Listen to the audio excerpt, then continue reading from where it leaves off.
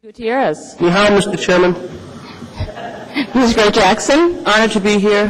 Mr. Birch is online. Mr. Birch? Mr. Clayman? Here. Dr. Socraig? Here. Ms. Drummond? Here. Ms. Osiander? Mr. Flynn? Ms. Johnston is excused. Mr. Coffey? Here. Mr. Chairman, we have a quorum. Thank you very much. Mr. Coffey, if you could lead us in the pledge.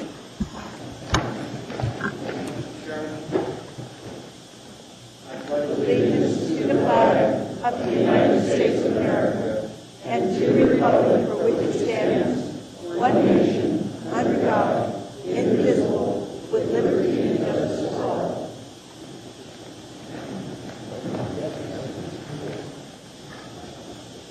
All right, we do not have minutes of any previous meetings. Mr. Abbott, do you want to report on behalf of the mayor, or would you like us to hold off until he arrives? Nothing at this time, Mr. Chairman.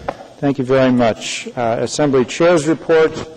I have the only thing I would note, we don't have a potentially heavy agenda tonight. The plan will be if we finish the consent agenda in time. But before 6, we'll go right into Title 21. Then at 6 o'clock, we'll go into items 13A, 13B, and 14A, and then return to the Title 21 matters. Committee reports. We'll start with Mr. Starr on audit. We're going to have a audit committee meeting this Friday, 11 o'clock. Should be a couple agenda items, management summary on CAFR, and a couple other housekeeping items. So should be Friday, 11 o'clock, and we'll have a time posted, or a location posted at the security office on the main floor. Mr. Gutierrez, committee reports. Thank you, Mr. Chairman. The Public Safety Committee has not met since our last meeting. However, we do have some items coming up in September. We may, rather than addressing it at the regular Public Safety Committee meeting, may have a special meeting concerning urban bears and some of the problems we've been having this summer. I was paying attention to events at home while I was in Beijing, at least until the Chinese government cut off my internet access, because I was accessing sites I don't think they wanted me to see.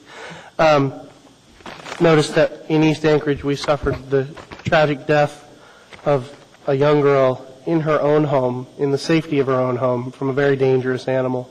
And I think it's time the Public Safety Committee addressed that issue as well. Thank you. Thank you, Mr. Gutierrez. Ms. Gray Jackson. Thank you, Mr. Chairman. I am continuing to meet daily with Wanda Phillips, the OMB Director, with departments reviewing past budget, current budgets, and the 2009 proposed budget, and we're identifying ways to improve operating efficiencies. I had a regular meeting scheduled tomorrow, but that meeting has been canceled because I'll be out of town beginning tomorrow for the next 3 days. But also I wanted to remind folks that the preliminary budget information is still on target to be presented to the Assembly by September 1st. Thank you. September 1st or October 1st? Preliminary. Okay. September 1st. Okay. Thank you. Dr. Selcraig, committee reports. The Community and Economic Development Committee will meet tomorrow, and we're scheduled to meet from 12:30 to 2:30. We'll actually be meeting from 1:30 to 2:30. We only have about an hour's worth of work to do. We'll be talking about the next step in our committee is to set up a housing advisory committee or work committee, and also one that's focused on children, and we'll be talking about those two committees. The Energy Committee, which actually is going to be focusing on kind of broad issues in terms of energy policy, is going to be meeting. It's the Energy Work Group. We'll be meeting next week, and hopefully within the next couple months we'll be able to bring something back to the Assembly in terms of just policy opportunities that we can work on. Thank you. All right. Thank you. Ms. Drummond. Thank you, Mr. Chair. The Education Committee of the Assembly will be meeting for the first time on Thursday, August 21st at 1 p.m.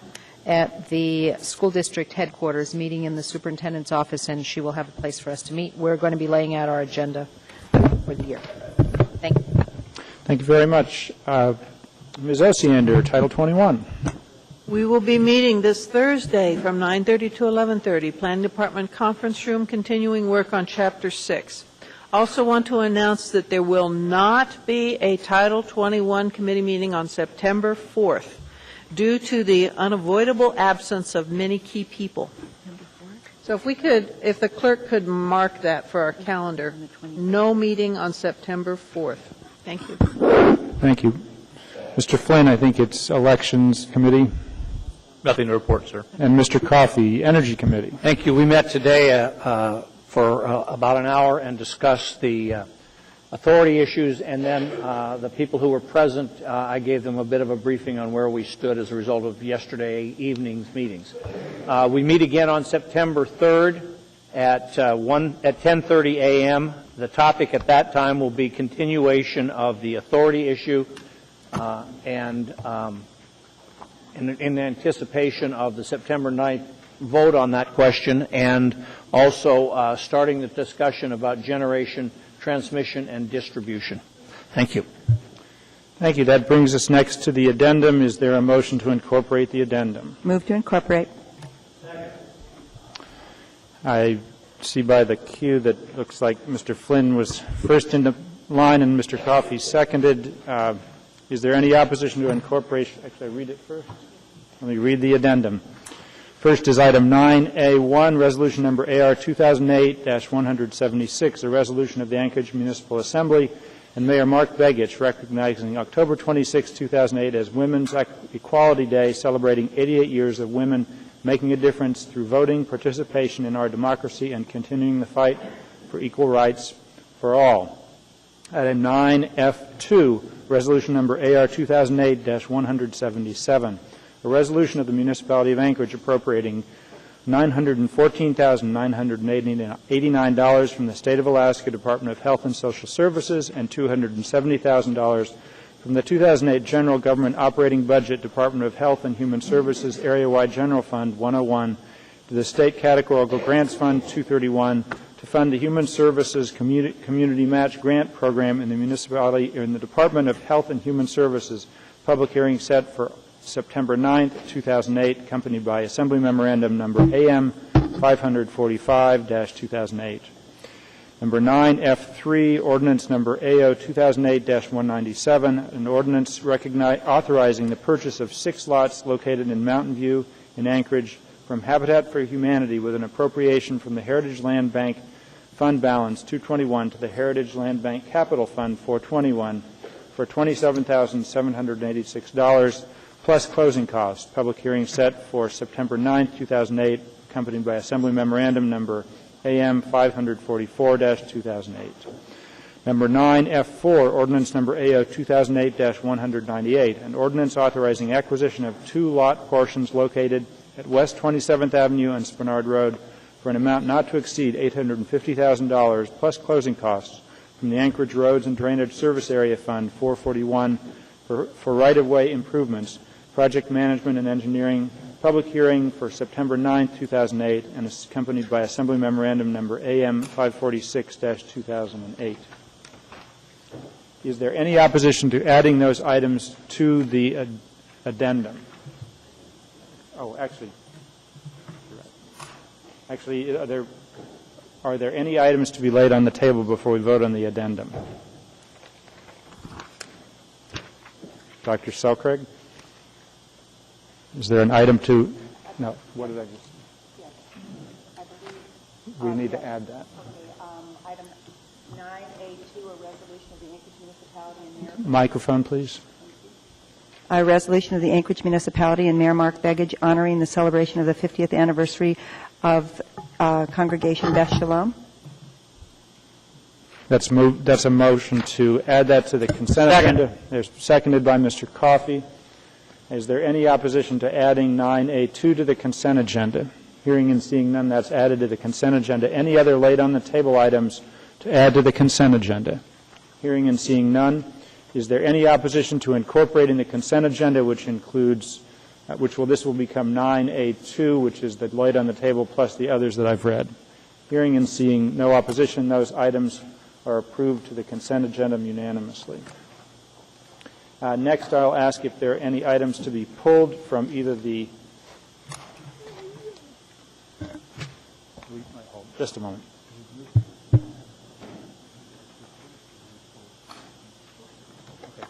Okay, next we're going to pull items from the consent agenda for discussion separately. We'll start on my left side tonight. Mr. Coffey, any items to be Nothing. pulled? Mr. Flynn. Thank you, Mr. Chairman. Item 9, Echo 6. 9 Echo 6. Was that 9A2? Anything else from the consent agenda? Ms. Osiander. Anything to pull? 9 Echo 5. Mike? Before F4 is introduced, if we could have some clarity on what HLB's involvement with this is, it would be helpful. 9. But I'm not going to pull it, sir. This is Just for 9F4. the administration. Thank you. Okay, that's not being pulled. Anything else, Ms. Osiander? No, just E5. E5. Ms. Drummond, any items to pull? No, thank you, Mr. Chair. Thank you. Dr. Selcraig, any items to pull? 9A2?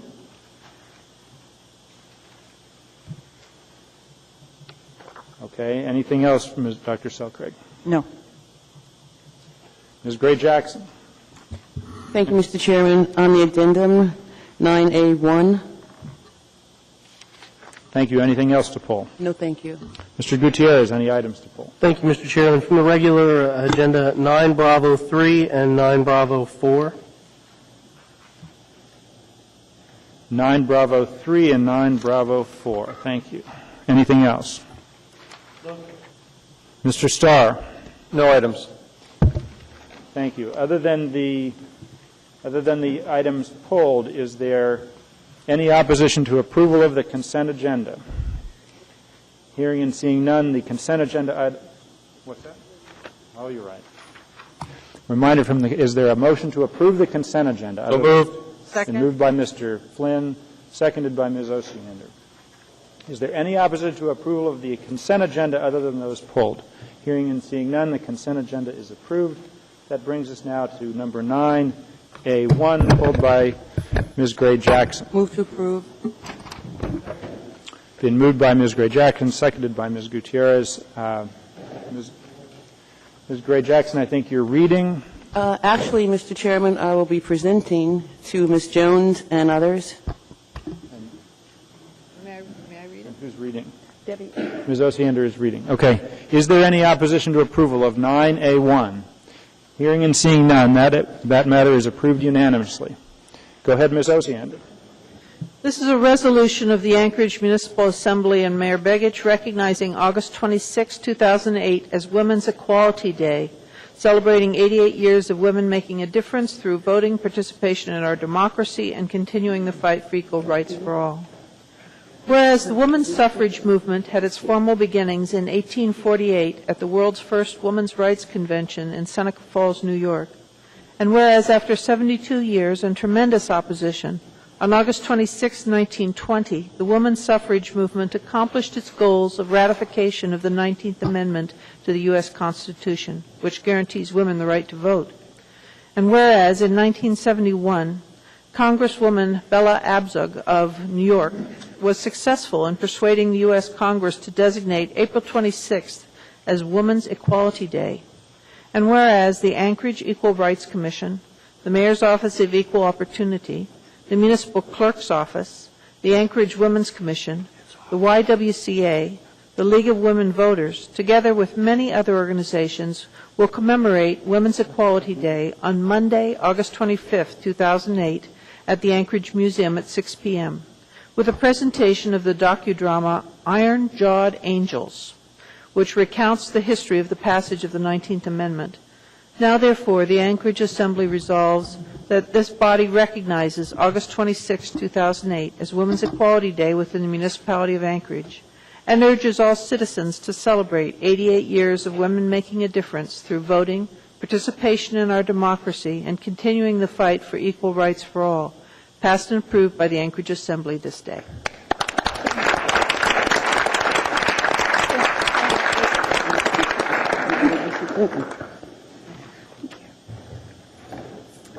Thank you very much, Chair and all of the Assembly members. I think this is a great opportunity that I have staff to thank on the Equal Rights Commission staff, Yvonne Gutierrez, as well as Madeline Holder from the Department of Health and Human Services.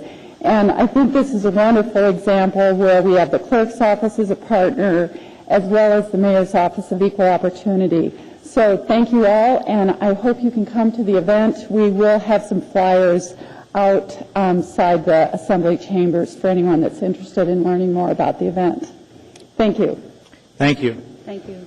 Hold on, Dr. Selcraig is in the queue to make comments. I just want to kind of commemorate how important this is. I think that for many of the women that sit here and the men that sit here, we recognize that there's just been an enormous transition in the last 100 years in terms of women's abilities to participate, to own property, to vote, and what an example really America has set for the rest of the country. So it's nice to celebrate this, and thanks very much for bringing it forward. Thank you. Thank you. I see no one else in the queue. Thank you very much for coming down tonight. Congratulations, and enjoy the celebration. Next is number 9A2, pulled by Dr. Selcraig. If you want to go Mr. Chairman, previously on the consent agenda, we appointed several members to boards and commissions, and I was hoping to see if they were here and we could honor them for that service. And Mr. Starr, I appreciate that. It seems to be the constant, every assembly chair forgets. Is there anyone here that we have just appointed to a board or commission that is here tonight? All right. Well, if you're here, we'd like to know who you are, but we'll thank all those that serve on boards and commission. Next, 9A2. Go ahead, Dr. Selcraig. This is the resolution of the Anchorage Municipal Assembly and Mayor Mark Begich honoring. Yes. Move to approve. Moved by Dr. Selcraig, seconded by Mr. Flynn. Is there any opposition to approval of this item? Hearing and seeing none, that is approved unanimously. I believe that Mr. Gutierrez is presenting. Go ahead, Dr. Selcraig. I'll wait for them to come on down. Hello, nice to see you. Why don't you let us know who you are before we start so we know who you're. Louise Zazura, President of the Board of Trustees, Congregation Beth Shalom. Thank you. Go ahead, Dr. Selcraig. This is a resolution of the Anchorage Municipal Assembly and Mayor Mark Begich honoring and celebrating the 50th anniversary of Congregation Beth Shalom. Whereas Congregation Beth Shalom represents the largest organized congregation of Jewish people in the state of Alaska. And whereas the congregation has been in existence since September 5th, 1958, when 8 families held their first religious service in the home of Mr. and Mrs. Burton Goldberg. And whereas the congregation formally organized on October 3rd, 1958, whereas the congregation has grown from its humble beginnings to a membership of more than 200 families and serves even greater numbers of unaffiliated Jewish people in the state of Alaska. And whereas the congregation Beth Shalom not only provides religious and educational services directly to the Jewish community, but also serves members of the non-Jewish community through highly acclaimed preschool program at the Joy Grayson Educational Center. Whereas Beth Shalom and its members believe that the values of tolerance and diversity are beneficial to the entire Alaskan Anchorage community and are actively participants in the interfaith community throughout the state. Whereas congregation members contribute to the health, well-being, and vitality of life in Anchorage and the state of Alaska in countless ways. Whereas throughout its 50 years of service to the Anchorage community, Congregation Beth Shalom has established a reputation of caring for others, securing a place of honor in the hearts of many Alaskans. And whereas the 50th anniversary of the founding of the Congregation Beth Shalom coincides so closely with the 50th anniversary of Alaska statehood, and whereas Congregation Beth Shalom will begin celebrating their 50th anniversary year with the events on September 12th through 14th, 2008, with festivities continuing through the year. Now, therefore, be it resolved that the Anchorage Municipality congratulates Congregation Beth Shalom on their celebration of 50 years serving the Anchorage community. Thank you.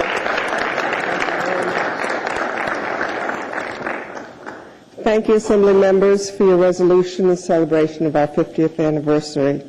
As President of the Board of Trustees, I'm proud to stand here and receive this honor on the congregation's behalf. Our members appreciate the support of the municipality. As you know, our congregation not only provides educational services to its members, it also serves members of the non-Jewish community through its highly acclaimed preschool program at the Jerry Greisen Education Center. It also has a Carol Coma Scholarship Fund to aid those families whose children attend the program. Again, thank you very much. Thank you very much.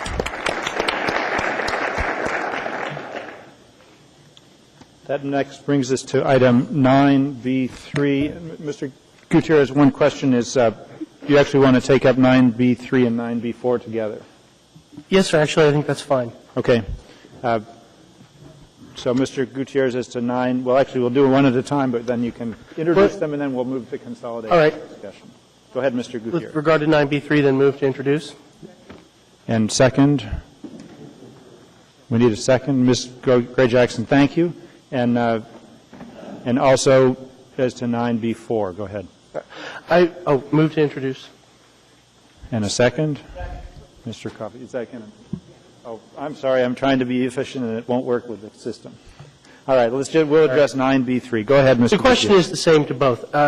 I just am curious to know why we are removing these restrictions, why they were placed there to begin with.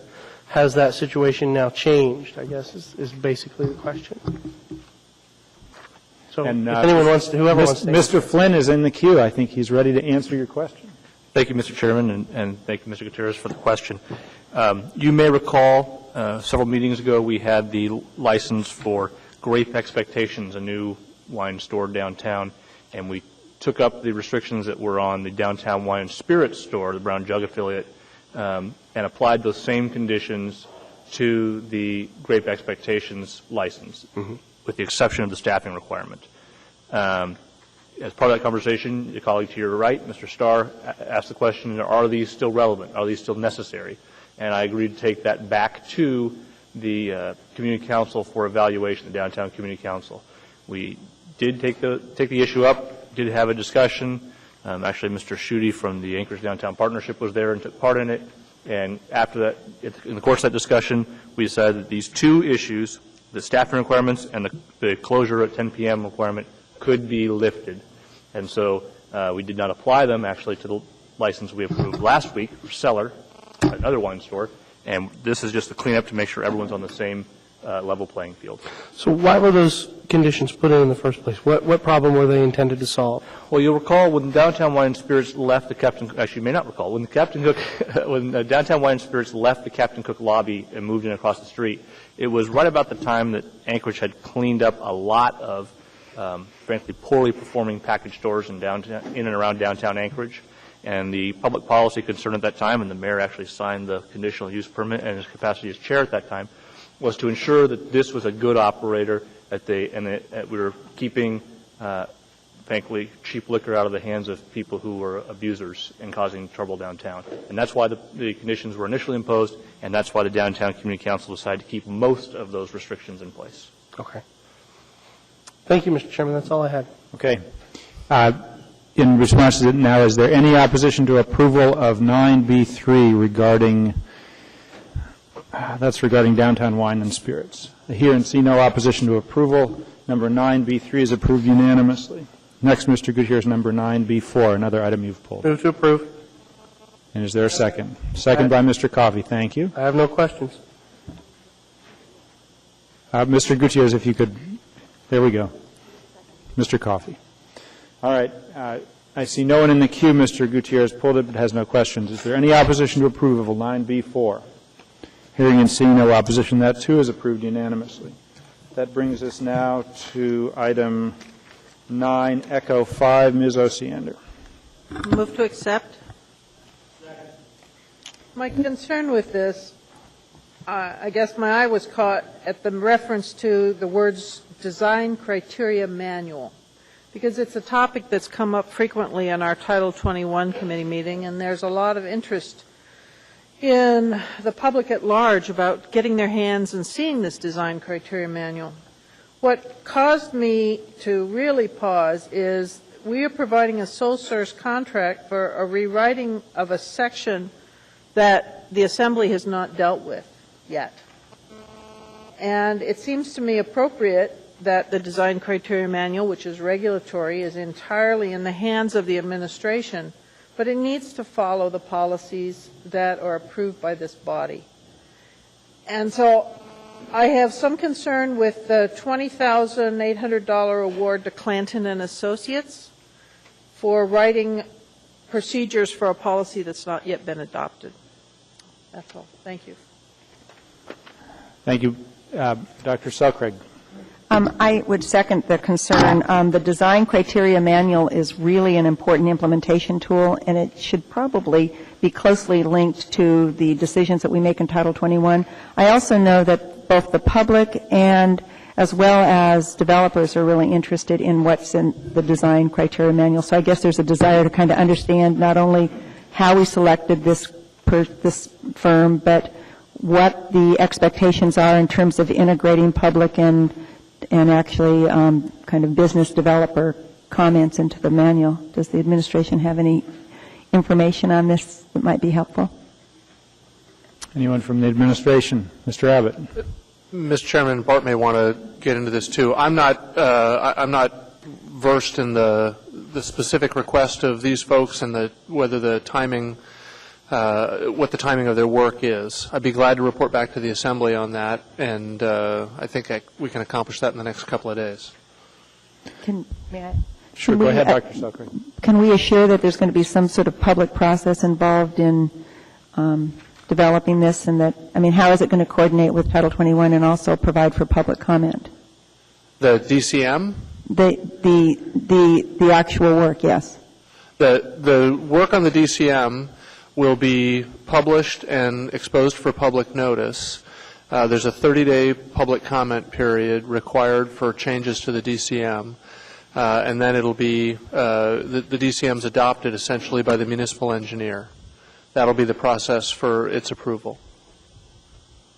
So how will it interface with the Assembly's work on Title 21? Well, it'll have to be consistent, obviously, with Title 21. It's designed to be an implementation document for Title 21, as well as other sections of municipal code. Is it something we will see at the Title 21 Assembly Working Committee? Is there a possibility we can interface with? Oh, sure. If you'd like, you can be briefed on, we can make arrangements for the Title 21 Committee to be briefed on the material on this subject or any other subject in the DCM. That's absolutely reasonable. Ms. Osiander. My desire is not to have the Assembly involved in the DCM. Believe it or not, my interest in this topic does not extend that far. But I do have really profound concerns if we're issuing a contract that we may have to go back and redo and are wasting money because it doesn't follow whatever changes the Assembly adopts. That's why I wanted to ask about it. Is the timeline for the contract such that they'll at least get to know what the policies are before they write the procedures? Mr. Chairman, go ahead, Dr. Maybe I can. First, let me say this, that I think if you look there on the note, it says professional services, unique knowledge, and prior experience with Title 21 rewrite. I think the answer is, Ms. Osiander, they will, this person, and I just confirmed because I remember the name of this group, and it's Nancy Clayton, who is the leading expert in lighting in the country. And so I think the simple answer is yes, they will be working with not only what we have now, but also some of the work we just did recently with LED lights, but also with the work with Title 21. So it will correspond, I believe, with what you're doing, but also part of this work, I believe, was some of the work with the LED light systems, too. So the contract is of such length that whatever we do is going to be able to be incorporated. That's all I need for reassurance. Yeah, I can't. Thank you. Well, I can't. If he says yes, I'm going with it. Remember that. Ms. Drummond. Don't hold it against me. Thank you, Mr. Chair. Would that be Nancy Clanton of, is it Minneapolis? I believe, yes. Is she the one who led the neighborhood activist tour of lighting a couple of years ago in the dead of winter? And did she also participate in the review of the lighting experiment in the spring? Okay. All right, I'm okay. It's just that there's an awful lot of shoot, aim, fire kinds of things going on around here, and I think you're hearing frustration of Assembly members. So I would like to see or be introduced to that process also. Unlike Ms. Osiander, I am interested in the design features. Thank you. I see no one else in the queue. I don't think it's an information report. It doesn't require a vote, so I think we did have a second. Mr. Coffey seconded.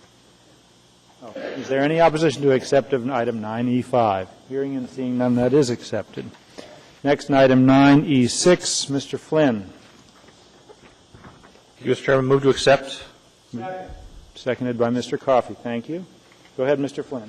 Thank you, Mr. Chairman. And I apologize. I tried to get this question answered prior to the meeting, but Heather was sick this week. The question I had, and perhaps Mr. Rebuffo can help here, I noted that the audit notes that TOTE did not report ALPAR loads in their tonnage reports to the port, and that the port would negotiate a preferential use agreement change to southbound cargo movement that with all exceptions stated in the new agreement. Is it your intent, Mr. Rebuffo, that the ALPAR loads will remain as a non-revenue item for wharfage, or do you intend to change that somehow? Well, Mr. Flynn, first, I'm Steve Rebuffo, Deputy Port Director. Non-revenue tonnage, to clarify the term, everything that crosses the docks at the port is revenue generating for the port. This is non-revenue generating for the shippers. And both TOTE and Horizon do movement of recyclables for ALPAR. Mm-hmm. And yes, it is our contention to keep that on the books as non-revenue tonnage with that definition. What we need to do is clarify a little bit more what the rules are for managing it. That's where the breakdown is in the PUA right now. It's pretty unclear. Okay, to clarify a little bit, so I recognize there's a difference between non-revenue tonnage and what you charge for non-revenue tonnage. So okay. Is it since TOTE wasn't reporting it, presumably they weren't paying for it. They were not generating any revenue of their own. Were they paying you for that tonnage? It says they weren't reporting. Yes. It. They were paying you for it. Yes. Okay. I guess I'm surprised if the report noted that TOTE did not report ALPAR loads in their tonnage reports to the port. You're saying they did report them? These were random times where they were omitted from their tonnage reports. Okay. Yes. Okay. So it wasn't a universal issue. No. Okay. Thank you, Mr. Chairman. Ms. Osiander, you're in the queue. Well, I read this with some concern because there's more than this particular, I'd say there were, 8 cases and probably a total of 17 cases where they didn't pay, Horizon didn't pay wharfage, and then also they said Horizon did not always accurately report U.S. mail, TOTE did not always report each ton of cargo, and the wharfage based sometimes on the shipper's declared weight rather than the actual weight. And then Horizon didn't use the right format. In every case, management appears responsive and said they're going to change practices. My concern is how we can request a follow-up audit to make sure that has actually been done. Is this, I don't see Mr. Raskams, I was kind of looking for him. Is this on the schedule for next year? And if it is not, can I request that it be? How do we do that? You requested this audit, correct? Yes, this was an audit we requested to have done on ourselves. Okay. We knew there were some issues. We also knew that 2009 was a big year for redoing all of these documents down at the port. Our concern was we wanted a third party to come in and take a look at the books and make sure that what we were seeing was what was actually happening, so that now we have a leg to stand on to go to the stakeholders and correct these efforts. I appreciate that. Yeah. All I would like then is some kind of follow-up to make sure that it actually, that there's no objection from us. If the meeting would like to come back and do this audit again in a year, that would be fine with us. What I'd suggest, Mr. Rebuffo, is you take away from this that you are going to ask for an audit again next year. I can't wait. That would. Thank you, Mr. Flynn. That exactly is my this just needs to get in the audit plan, Mr. Abbott, I'm going to let you come out and turn. Go ahead.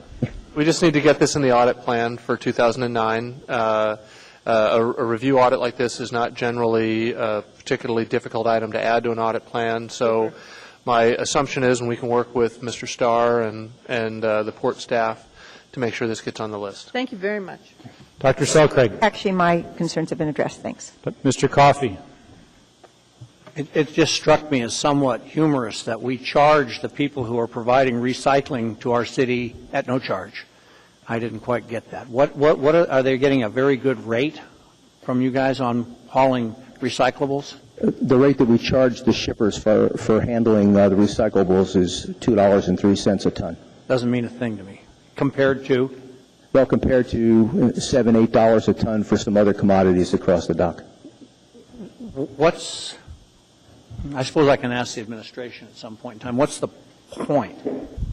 It's just to cover your costs? If it's just a cost recovery thing and no income there, maybe I can understand it. But we just went through a big deal on recycling, and one of the things I don't want to do is drive the free shippers out of the racket because we're dinging them for taking it across the dock. Well, I appreciate that, and that's part of why the entire tariff comes up for review again next year. I mean, we have to come to the Assembly for approval of the tariff, and non-revenue tonnage is clearly called out in that document.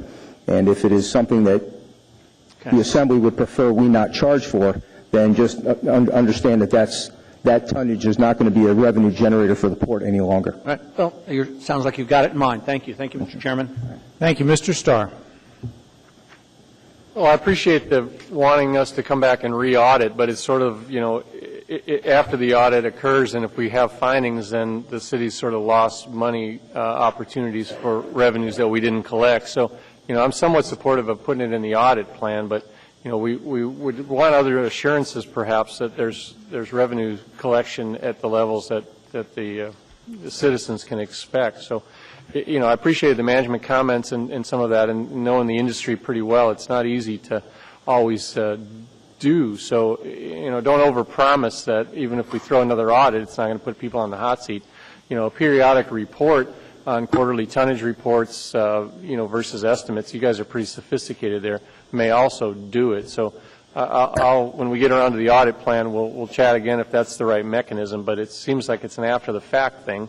You can't go back and collect for tonnages you let slip through. So I appreciated it, and I appreciate the industry. So we'll revisit it, but it may or may not be the audit solution. So may have to come up with your own.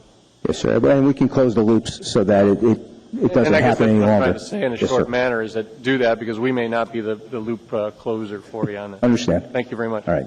Thank you. I see no one else in the queue. I would just note that the other interesting part about the audit, we had a lot of discussion about funding because of port expansion and port development, and part of that was premised on the idea that we're seeing an increase in port usage, and what I noticed from the audit was actually port usage has been going down. I understand there's a number of reasons you don't really need to respond, but I just note that in the world of whether or not more port expansion is required, I think one of the questions is what is the real cargo tonnage looking like as time goes on. And that's why trying to get that tonnage number accurate is going to serve us best. Right. Good. And we know that the future holds new businesses coming down there, and let's get the process corrected now. Good. Okay. Thank you. I see no one else in the queue. Is there any opposition to accepting item 9E6? Hearing and seeing none, that matter is adopted unanimously. That ends the consent agenda. Mr. Chairman? Jackson. Thank you. I'd like to move to make a point of personal privilege to introduce my friends who are in the audience. They're visiting from California, and they're here to see me, but they've also heard that the Anchorage Assembly is one of the best in the country. And I just wanted to personally introduce them. And if you want to come to the microphone and just say hello to everybody here, you're welcome to do that. Absolutely, Ms. Gray-Jackson. We will provide that privilege. Hello, my name is Evangeline Galicia, and I'm so supportive of Ms. Gray-Jackson. You guys are lucky. I would like to thank the Anchorage Assembly for inviting me here today, and Ms. Gray-Jackson. I'm actually a former resident up in Anchorage. I taught over at Central Junior High School over on 15th and C for about 5 years. I also went to as a teacher over at Diamond Mears and then Mears Junior High School. I want to it's always great to be back in Anchorage, and I want to thank you for the invitation. Thank you. Thank you for coming. All right. That brings us now to, before 6 o'clock, item 11A. And this is the Title 21, Chapter 5 revisions, and I will now give Ms. Osiander the lead on this. If you want to give us direction on Thank you. how to proceed. We should have all the documents in That front was of us. actually the first thing I was going to do, Mr. Chairman. Okay. If you could make sure that you have before you, Point of order, Madam. I'm sorry, we do need a motion to bring in front of us. There's no motion pending. I'm sorry, move to approve Attachment A. Second. Actually, Mr. Coffey, I think she can introduce the procedure first and then start with the That was motion. what I- That was how I understood she was going. I appreciate the point of order, but I actually think she wanted to make sure we have all the documents in front of us so that we were following along once she makes her motion. Yes, indeed Your I ruling. did. I just want to clarify, there is a document, it's Chapter 5, that's called the Public Hearing Draft.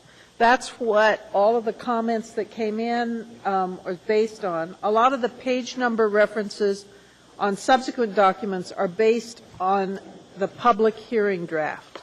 However, I plan to move Attachment A, which is, you should all have before you. It includes changes that everyone on, that the bodies of Planning and Zoning Commission, the Assembly Committee, and planning staff agreed on. So there, you need Attachment A. You need Attachment B, and these are new issues that came up. Planning and Zoning didn't really have a chance to review them, but they are agreed on by the committee and by planning staff. That's B, as in Bravo. C are tables, and we're going to be dealing with these in subsequent ABC order, alphabetical order. D are amendments of which there are still some differences of opinion, and there's different colors on the D sheet. E is the most recent work product from the committee, and it consists of amendments that were created specifically in response to the public testimony that we heard at the last meeting and comments that have come into us in the last 2 weeks. Then after E, there are specific amendment sheets, personal amendment sheets from me and from Mr. Coffey. So if you could kind of have all that together in a pile, it will be helpful. The sequence as to the individual should be put first in Mr. Coffey's proposed amendments or your proposed amendment? I honestly don't care, Mr. Chairman. All right, well, I've got Mr. Coffey's first because that just happens how the stack follows. So All that's what righty. we'll follow. Okay. And actually, I think the motion would be to approve AO 2008-49, which is the ordinance in front of us, and then reference to Attachment A is where we start. Well, okay. So moved. All right.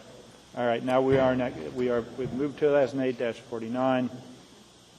My mic is on, and now Ms. Osiander, go ahead. Okay, so Attachment A basically is the working draft, and the amendments that I'm going to present now are going to reference back to Attachment A. All right? So we've moved Attachment A in its entirety. Yes, sir. Okay. All right. My first major amendment is to incorporate Attachment. Yes. That was what? Hold. I think. Not yet. I moved A. All right. But Ms. Osiander has moved A, and Dr. Selkirk has seconded A. thank you. All right. I am now going to move B. All right. No, we No. don't need to approve A because it's going to be the main motion. We're going to go. This is the main motion, and B is amendments to A. Yes. All right. So now there's a motion to amend A as reflected on B, and that's a motion by Ms. Osiander. And is there a second? Seconded by Mr. Coffey. Okay. All right. Now, what I would suggest is that if there's anything in Attachment B that anyone, assembly member has difficulties with, that they pull it out, and then we'll be able to vote on B in its entirety, ideally. So this becomes treated like the consent agenda. If you want to pull any of the proposed amendments in Attachment B, please articulate any change. Mr. Coffey, I see you're in the queue. Are you in the queue as to this? Okay. Could I say one other thing? Yes, before go you ahead, do Ms. that? Oceana. The committee found two things they wanted to change on B. So if you could grab E. Now, I apologize for this. It really flows, but it's a little, you have to take fine. patience on this. So we're looking at E and B, and A E is... and B is what you need in front of you.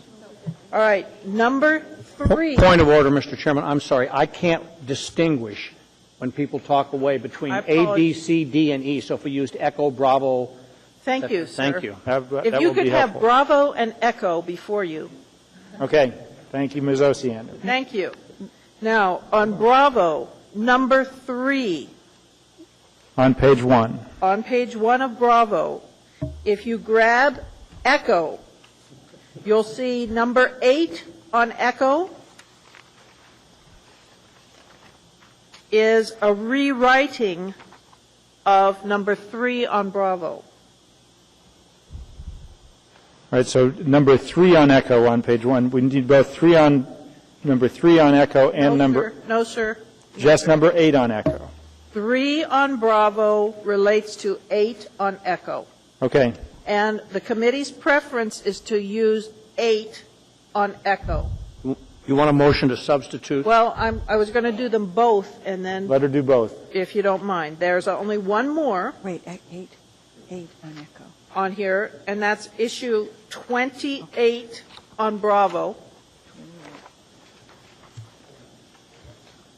And that's on page And 5. that relates on Echo to issue 9. Which is on page 2. They're all together. If you look at Echo on page 2, you'll see 2 changes to attachment B, Right? right? Yep. And I just wanted to get B done all together. Oh, but it's actually item 28, not item 21. 28, I apologize. Yes, sir, 28. Okay, now, if I could clarify just a tiny bit more. Yes, go ahead. The green means it's the committee's preference. The red means it's the planning staff opinion. All right? And you're moving which... Sir, since I'm speaking for the committee, I am going to be always moving green, and I will continually remind you of that. Okay. All right? So at this time, I am going to offer B as before you, but I also would like to have the 2 changes on Echo incorporated. So the my movement- motion is to include on Echo 8 and 9 green. Okay, so what you're moving, what you're asking to do is replace, on attachment B, replace item 3 with item 8 from E, and Correct. replace item 28 with item 9 green from E. Correct. The original motion is to amend it by B, and now she is amending the amendment with attachment E. Yes, she's making it as all one motion, the two. Well, first she has to move the 2 amendments.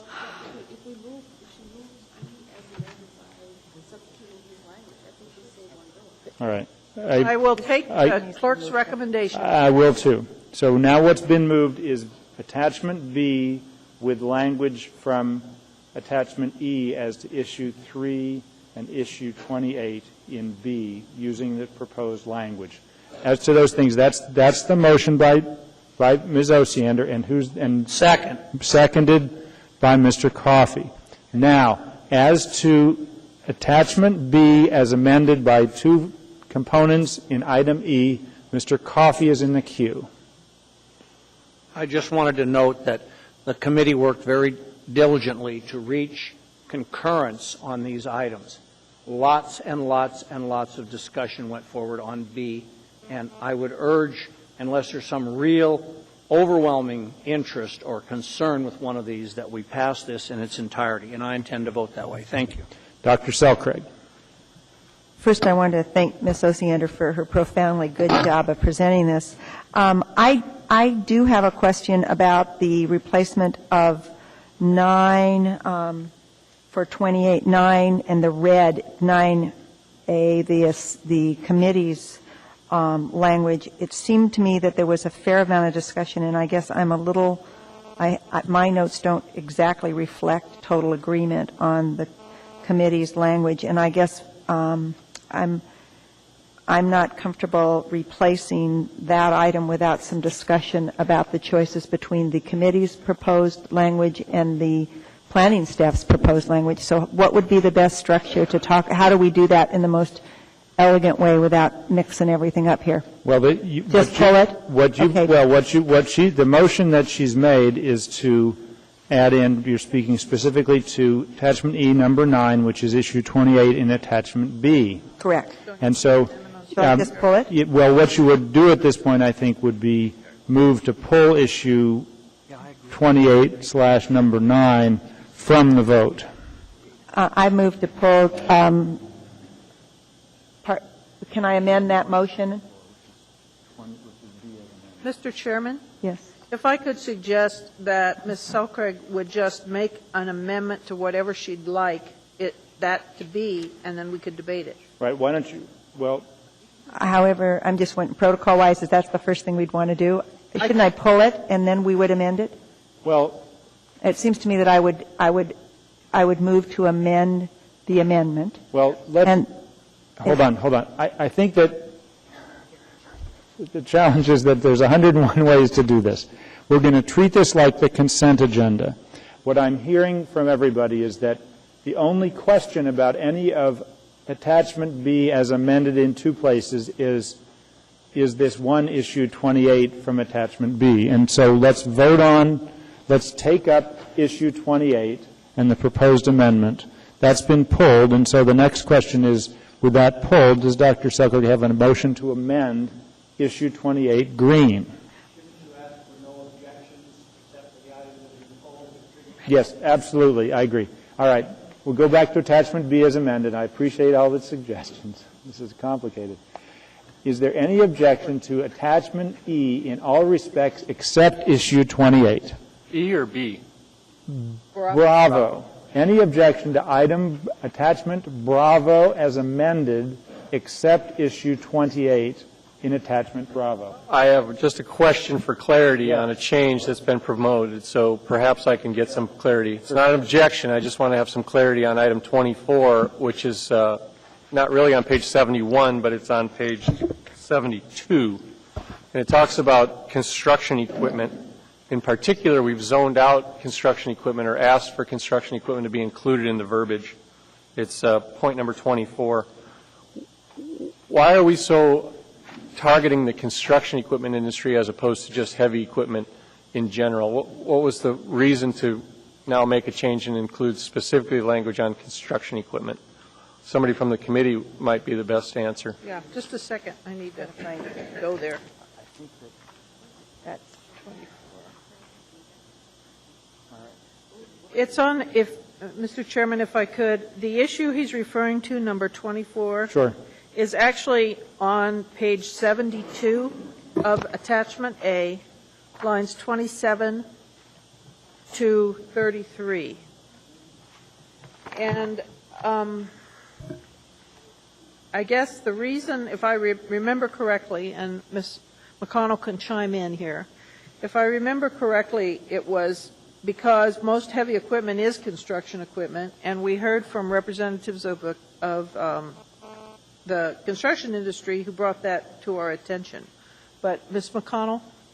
Through the Chair, Ms. Osiander and Mr. Starr, it also related to clarifying what kind of equipment falls under small equipment rental on page 65, and what equipment falls under large.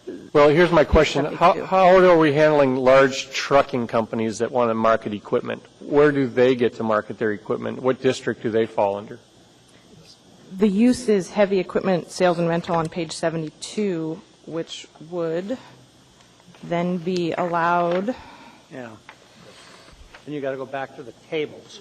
Okay, maybe that's what I didn't do. I think we're getting there. It's just the verbiage, that the new verbiage is kind of a wordy thing that doesn't give me clarity. It adds more words. You say or rental of construction equipment and other heavy equipment, including all heavy equipment. You know, I liked it better the way it was, but if you guys felt that there was an industry-specific concern, it just now seems to me that if the trucking industry was to read it, they would say, hey, what about us? You've included the construction industry, but the trucking companies that want to market heavy semis, for example, along the new Seward Highway, if you're driving up to Diamond, that district is going to go away the way I come up with it. But If I could respond, Go ahead. the intent there was just to try to fine-tune a definition, and you're right, it's very difficult in a definition to cover everything. yeah. I would suggest, though, that you do look at the tables, because the intent is not to get rid of that use at all. Okay.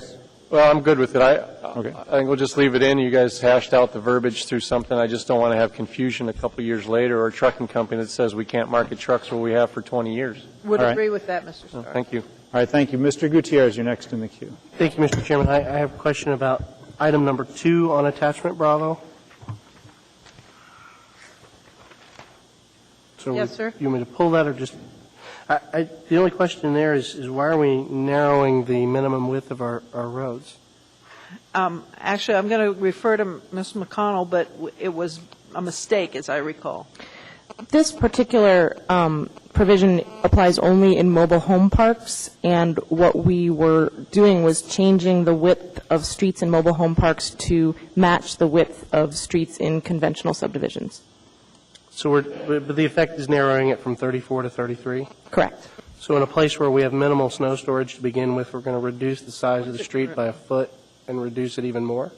No, this is not current law, sir. Okay. The draft is not reflective of what currently exists. What is the current law? 28? My memory is that this is an increase, but So it's an increase. Okay. I can't, Mr. Gutierrez, I can't categorically say that. Okay. There's a lot to remember. That sounds more logical. If that's the case, then I have no You have to objection remember it. that all this it's gone through 4 gyrations, and some of it's not reflective of current code at all. It's just this draft changed to that draft to that draft. All right. But Thank you. we'll get an answer back to you, sir. Okay. Ms. McConnell? Current code provisions for mobile home parks require a street surface width of 34 feet. So it's a 1-foot reduction to match what we require in other types of residential developments. Sorry. Makes it the same as other development. All right. I see no one else in the queue. Now, the question is whether to approve Attachment A as amended by Attachment B Bravo in all respects except for item 28, which we will debate after approval of item Attachment B's amendments. I hear. Point of order, Mr. Chairman. Go ahead, Mr. Coffey. You said approval of Attachment A. We're not approving Attachment A. We're approving the amendment to Attachment A. Just B, sir. Just for clarity. Or just okay, that's fine. Any opposition to the approval of amendment? Bravo. We're taking 3, but we're not taking 28. We're not getting to 28. We're approving everything except 28 now. And then we're going to get to the proposed discussion. Then we're going to get to the discussion of 28. Okay. Is there any?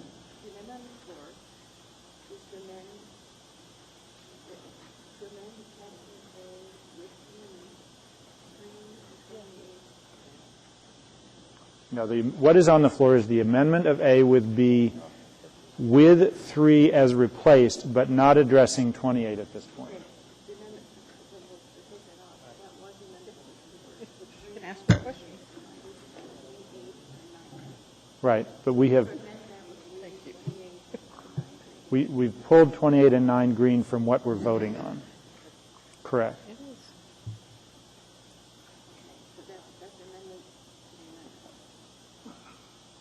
Well, we're treating it like the consent, so we're just pulling it off. Well, we'll have to sort it through. Okay, is there any opposition to approval of Amendment B to Attachment B, which amends attachment A. I hear and see no objection. Now that brings, so that is approved with everything except item 28. Now, as to item 28, Dr. Selcraig.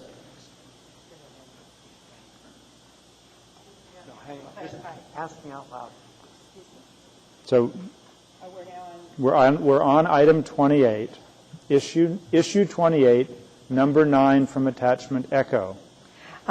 My recollection of our last meeting is that Mr. Coffey proposed a third version of this, which I believe actually still included some sort of setback.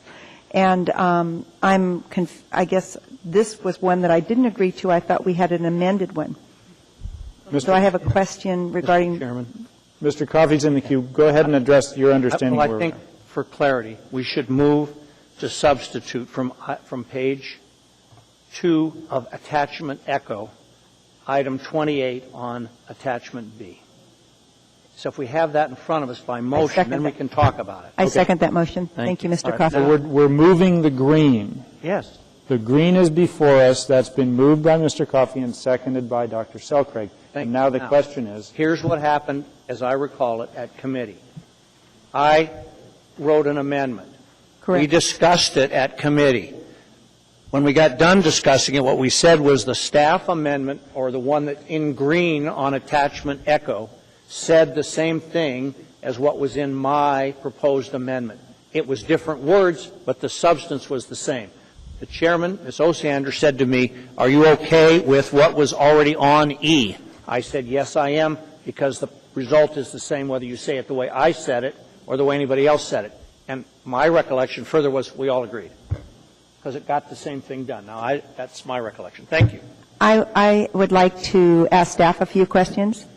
Fire away. One is, it seemed to me that in our conversation that Mr. Coffey's proposed amendment in our last meeting was closer to the staff's proposal. Is that correct? You don't have any record of that? Ms. McConnell or Mr. Nelson? Yes. This was one of those items where we did have some discussion of the merits of this particular amendment. And the staff, which you see in red, was an attempt to basically come closer to that position that was being proposed by members of the Title 21 subcommittee. The difference essentially between the green version and the red version is that in the red version, what we're proposing is basically to say that you really need to have a buffer, in addition to the landscaping, the L4 landscaping, you need to have a buffer for only hospitals and residential districts. It's removing the other noted items there, the academic schools, government facilities, and government services.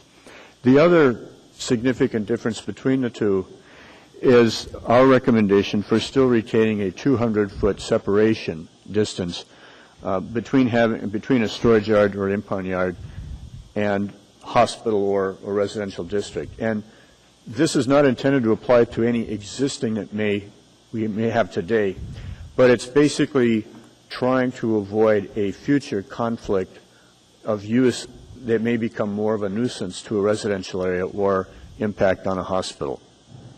So we proposed this language in an attempt to try to address the concerns that were discussed at the committee, but still where we have a difference is over this issue of whether or not there ought to be a measured distance or separation requirement other than simply the L4 landscaping. And could you clarify for the audience and for the Assembly what L4 landscaping means? L4 landscaping is a screening landscaping. It has a dimension of 30 feet. So the difference is between a 30-foot setback and a 200-foot setback? Yes. Actually, 230-foot setback. Bear in mind, it's actual. What's being recommended is to retain the L4 screening landscaping provision, but in addition to that, you would also have the 200. So it would be 230 feet? Roughly. No, the 30 feet would be inclusive of the 200. So it would be 200 feet. And I guess out of respect for my committee members, I'm sorry if I misunderstood at the committee level, but it seemed to me that we had an extensive conversation about the importance of the buffering between these kind of activities and residential uses. And what concerns me about the the amendment we're moving is that it's a pretty big drop from going from a 30-foot buffer to, the difference between 200 feet and 30 feet. So I'm concerned about this particular topic and would like to hear from my fellow assembly persons. Mr. Gutierrez is next in the queue. There's a continued question. Oh, sorry. I failed to add it. It's probably worth noting that the current requirement is a 300-foot separation. So we're recommending reducing it to 200 feet and adding the L4 screening. So, thank you. Thank you. And the green version, which is what's before us, makes it a 30-foot buffer and doesn't add the 200 or the 300-foot requirement as I read it. Okay. Mr. Gutierrez, next in the queue. Thank you, Mr. Chairman. I have a lot of concerns, just not to be punny, sent up some red flags for me as well, looking at the red section versus the green section. And I guess I wanted to ask staff, this 200-foot buffer versus the 300-foot buffer that we see in the brackets, was this a compromise from 300 to 200 on your part, or do you feel that 200 is more appropriate than 300? Mr. Nelson. Well, first of all, it's an effort to be consistent because there are other use types where we're recommending a separation distance from residential areas. You'll be coming up here, but motor freight terminals is one of those. What we wanted to do is to, again, the idea here is that in the future, if there's a particular property owner, a developer, or a businessman who is interested in locating a new site for, in this instance, an impound yard or a storage yard, that they would be looking for a site that maintains this minimum separation distance. What we tried to do is to try to be as reasonable as possible, yet recognize that you can still have some other type of industrial use between a storage yard or an impound yard in a residential district that's still a viable use. But that use that's in between could actually act as a buffer from these types of uses, which the reason for it is basically the noise situation that you typically have with these type of uses and the impact of that on the residential area. So what kind of activities might be happening in a storage or impound yard as envisioned in this section of the code? In storage yards, you have a movement of a lot of materials, and so there could be a lot of banging of equipment. You could have the backup, the sounds that you have from heavy equipment when they back up. And in impound yards, it's much the same. It's those types of issues. And those types of uses that are most sensitive to those types of uses are typically hospitals and residential areas. Mm-hmm.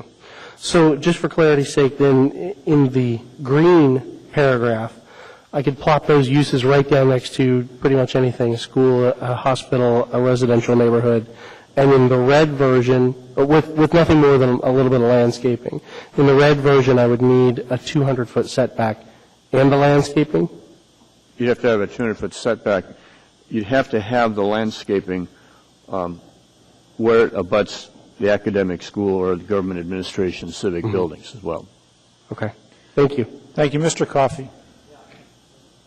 What we did, we're going to come up to it in a little bit. The storage yard is this issue here. We also have the motor freight terminal. This applies to the storage yards where the noise is incidental from time to time, construction yards, so when they're gearing up and moving things in and out, it does make a difference. One of the problems that we deliberated on at the committee was the fact that it's 200 feet times we don't know what the frontage might be, and so one of the concerns was we would be taking a huge amount of industrial property, this is industrial zoned land, out of circulation or not permitting this kind of use unless the property owner subdivided his property and in essence dedicated the lot to some other use. If he's got 500 feet and he's got to go to a depth of 200, you're talking about 10,000 square feet, you could be talking about a $100,000 deal. The idea here was because this is occasional and incidental rather than continuous as it is in a motor freight terminal where we preserve the 200 feet, we thought, given the fact that the abutting nature of industrial and residential property is rare, we were being more circumspect than we would, less circumspect than we would be where you had a continuous level of noise. I would also note it's in the red, it's not abutting, it's just within. So it could be within and separated by Seward Highway, or it could be within and separated by the railroad right-of-way. What we did in the other amendments where we did it, we talked about abutting as opposed to within the 200 feet. So it was a balance, right? And there's no clear answer. You're going to have, if you have, as we have done erroneously in this town, allow a zoning of industrial to abut residential. We have created the problem. The solution that the red has here is that it puts all the burden on the industrial, and it doesn't put it on residential. The red, we both added residential to protect them. Initially, it was government buildings and hospitals and so forth. My belief is that we will not see much of this problem because the nature of the use of industrial and abutting residential lands is pretty much done. It's developed, and it's talking about new uses. But it seemed that we were putting a burden on industrial land that was disproportionate to the potential for disruption on the adjacent residential land. That's why we came up with the green. Thank you. All right. Dr. Selkrig. I appreciate Mr. Coffey's comments, and this was a really tough discussion, as was the storage freight yard. And I do think it was an important one to bring to this body and also to hear from the staff. In terms of my own deliberation, I think Mr. Coffey has once again convinced me I'm going to vote for the committees. However, in terms of the storage freight, motor freight item, I will definitely not agree to a reduced distance. So I think that this is an example of how difficult each one of these items are and the discernment that we each have to make. And so I'm glad to hear from the body on this. Mr. Gutierrez, what is before us is the green. I do have to disagree with both of my colleagues who just spoke. The phrases, the words occasional and incidental were used, and somehow I think if this butts up next to your house, it's not going to be occasional and incidental, although I don't think it's going to be butting up to your house. Can staff tell us where in town we're going to find these sorts of things? I don't imagine we're going to find this next to a residential neighborhood, say, on the hillside. We're going to find them more in, say, northeast Anchorage? Just a guess. The one that comes to mind is you have some in the industrial area that's between Lake Otis and the Seward Highway, just north of Abbott Road, short distance north of Abbott Road. Mm-hmm. You do have that one at the curve in Muldoon, Tudor. There are a number of, the point being, though, and I want to emphasize this is not going to apply to them. They already exist. They have existing rights. Mm-hmm. What we're trying to do is in the future, with future location of new development, what we're all trying to do is to avoid creating conflicts in uses, which we already have with a lot of industrial abutting residential. The only area where we disagree is over this issue of whether or not there should be a 200-foot separation, not just rely on the landscaping. Thank you. Thank you. And I would for that reason, would oppose the green language, because I think it's, if you live in a rundown neighborhood, perhaps, or a less than affluent neighborhood somewhere in northeast Anchorage, well, that's a little noise, big deal. We'll give you some landscaping. You don't need a setback. If this were to happen somewhere else in town, I think people would be screaming for a 500-foot setback. So I feel a little discrimination going on. Thank you, Mr. Chairman. Dr. Selkrig. Mr. Nelson, in terms of the existing facilities that you just referenced, for example, the one on the Muldoon curve, is there L4 landscaping on that facility currently? I don't believe there is. I'm not intimately familiar with it, but what I do recall is that it is fenced in, but beyond the fencing, I don't believe there's any other landscape, at least along the Malden Tudor. If they wanted to expand that facility or do a major renovation, would they be required to provide the L4 landscaping?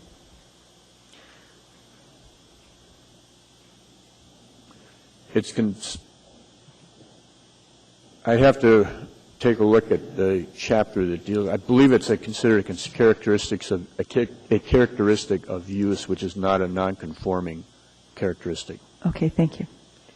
Mr. Coffey. Mr. Gutierrez, I sort of take a little umbrage at the allegation of discrimination. That's just not what we're doing here. And what you need to understand is we're not repealing the noise ordinance either. So I've got industrial property in my district. It is within 200 feet of residential property. Oftentimes the residential property is across Lake Otis from it, which probably generates more noise than what the storage yard might use from the type of uses that we were told of in committee. And if we didn't have decibel level noise restrictions, it doesn't matter whether you give them 50 feet, 200 feet, L4 landscaping or whatever, they can't violate the noise ordinance. And so we're not just relying on this buffer, we're also relying on an existing ordinance. And if you recall, out on the separation between the residential district to the south of where Central Paving Products and Quality Asphalt, there's been a lot of concerns there, and in essence they've been effectively taken care of by virtue of compliance with the noise ordinance. So absent a noise ordinance, I would probably agree with you a little more on the concerns between residential and industrial. I don't agree at all about some sort of discrimination going on here, but I think we should approve the green version like we discussed. Thank you. Ms. Drummond. Thank you, Mr. Chair. Ms. Osiander brought our reference table to landscaping, and I'd just like to read to you what L4 landscaping consists of. And keep in mind we have 30 feet of it here. This was a difficult process because the 4 members of the committee and the staff had to refer to countless pieces of paper, and we got more familiar with it, so I apologize that you don't have. L4 screening. Total landscape units required per lineal foot of property line or street frontage, 2.2 units per lineal foot. Minimum number of landscape units that shall be trees in L4 screening, 1.2 units per lineal foot. Now tell me, staff, if that doesn't mean that in 30 feet there's going to be 36 trees. That does not mean, if you'd please help me explain this to my fellow assembly members, I'd appreciate it. Through the chair, Ms. Drummond, there's a chart in Chapter 7 that talks about the number of units that are awarded for either preserving existing trees or planting new trees. So, for instance, the largest evergreen tree that we give points for, which is greater than 10 feet high, you get costs 12 landscaping units to newly install or 15 to retain. So if you're required to have 1.1 tree units per lineal foot over 100 feet, that's 110 landscaping units.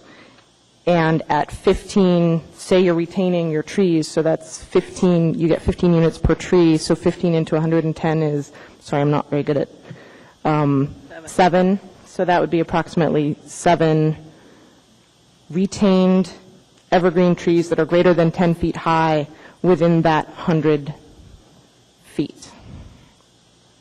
That sounds thinner than I think it probably sounds to Mr. Gutierrez, than it should be. It's thinner than what you implied. For this kind of screening, if we're going from 200 feet of 300 feet in the current code and down to 30 feet of screening landscaping. So that it doesn't sound as good as it could be. You're talking lineal feet and it's 30 feet deep. So it's 30 times that. Yeah, confusing. All right. Is that all, Ms. Drummond? Yeah. I see no one else in the queue, so we'll put it on the board. Please vote. A vote yes approves. What's that? Oh, well, actually, we have to do this by roll call because Mr. Birch is on the phone. And a yes vote adopts the green amendment from attachment Echo to attachment B. Madam Clerk, if you could call the roll. Mr. Crappy? Yes. Ms. Johnston is excused. Mr. Flynn? Yes. Ms. Osiander? Yes. Ms. Drummond? Yes. Dr. Selcraig? Yes. Mr. Klayman? Yes. Mr. Birch? Yes. Mr. Birch is a yes. Ms. Gray Jackson? Yes. Mr. Gutierrez? No. Mr. Starr? Yes. It passes 9-1. All right. We have now, by that vote, we have amended attachment B. A. We have amended attachment B with attachment A. Two changes. We have amended, that's right. We have amended attachment A with attachment B with both of the amendments that appear on attachment E. And that gets us past 6 o'clock on Title 21, and consistent with scheduling, we are going to stop further discussion of Title 21 until later in the evening. If you're here for Title 21, don't go away because we're not done yet. And that brings us next to item 13. Actually, let me make an inquiry. How many people are here to be heard as to item 13A, which is the UDC, Uniform Design, Urban Design Commission? One person to testify on the, two people on the UDC, and how many people are here in connection with the power generation? One. I see more in power generation. I'm going to get us done with the UDC first, so we'll stay in order. It brings us now to item 13A, ordinance number AO 2008-15, an ordinance amending Anchorage Municipal Code, sections 21.10.028, 21.15.015, and 21.15.030 to give site plan authority over certain developments to the Urban Design Commission, planning case 2007-136, Planning Department, accompanied by Assembly Memorandum AM 43-2008. This reflects that the public hearing was closed on May 20th and reopened on June 10th and again on June 15th. And my general understanding from those that have been working, there's an S version of this which I don't have.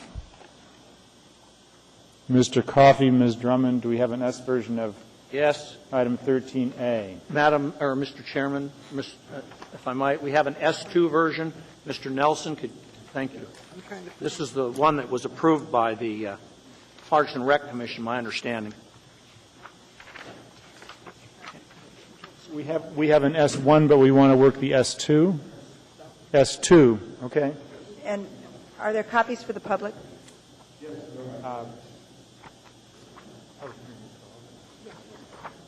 The public hearing is still open on this.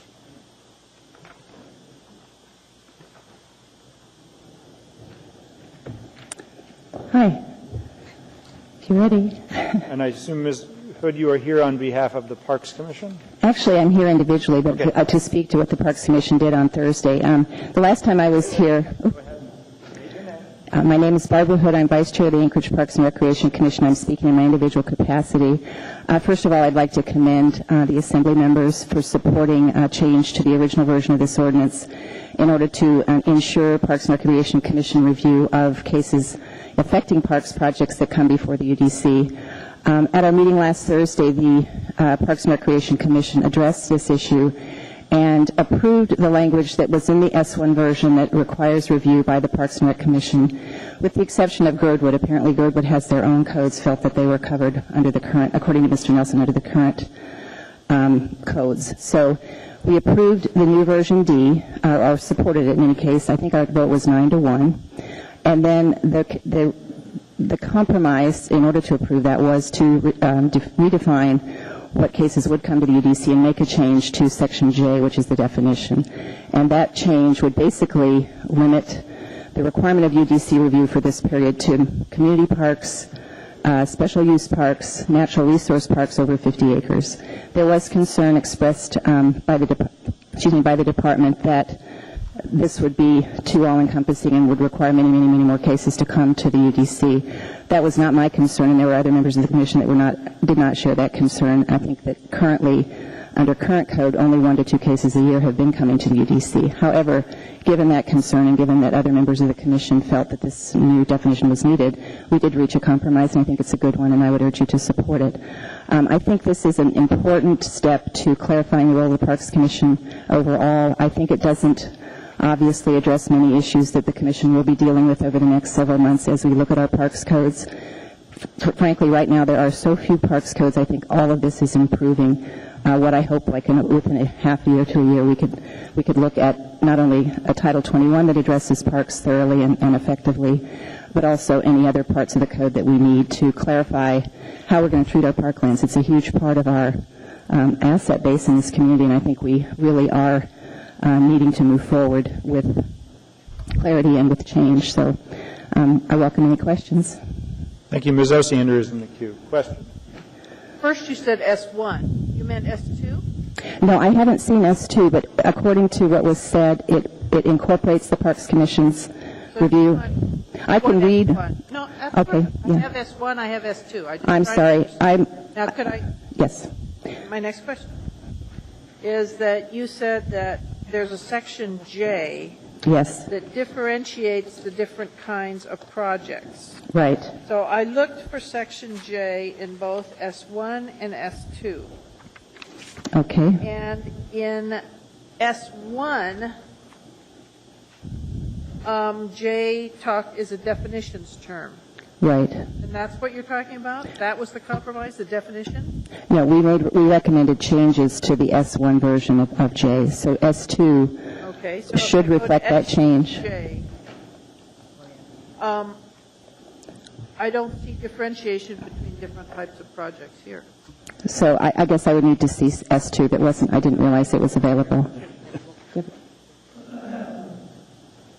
Mr. Chair, would you like an explanation? Go ahead, Mr. Nelson. Why don't you go ahead and explain that, and we'll give Ms. Hood a moment to review it while you explain. Okay.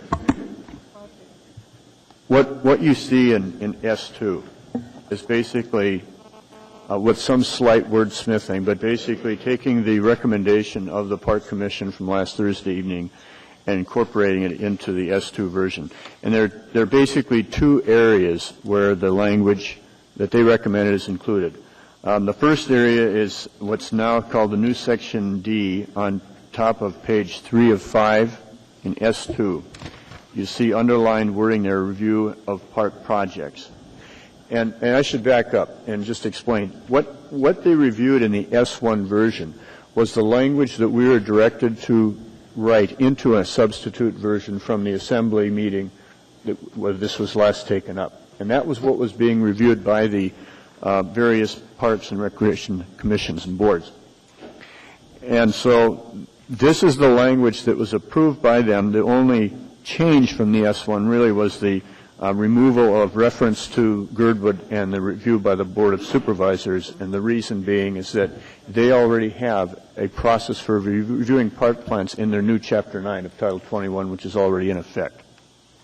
The second area where changes were made based on their recommendation was on page 4 of 5, and it's basically lines 23 through 27. Essentially what is being done here is to amend the term public facility as it applies to public facility site plan review. And right now the code basically says any park exceeding 1.5 acres in area, and they wanted to qualify that by saying that in the Anchorage Bowl, the definition shall only include community use areas, special use areas, and natural resource use areas exceeding 50 acres as defined in the Anchorage Bowl Park Natural Resource and Recreation Facility Plan dated April 2006. This nomenclature is being consistent with the nomenclature used in the way parks are classified and recreation areas are classified in the Anchorage Bowl. Since we're on this subject, I met last night with the Chugiak Eagle River Park Board, Chugiak Eagle River Park Board, as you'd requested, and we had a discussion there. They did not have a quorum to take a formal vote, but among those members that were there, they also felt it was appropriate to have a similar language placed in the ordinance their use of terms is slightly different because it basically reflects the terminology of the park classifications for that area in their plan.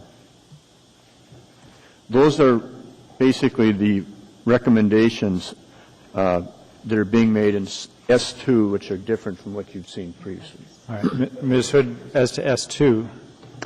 S2 reflects in paragraph 1 on lines 23 to 27 the language that we approved on Thursday. I think it's important to note that this addresses the cases that would normally go to UDC, which have been a fairly small number. We didn't reach any consensus, and there was no really issue before our commission on the role of the Parks Commission in other cases, specifically the neighborhood and others. But we were assured that the department supports a strong role for the Parks Commission, so any cases under current law and under current policies being considered by the department and the commission, I think we would be involved in those as well. This is simply the cases before the UDC, and that's my understanding as far as the ordinance is intended to go. Ms. Drummond. Don't anybody go away. I'm slightly confused. The S2 version, have we moved the S2 version? S2 is what has been moved. Oh, wait. Nothing's moved because we're in a public hearing. Okay. All right. We're still doing public. Clerk is correct. Nothing is before us. All right. So on page 4 of 5 of S2, it says public facility on line 20, beginning on line 20, public facility shall also include any dedicated park exceeding 1.5 acres in area, except as limited below.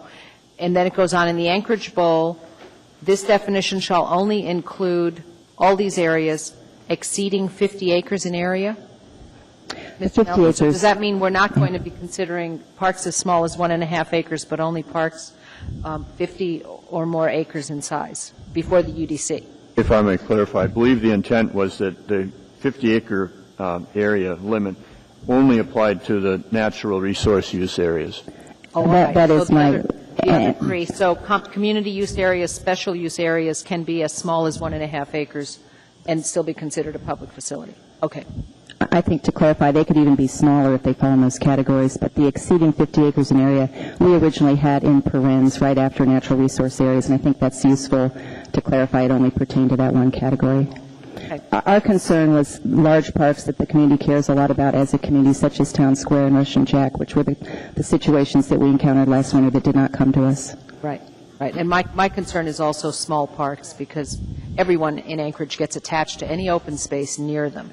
And whatever happens in those open spaces, they want to know about. And I think it's fair to include them, all the small parks as well. So I'm satisfied with this. All right. Just to clarify. Dr. Stelcraig, next in the queue.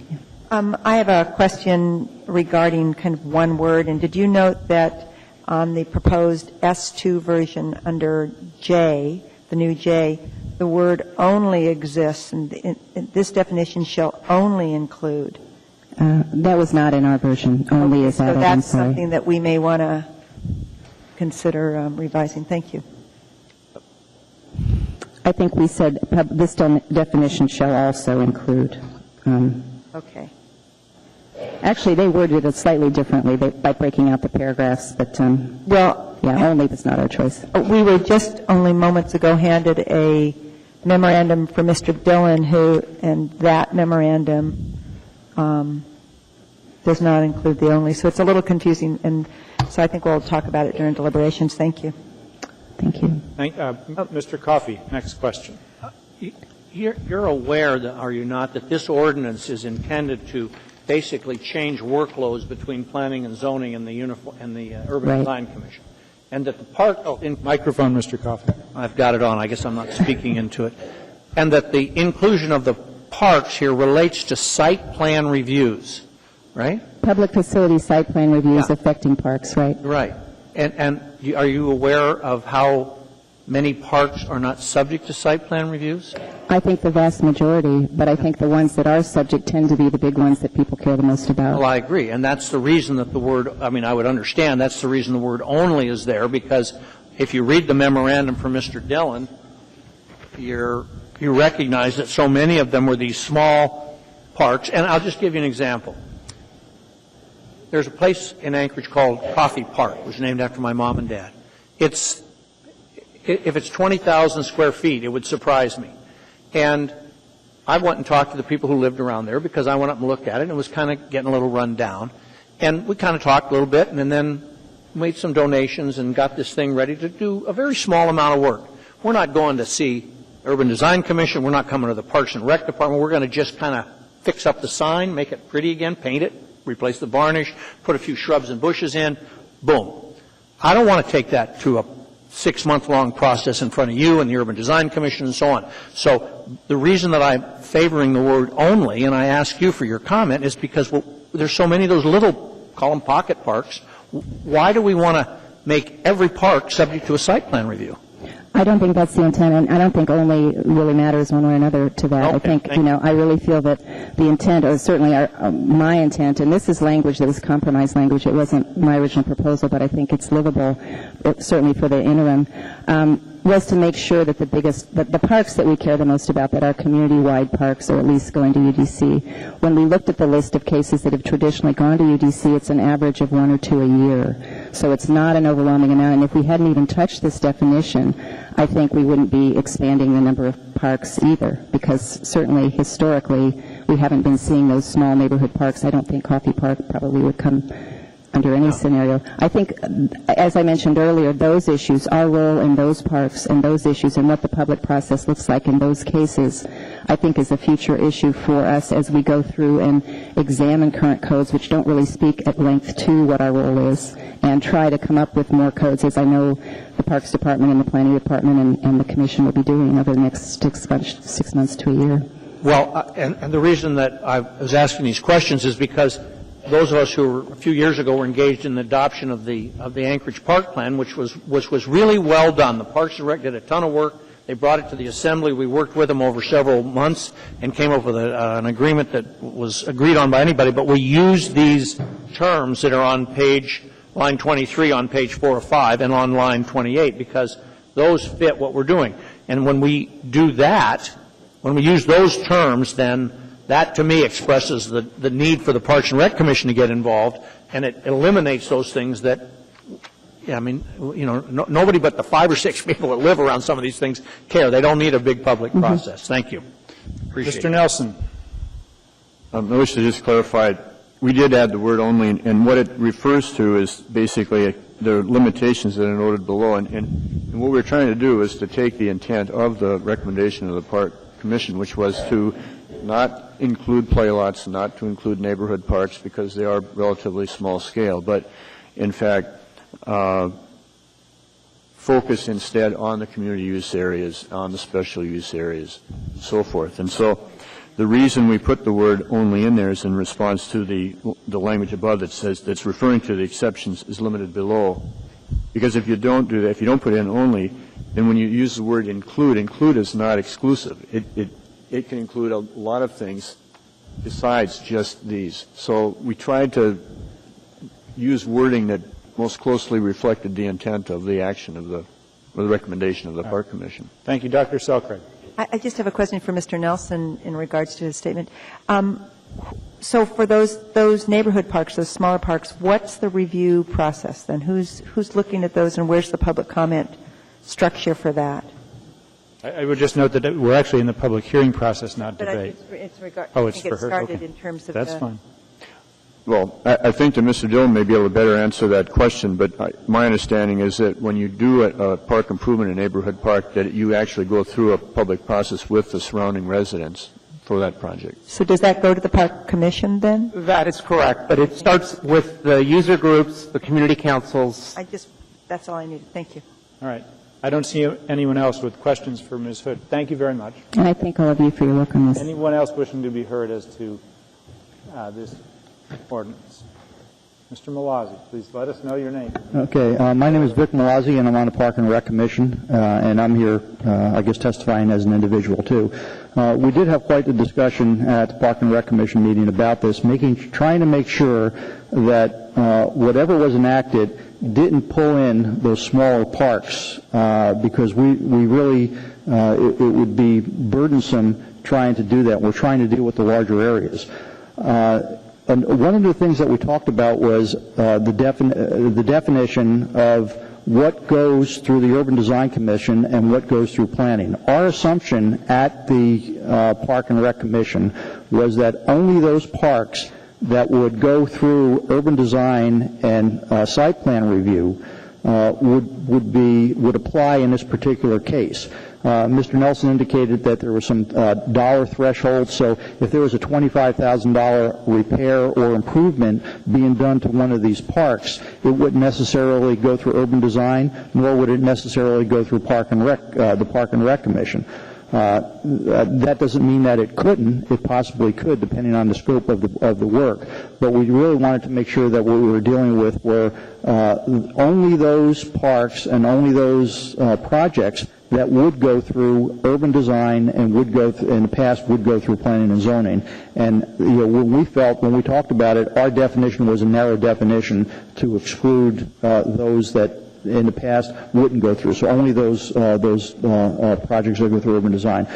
We felt that the compromise, the wording that we came up with when we specified the community use parks and special use parks, as Mr. Coffey indicated, we worked very hard. It was probably a 3.5-year process to get the park plan approved, and there are some very good definitions. And not only are there definitions, but each park is designated either as a community park, a special use park, or a natural resource area. When we talked about natural resource areas, there's hundreds of them, and there's many of them that are very small, and that's why we inserted the 50-acre and above. I think that applies to, 12 or 13 parks in the Anchorage Bowl. But again, getting back to the definition, the only parks or the only site plan reviews that we felt where this would apply would be the parks that would go through site plan review through urban design or planning and zoning in the past. And we felt that this was a good way to get our input into the process. And I think that in the past, there's been some things that worked well, some things didn't work as well as they could have. And I think anything that you could do to clarify the issue for the public is good, because right now this is a murky issue, and we try and interpret it the best we can. But when there's no specifics, my interpretation may be different than somebody else's. So I would urge you to support this with the provision that it's only the urban design that goes through. Thank you very much. Mr. Flynn has a question. Not a question, just a thank you, Vic. I know you and your fellow commission members, Ms. Hood, and others work very hard on this, and I appreciate your efforts. Mm-hmm. Thank you. Mr. Coffey. Okay. Thank you. Good evening, Mr. Malazzi. Nice to see you again. Have you seen the S2 version? Yes, I have the S2 version right here. Okay. I have a question on page 3, line 15. E2. Echo 2? Oh. Echo 2, line 15. Okay. Yes. Public hearing. It says the Planning and Zoning Commission, then it says the Urban Design Commission shall hold a public hearing on any site plan subject to review under this section. What's your sense of the mandatory nature of the public hearing with regard to the parks? Well, again, our assumption at our Park and Rec Commission meeting was that only the parks that in the past would be subject to site plan review by planning and zoning and urban design would be applied. We didn't, and that's why we talked about a dollar amount, but we didn't look at this as requiring that every park go through a review, but only the parks that in the past have gone through the review because of whatever threshold urban design has, whatever dollar amount threshold it has. Okay, thank you. So in terms of interpreting it, that's the way we interpreted it. Thank you. Ms. Osiander. Actually, that section is the most troublesome section to me, too, Mr. Malazzi. In our Title 21 committee, we talked a lot, and we've been concerned a lot about cost implications of additional hearings and time delays. Mm-hmm. And so we had specifically put in our earlier discussions about UDC this provisional language that UDC had looked at situationally at a design to see if, this is something that people are going to be interested in, so we're going to have the public hearing, or no, this is a slam dunk, we can save time, money, staff, energy by not necessarily doing it. So it's troublesome to me And so you helped a little bit, but... Well, it was troublesome to us, but our interpretation was that it would only be the parks that in the past have been subject to urban design. And again, Mr. Nelson was at our meeting, and he talked about some of the thresholds that urban design uses for their criteria in terms of what needs to be reviewed, and there's some dollar amount threshold that urban design uses. And our feeling was that this, hopefully, our interpretation was it would not apply to all parks, only those that in the past have gone through urban design and planning and zoning. No, I heard you on that, and I'll talk for a little bit further on that with Mr. Nelson. Yeah, so whether or not that should be shall or may, I don't know. The other thing I wanted to thank you is, as I'm sure you may be aware, I hope you're aware, parks in the Chugach Eagle River District do not have that same designation. Right. And as such, the previous drafts were extremely troublesome because we didn't fit. So I do appreciate the endorsement for the recognition that we're not all the same and there is another park board. Yes, so, yeah, that and plus Girdwood too. We specifically looked at Girdwood, pulled that out. Well, and that's something I'm going to have to talk a little bit later on to Mr. Nelson, because it seems to me, I know the intent for us is when we have our separate chapter in Title 21 to detail a process for ourselves, and with the removal of Girdwood, I don't know if that's going to put a roadblock, so I'm going to ask that later on. Thank you, Mr. Thank you. Mr. Nelson, we're actually in questioning, do you have I'm not quite sure. We're not in debate. I'm just wondering why you put your name in the queue. Because I wanted to clarify, I think, the concern with ECHO 2. Okay. Well, I'll let you go ahead. Well, actually, that's more appropriate for debate, so we can take that up. Anybody, I see no other questions for Mr. Malazzi. Okay, thank you very you. much. Mm-hmm. Anyone else wishing to be heard as to the UDC ordinance?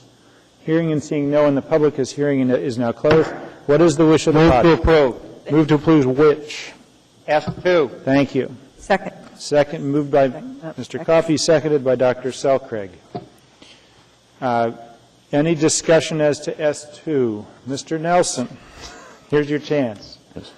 Go ahead. Thank you, Mr. Chair. The planning staff does not object to S2 except for one provision, and that is in ECHO 2. The implication of ECHO 2 basically is that all site plan reviews would have to be scheduled for public hearing before the Urban Design Commission. And we've been doing public facility site plan reviews at the Planning and Zoning Commission for many, many, many years.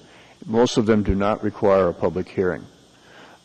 Because most of those projects, whether it's a school addition, whether it's a fire station, whether it's a park improvement, whether it's a road improvement, which are the more typical public review projects we get, go through a public review process by the designers that are involved with that particular project. By the time it gets to the Planning and Zoning Commission now, by the time it gets to the Commission, most, if not all, public concerns or interests have been fairly well resolved, and we don't hear any concerns expressed. Now, there are a few examples where that has not been the case, where there has been a continued public concern, and in those instances, the Commission has not hesitated to set it for public hearing.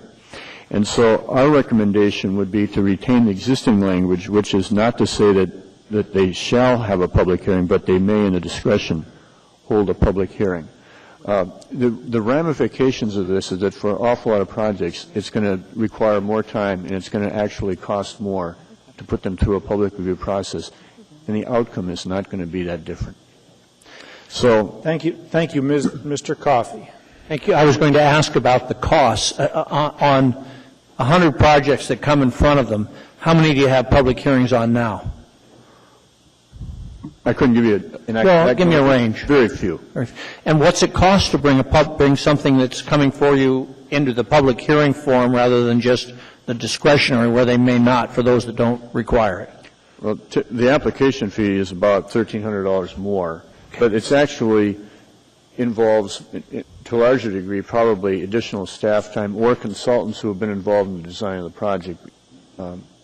Is it staff's view that we don't, by making it mandatory, we're not going to gain anything other than increased costs? That's my judgment in almost all instances, right. All right. Thank you. Thank you, Mr. Chairman. Ms. Osiander.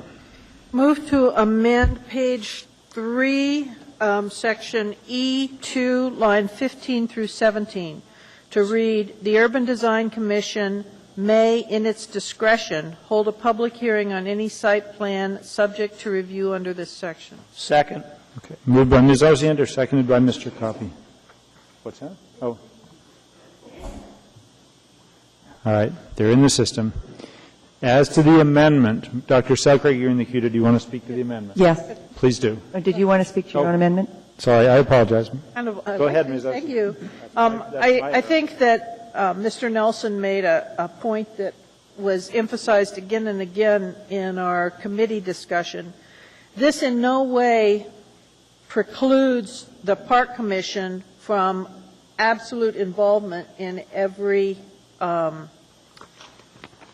site plan review, and specifically it mandates that the Commission is involved. The Commission also has to make a recommendation. It merely says that when it gets straight further up to the UDC, there's some discretion allowed so that we don't mandate an expense that is not necessarily required. All right. Thank you. Is that all?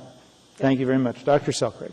I'm sympathetic to the broader expense that Mr. Nelson's talking about, but I think that the reason this is here is because we've had such explosive outcomes regarding park site plan changes, and that there's been a frustration on the part of the public.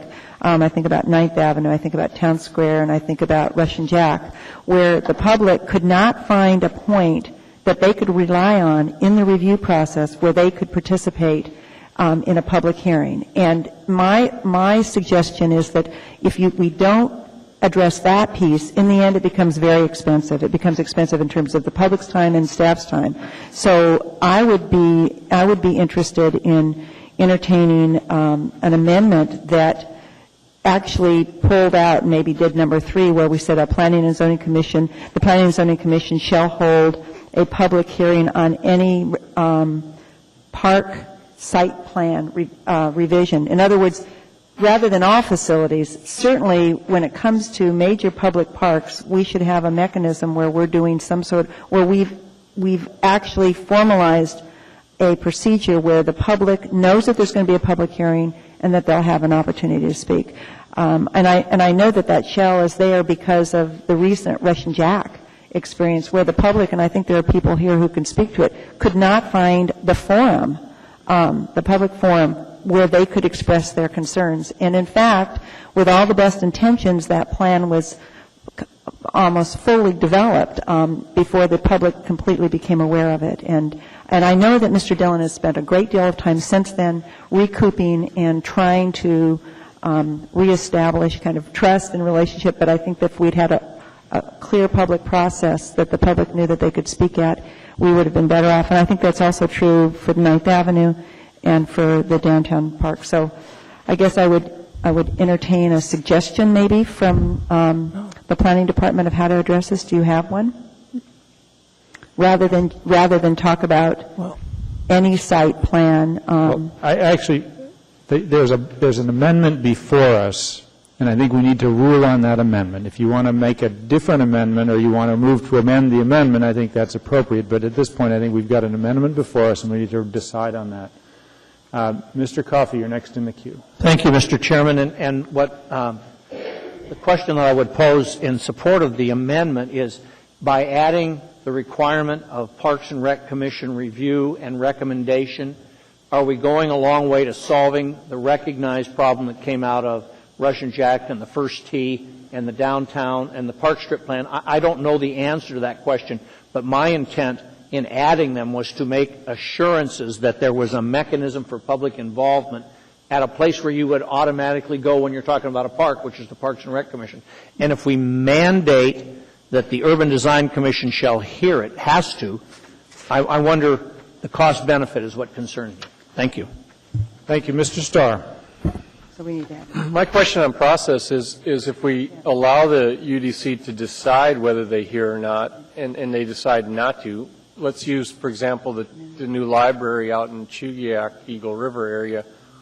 If a public facility is greater than 4,000 square feet of a government entity building, and the UDC decides not to review the design parameters going into the library, for example, who would? If it doesn't, you know, P&Z has to on a site plan, but if they have a May on the UDC side of things, where is the oversight going to come from then if we don't have a public hearing? Because we may never have one then. That's right. Is that the way I read this? To respond? Yes, you can respond, Mr. Mayor. Okay. There's a big distinction between a site selection, a public facility site selection, and a site plan review.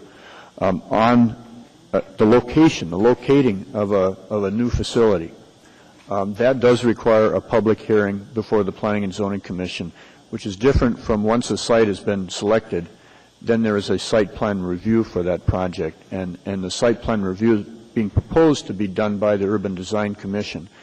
And from my question is specifically, if they choose not to have it, for example, on the public facilities discussion, who would then? Well, they decide not to have a public hearing?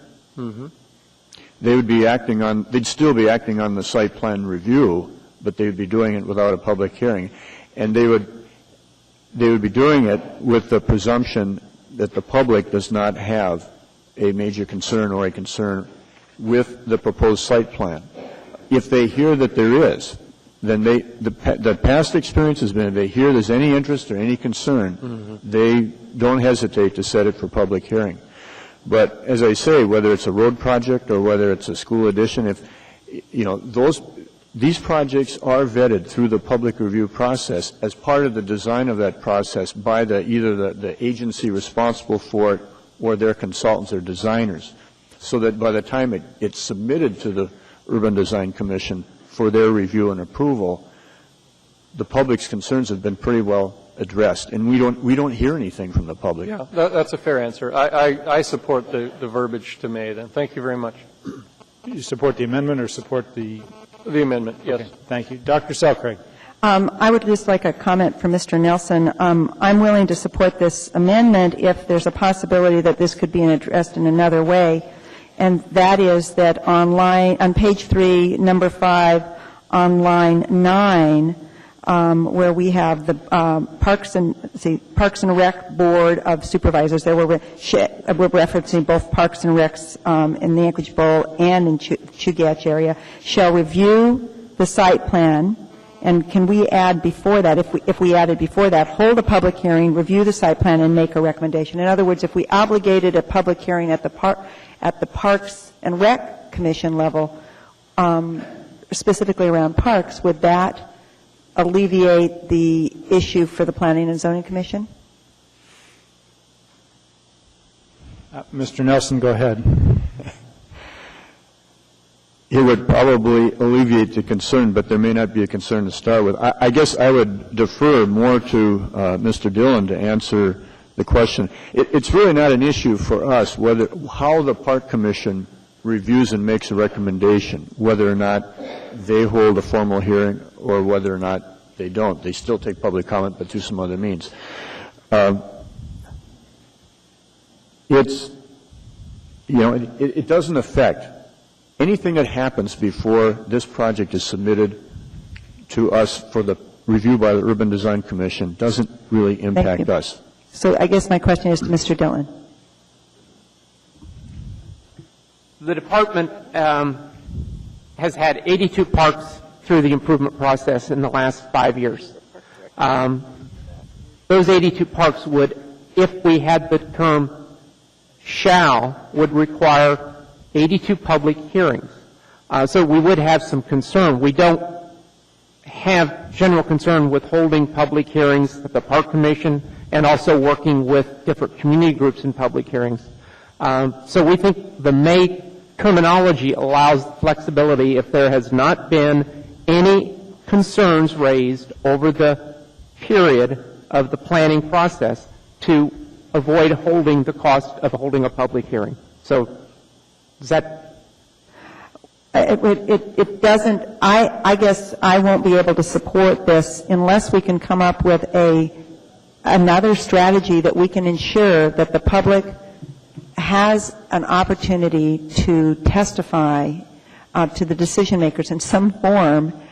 What happened in Rush and Jack, it was a troubling experience for the community in that a project was, there was a lot of controversy, and the project really didn't go before the Parks and Rec Commission in terms of a public hearing. It went before them as an informational item, and the public felt very frustrated that even though it was on their agenda, they were unable to provide public comment. So it seems to me we have an obligation in this process somewhere to ensure that the public can comment on a park in their community when there's a major change suggested. So I won't be able to support this. However, I am sympathetic to the cost, and I would welcome a suggestion that would solve this specifically for parks and not for all facilities. All right, Ms. Osiander. Well, two things. First off, there's another park director in the audience, Mr. Rada, in the back. Thank you. For Chugiak Eagle River Parks, and so I asked that questions that pertain to both parks could go to both directors, if you don't mind. If you want to ask Mr. Rada to answer the question, absolutely. Have him come up and answer. Mr. Rada, you want to come forward? The other thing that just kind of surprises me is these commissions, both the Anchorage Park Commission and I know our Park and Rec, consists of people who are supposed to be fairly representative of the community that put them in there. I know ours is a representative from each community council. There's an agenda. They have public meetings. People can come and speak at every public meeting on the matters before them. But I'm sorry, Mr. Rada, I'll let you talk instead of me. Through the chair, Ms. Osiander. Let us know your name, too, please. I'm John Rod. I'm the director for Eagle River Parks Recreation Community Development. Can we take it in bites so that we have which would you like me to address first? Well, Ms. Selkrieg's question was, why not just require the Parks Board to hold a public hearing? Why don't you talk about that? Our process, because our Parks Board is made up of community council representatives, most of the projects emanate out of the community councils. So we're already engaged before we even start. In turn, that information is brought forward as we prepare our capital improvement budgets or our project lists. I typically go back to each one of the community councils. We have an open dialogue and discussion. It's their suggestions that are brought forward first. Then it goes to the Park Board. We, in turn, discuss it before it goes on our list. Further than the consultant goes back and develops the plan, brings that back to the Park Board again. It's on every Park Board agenda. And ultimately, by the time we're through with the process, it's had 5 or 6 reviews. So the word shall is troublesome to me personally because we've been engaged since the beginning. All right. Any other questions? No. Thank you. Mr. Coffey. I had a question. You can ask him, but Mr. Coffey's next in the queue. Thank you. Dr. Selkrieg. Actually, it's for Mr. Dillon. Mr. Dillon, does your park planning process reflect the same engagement step by step from community councils? That is correct. Obviously, it depends from park to park how much community councils. Sometimes it's actually user groups. Some of the community councils are less organized, or some of the larger parks. We often, on the larger parks, request that there's a park commissioner as part of the planning process. Kathleen Plunkett was serving as part of the Russian Jack process, like Vic Malazzi served on the Abbott Loop and the Cuddy Park. So we do involve and take that back through a number of different times. Thank you. I see no one else in the queue. So what is before us is now the amendment to item 9E2 as proposed by Ms. Osiander. And we will take a roll. Line Echo 2. That's the proposed amendment, and we'll take a roll call vote. Yes would make the amendment, and no would keep the S2 version as written. Mr. Starr? Yes. Mr. Gutierrez? Yes. Ms. Gray Jackson? Yes. Mr. Birch? Yes. Mr. Klayman? No. Dr. Selkrieg? No.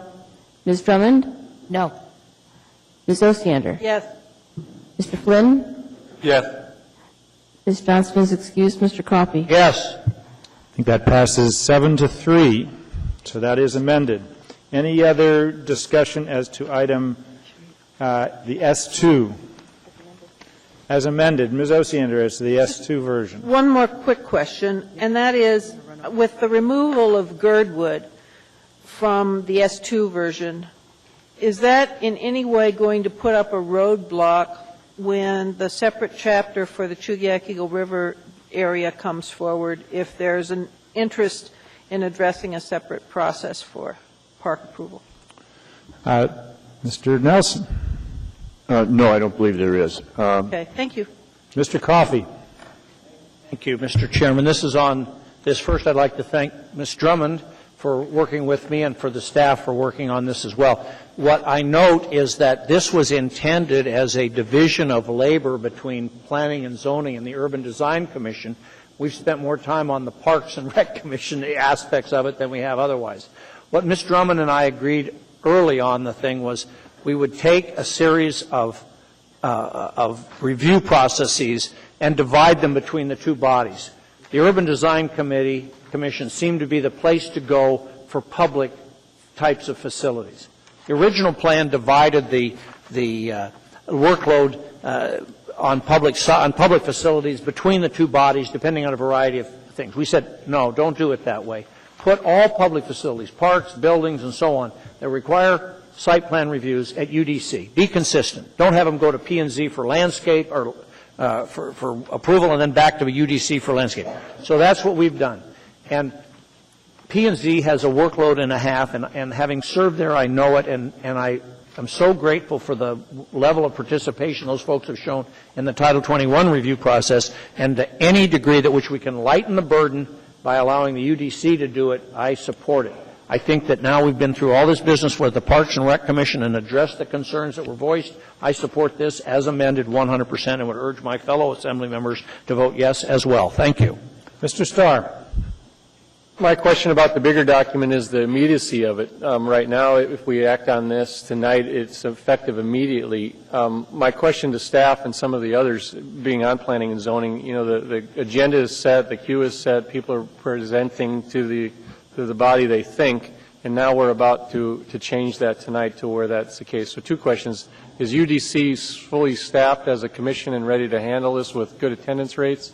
And the other thing is, what does this do for the work in the process? Do we want to put a 30 or 45-day implementation window on here so they can get their various parts of it sorted out? I have a concern about that. The UDC is up and running, and they're a very effective body. We believe they're very capable of taking this on immediately, and they're very interested in doing it as well.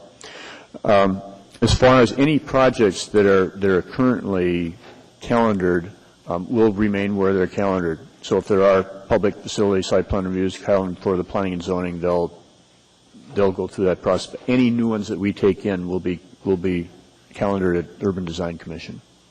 And again, this is viewed as an interim ordinance because ultimately there may be revisions to this process in the new Title 21 rewrite.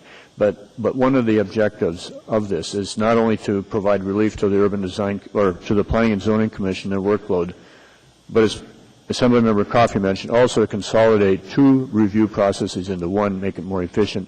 The other one, though, is also to give the Urban Design Commission more experience in handling the full site plan review responsibilities and not just the landscape review, because there is an expectation that with the new Title 21, they will also have a more expanded role handling site plan reviews, and this will give them that experience. Thank you. Excuse me, they're mayoral appointed, and are they 3-year terms or what? Yes, they are. Similar review for the appointments of those through the assembly body, then, is that? That's correct. All that's good. Great. Thank you very much. Thank you, Mr. Coffey. Thank you, Mr. Starr. That was a very good question. Is there anything we need to say in here by way of amendment that would express those that are in process here stay here and those that are coming in go elsewhere? We're not going to create any problems for things that are in the queue. I don't believe we will, no. Okay, because one might say if it's effective immediately and you've got a site plan review in front of P&Z and all of a sudden you're supposed to go somewhere else, that's not a problem. No. All right? Thank you. All right, no one else is in the queue. I'll ask if there's any opposition to approval of 2008-15 S2 as amended. Hearing and seeing no opposition, that is approved unanimous. Way to go, Harry. You don't have to hold the... No, because nobody objected. That brings us next to item 13B, item 2008-94, an ordinance authorizing the municipality to execute a participation agreement, an operation and maintenance agreement, and a lease agreement between Chugach Electric Association and Municipal Light and Power for the joint development construction operation. Anyone wants to waive reading, I'm happy to hear it. And ownership of the South. Waive reading. Thank you very much. Mr. Chairman, when are you anticipating a break? As soon as we get done with this matter. Because dinner's sitting there. Yes, I recognize that. So the public hearing on this matter is now open. Those wishing to be heard, please come forward.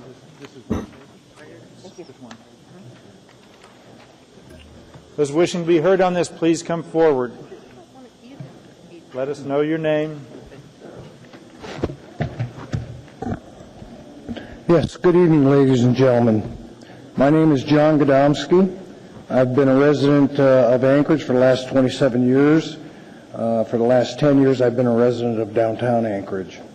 I've been a registered voter since 1971, and proud of the fact that I've never missed a vote since. I'm here tonight to voice my opposition to this ordinance.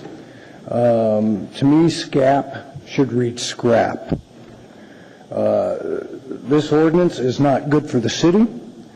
It's not good for our citizens. I'm not against power plants. Our state and city, as our state and city grows, so will our demands for electricity. But I believe that there are much better and more cost-effective ways to do this. You, as the City Assembly, have the power and the duty to its citizens to look at all options and to do what is right for your constituents. You stopped the MLMP fiasco that was out at the mall off of Burgos Street. I'm asking you to do the same with this ordinance. The least you should do is table this indefinitely until you've had a chance to look at any and all other options, such as cogeneration, which is more cost effective. There are many other options out there. I believe this is way too costly, and it's going to end up turning into a big pink elephant. And I think we're rushing to judgment. We need to look back, and we need to look at other options for powering our future needs for this city. And that's all I have to say. If you have any questions, I'll be happy to answer them. Thank you very much. No one has questions. Anyone else wishing to be heard, please come forward. Thank you. If you're here, please don't. There's no order. Let's just get on up here and let us know what you have to say. Hello, my name is Randy Hobbs. I'm the president of Tekin Energy. I'm a partner in the power plant, and I'm the fellow that originally bought the plant from Chugach 20 years ago. I'd like to encourage you to take a harder look and take more time in making the decision whether you want to approve this participation agreement or not, and to really consider the options. There's many out there, and cogen is, of course, what we're here about. The more I learn about what's been going on behind the scenes, the more confident I have become in my assessment that repowering CAP is probably the best, or one of the best options MLP has for meeting its needs, new generation needs. CAP can be repowered from 40 to 120 megawatts fairly easily. I see little or no benefit to MLP in the going forward with this deal with Chugach International. One, because of the higher costs, the transmission costs to get the power back to its service area, and very little collateral benefits to the municipality in that deal. Over the last week or so, I provided a fair amount of information to you folks on how I view CAP compared to that project, and I'm here to answer any questions you may have on that.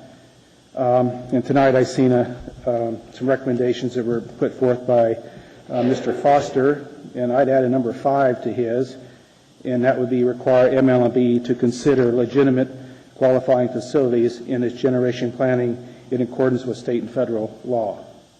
And really, that's all I have to say. Thank you very much. Dr. Selkirk has a question for you. Could you outlined some information in an email, I believe, that explained the conundrum for a private provider of electricity in the face of the size of the plant that we're building, I believe. Could you walk through the CAF issue and could you walk through an explanation of exactly what the challenges are to the ability for a private entity to sell back its electricity or to sell its electricity to the utility? Yes, I'll take a shot at that. Under both state and federal law, there's requirements for the utilities to buy power from what we call qualifying facilities. They're facilities that are recognized by FERC as meeting certain standards. And, of course, the Kinnicon Power Plant, we certified that years ago as a qualifying facility in the 40-megawatt range. But in Alaska, unlike the rest of the country, it's been slow to adopt cogeneration in these kind of standards. There's been barriers, one after another, put up. What we have to go through to be able to offer power at a savings to the consumer is ridiculous. What we've spent in years and money is a lot of money. Of course, the utilities have too in opposing cogeneration at the ratepayers' expense. But I think time has come where new generation is definitely needed, and for MLMP, it's needed right in MLMP's service area, where CAP happens to be, is the largest load center in Anchorage. It also serves 2 military bases, and it's also a huge thermal center load. The power plant, speaking of CAP, was originally built by Chugach in the Alaska Railroad as a cogen plant. It supplied heat to the railroad, Native Hospital, and then also the courthouses in town, and power. So it was a pretty substantial cogen plant in its day.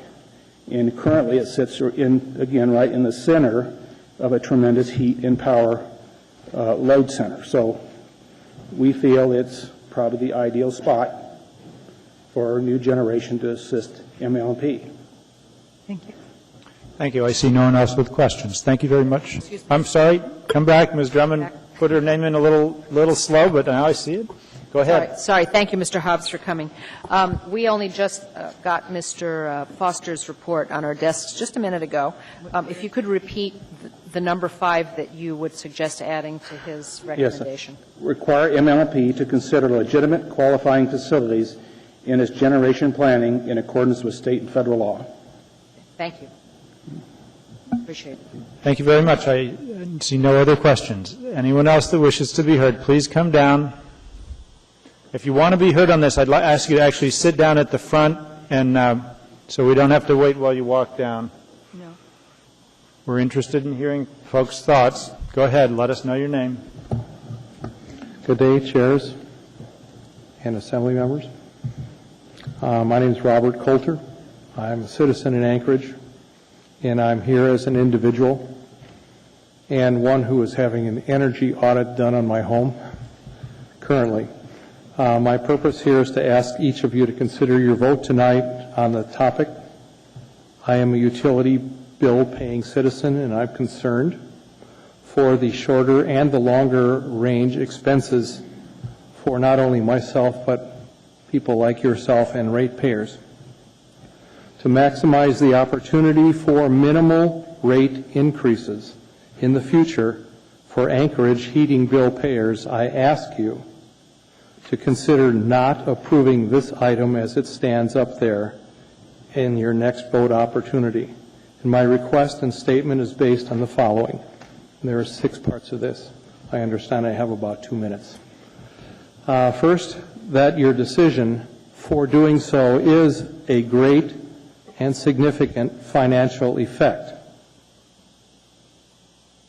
And this amount what I understood would be equivalent of building, a handful or more of Anchorage School District facilities. It's a large expenditure. Secondly, as elected representatives who have full schedules and lots of things to do plus families, there's a limit to what can be understood in a certain period of time for your decision making. And it seems like there is more time available to you if you would either vote no or to vote to table this topic until you have more time to digest the satisfactorily presented facts about this proposal. I have been told that this proposal, that a proposal of this magnitude and this benefit should have a correct audit that could be presented to you before you vote on it. And I'm concerned that you may not have had this kind of opportunity. In addition, the proposed position of this utility into South Anchorage involves features and benefits. And my question is, are those features and benefits beyond what is currently available through MLP and the Chugach Electric? Or is it merely just more of the same? When measurably and statistically significant alternatives may be available for you to understand before you vote. From the regard of I'll give you about 15 seconds to wind up. From a regard for the environmentally local and regional, why can't another location be considered? And I ask you to leave this on the table tonight until you have a satisfactory amount of information. And the final question is, how does this maneuver aim to lower utility prices for its ratepayers? Thank you. Dr. Selgard has a question. I'm interested in what future benefits you, and I think it was the third to the last item that you listed. Could you expound on that? I didn't quite understand what. Yes, I used the word features and benefits that are beyond their current delivery model. Well, the benefits would be related to environmental. Is there a way to make more efficient the limited amount of energy that is considered? Is it maybe it'll cause the utility bills to rise at a lower than projected rate? Are you talking about different plant design? Is that yes, at least that. Thank you. Okay, as well as sharing the power in different ways. Thank you, Ms. Drummond. Actually, if you finished your 6 points, if you haven't finished your 6 points, please go ahead. I'd like to hear them all. Thank you. How many have you finished? Okay. Basically, from a regard of the environmental, local, and regional issues, can another location and design be considered for this as an expansion? If it can be presented to you, would you wait to receive it before you voted? And number 6, Ms. Drummond, finally, how does this aim to lower utility bills? If that question is asked, that's what I'm asking you to include in your thinking. If you cannot be shown a comparison between two choices, then I ask you to wait until the comparisons can be shown to you. Thank you. Thank you very much. Next, please. My name is Robert Ryman. I was going to address Ms. Selcraig's question of Mr. Hobbs. I think I was probably the one that authored the email that you're referring to. Oh, sorry. Thank you. It's hard to get names and And I don't know if I can be as eloquent as I was in my email, but basically a qualifying facility, utility is required to buy power from a qualifying facility. The question is the price that the utility would be required to pay. And under state law, that price is avoided cost. When the utility needs more capacity, there is a capacity component to that price. If there's not a need for new capacity, then it's merely the avoided fuel costs, or basically the avoided fuel costs, which in the case of the generation that the parties are talking about here is natural gas. So a qualifying facility is hoping to compete would be unable to do so, would be unable to construct a power plant and compete if it was not able to get a capacity payment. So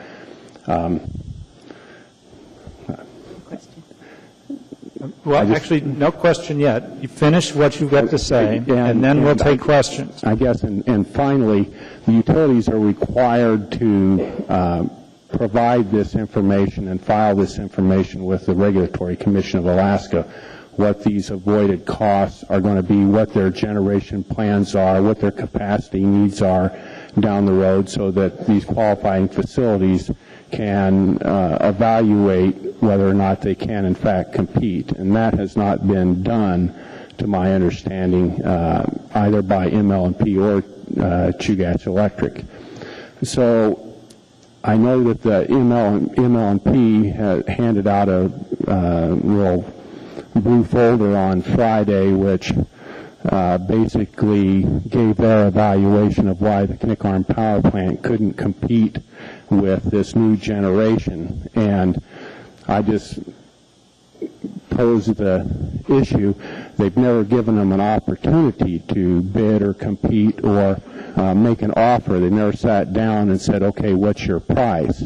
They've only drawn up their own conclusions of what that price would be without ever pursuing it on their own. So that's, I guess, my comment.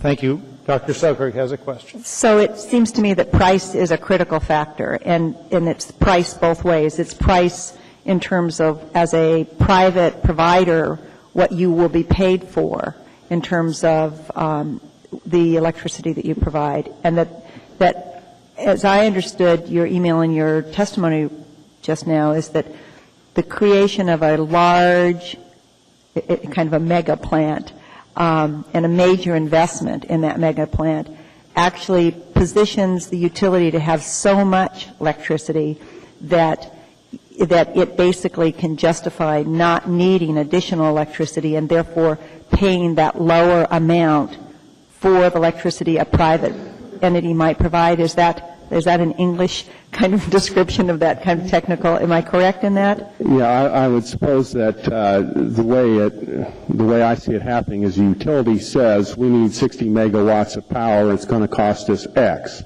If the private QF comes in and says we can do it X minus something, the utility is obligated to contract with them to provide that power. There's a lot of other considerations involved, reliability, interconnection. I mean, there's a laundry list of considerations that have to be resolved in that. But basically, it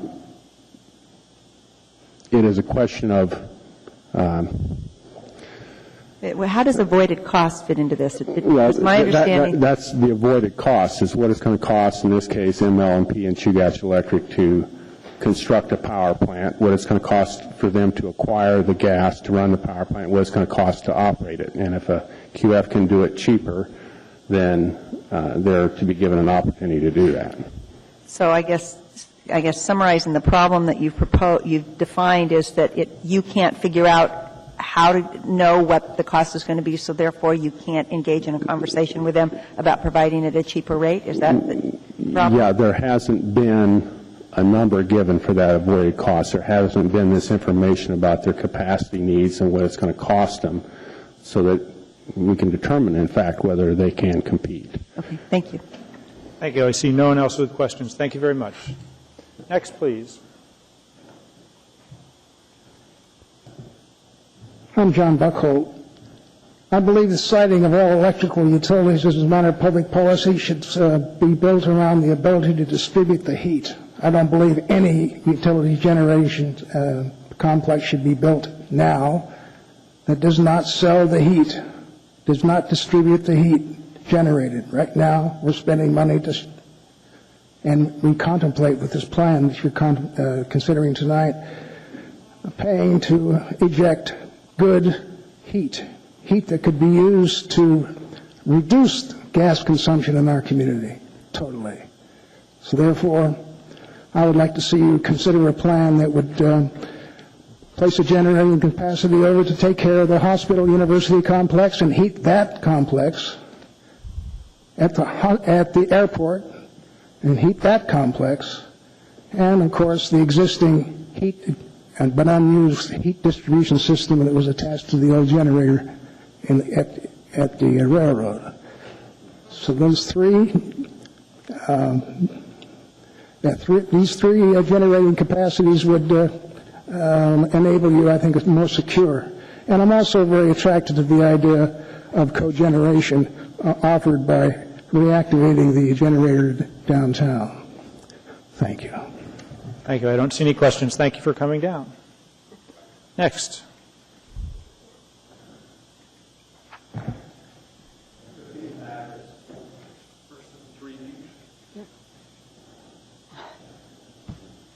just so much in front of us.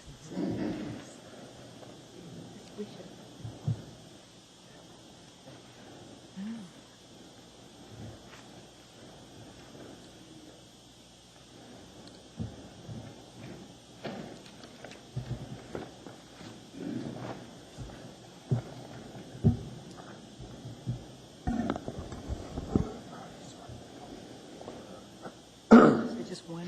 No, there's three. Okay. Thank you. Just take the top stack.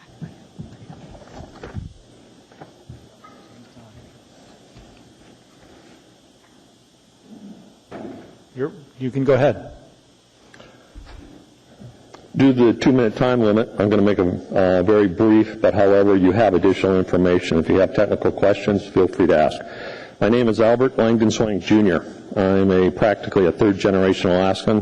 1890, the family arrived in Juneau. I've been a lifelong resident of the city of Anchorage, and I have presented to each Assembly member 3 documents. 1, an outline of technical and political issues and requested Assembly action. 2, my professional resume. 3, this testimony outline. I'm a professional engineer owning and operating my private consulting firm with clients worldwide. I have over 40 years of engineering experience and 36 years of power generation, development, reviews, studies, design, construction, and operation and maintenance experience. Power generation experience started in Alaska in 1972 with Ralph Stefano and Associates, and then Robert Rutherford and Associates, then IECO, which is International Engineering Corporation, owned by MK, the largest developer of the hydro project in the world.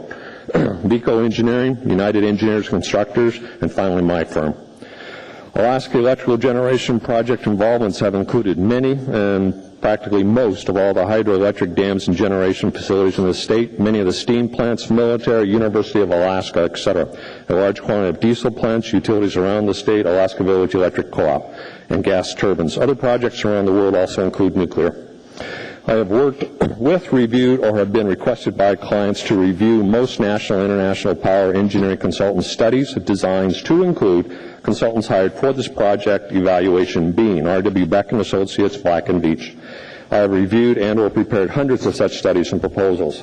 I am requesting that the Assembly, 1, does not authorize this ordinance. So this ordinance eliminates the possibility for lower-cost private power and energy producers alternatives to compete or even present such offerings. 2, postpone actions until appropriate and adequate information is available. 3, divide this ordinance into separate items and add the opportunities for private power and energy development to reduce the cost.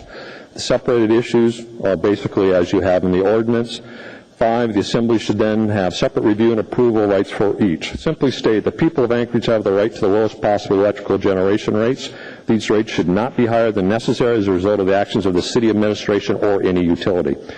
In addition, the people of Anchorage should have the right to vote. Sir? I have 10 seconds. 10 seconds is fine. In addition, the people of Anchorage should have the right to vote and have the decisions followed rather than being forced into a situation by the current administration, the city of Anchorage, and the financial involvement of $370 million. Such additional cost could be as high as a factor of 3, depending on how badly things are handled. Please take a look at such large projects. Most willing to answer your questions. Thank you. Dr. Soker has a question. You've on your handout number 4 and number 5, I have a question on. One is that separate the issues of this ordinance should be turbines. Could you explain why these should be separated? And then under number 5, your third item, such additional costs could be higher by 3. Could you talk about that as well? The issues, there is several. I'm going to quickly state another fact. A project of this entire magnitude could be privatized. This is not unusual, even of this magnitude. It's not common in the state of Alaska. I'm very good, not mentioning a power project. State of Washington has just completed several, in actuality. Very good example also, Tacoma's Narrows Bridge at a price tag of $900 million had to be totally privatized. The current Cook Inlet Bridge, is looking at privatization. Privatization is not an issue, but the legal avenues have to be there. Now, back to breaking it up. There's also, the turbine purchase is not a critical item. It is being reflected that this is critical, you must do it, There are many ways of delaying it, but even currently it's not that critical. I have dealt with Siemens. You often have other clients and whatnot that bow out of an order, etc. You can also buy an advance time schedule for a slight premium. There are many ways. There is not a time-critical decision necessary here. I've looked at the project schedule. So therefore, in the normal process, if it is going to proceed on this basis, would be to go ahead and break it up and do the appropriate reviews. That's what I'm asking you to do. I'm asking that this project be handled in a truly economic, responsible fashion, as most power plants are. Breaking up the participation agreement, the operation and maintenance agreement, the lease agreement, the joint development, etc., all gives you the opportunity to review the approach, etc. Now, your other question was, I'm sorry? Additional cost times 3 and number 5. Additional cost times 3. One of the and I have to be critical here. I have very strong feelings on this point. Public projects, typically, it's a very typical approach to start a public project under false cost estimates, under what I will refer to as misleading statements to the public, and on and on. The greatest example we have in our community as we sit here today is Anchorage International Airport. I'm very familiar with all issues on this project, including bonding and everything else. We had an initial cost of $400 million. The public still hasn't seen the total cost of that project, which is right around $900 million and still outstanding. Economic impacts are still to be felt. Bonding capacity is drained. I can go on and on. Thank you. Thank you very much. Any other questions? Mr. Drummond has a question. Go ahead. Thank you. Thank you for coming, Mr. Swank. Your second page of your document, you have 9 different points. Yes. Number 3, Anchorage would benefit from a more diverse power generation base and peaking capacity. Could you explain how this project does not do that?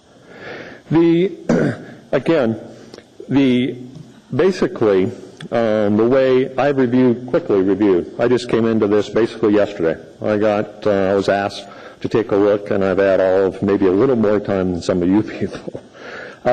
Anyway, the Chugach Electric in the scenario of going forward with this project would shut down some of their units at Beluga. I haven't seen how it's really been defined, what would stay operational, what would become backup, what would not be prime, what would be peak, etc.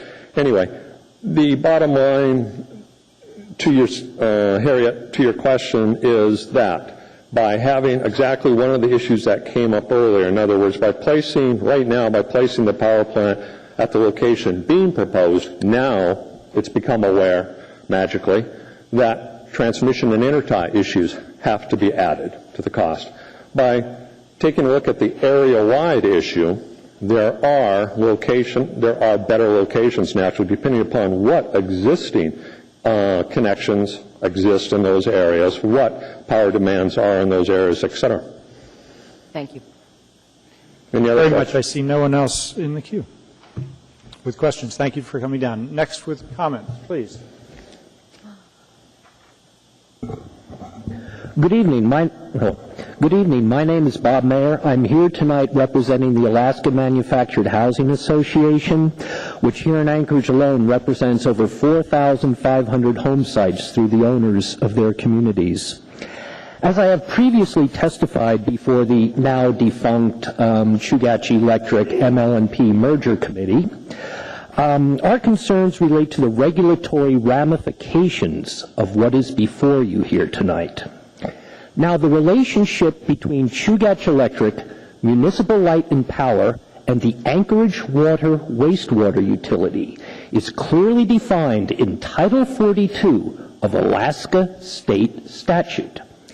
As defined in Title 42, Municipal Light and Power is an economically regulated political subdivision of the state that is in competition. Now, and that competition is Chugach Electric.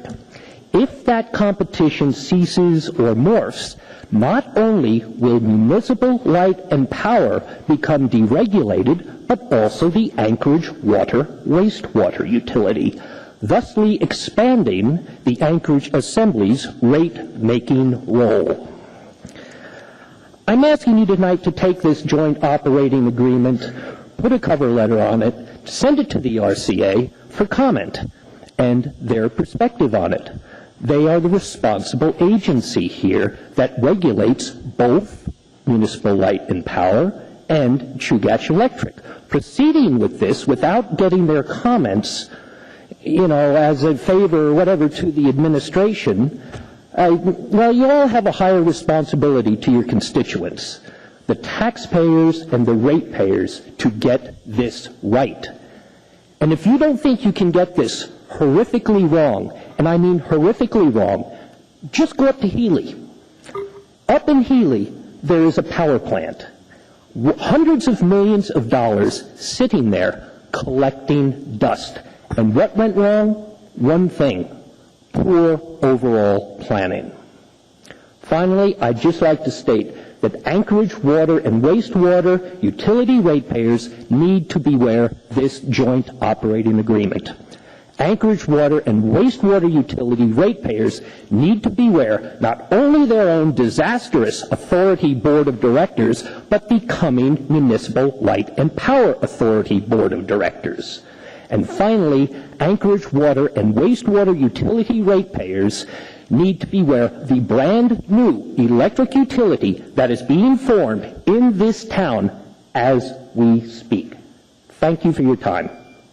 That was perfect. It was excellent timing, and Ms. Osiander has a question. So your testimony is that approval of a go-ahead for building this generation facility will implicitly approve the No, not. This is the first necessary step. I do not believe that this alone will do that.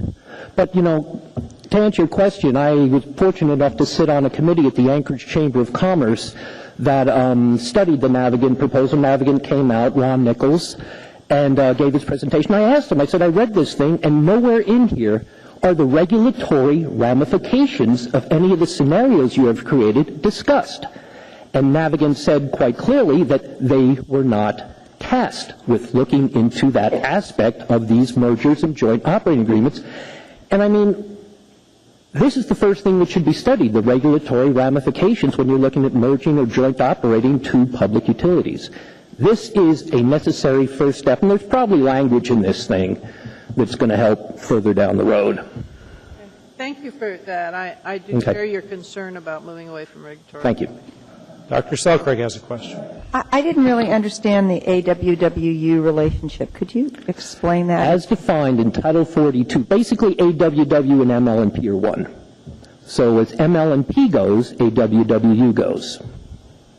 So what we'd be doing is establishing a relationship between AWWU and Chugach Electric? If you change the relationship between Chugach Electric and ML&P, okay, you're also changing the relation. Well, you're basically changing the relationship with AWW along with ML&P.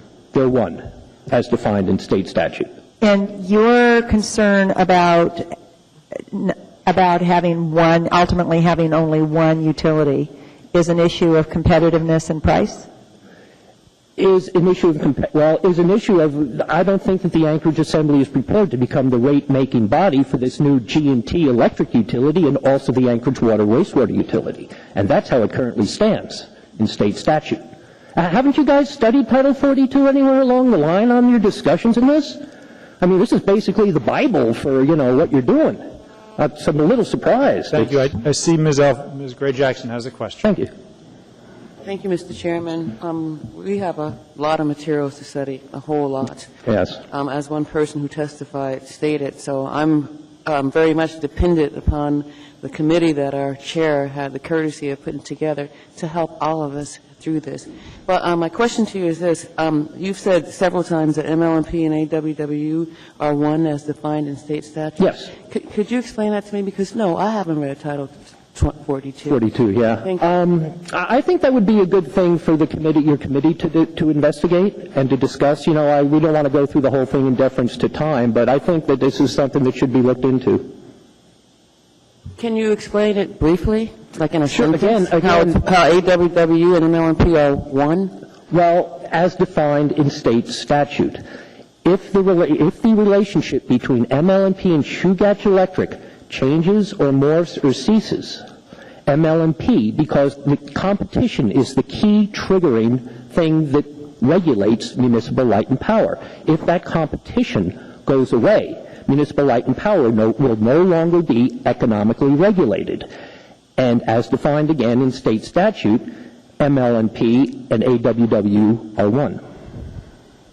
Just the way it sits there. All right. Thank you. Okay. Thanks for your time. Thank you very much.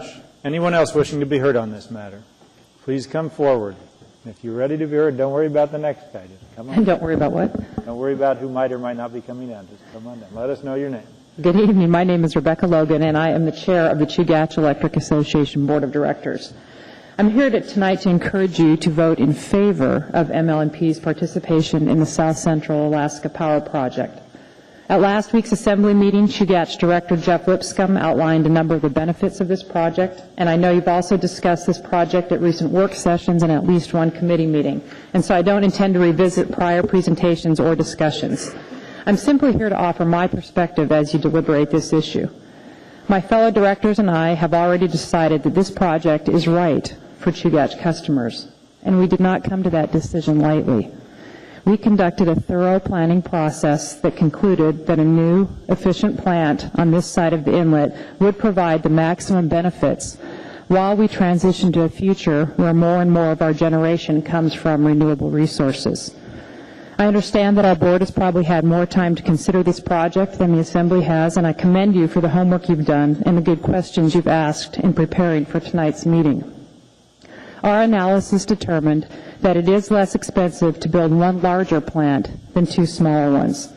This was also cited as an example of significant potential savings from joint operations as identified in the Navigant report.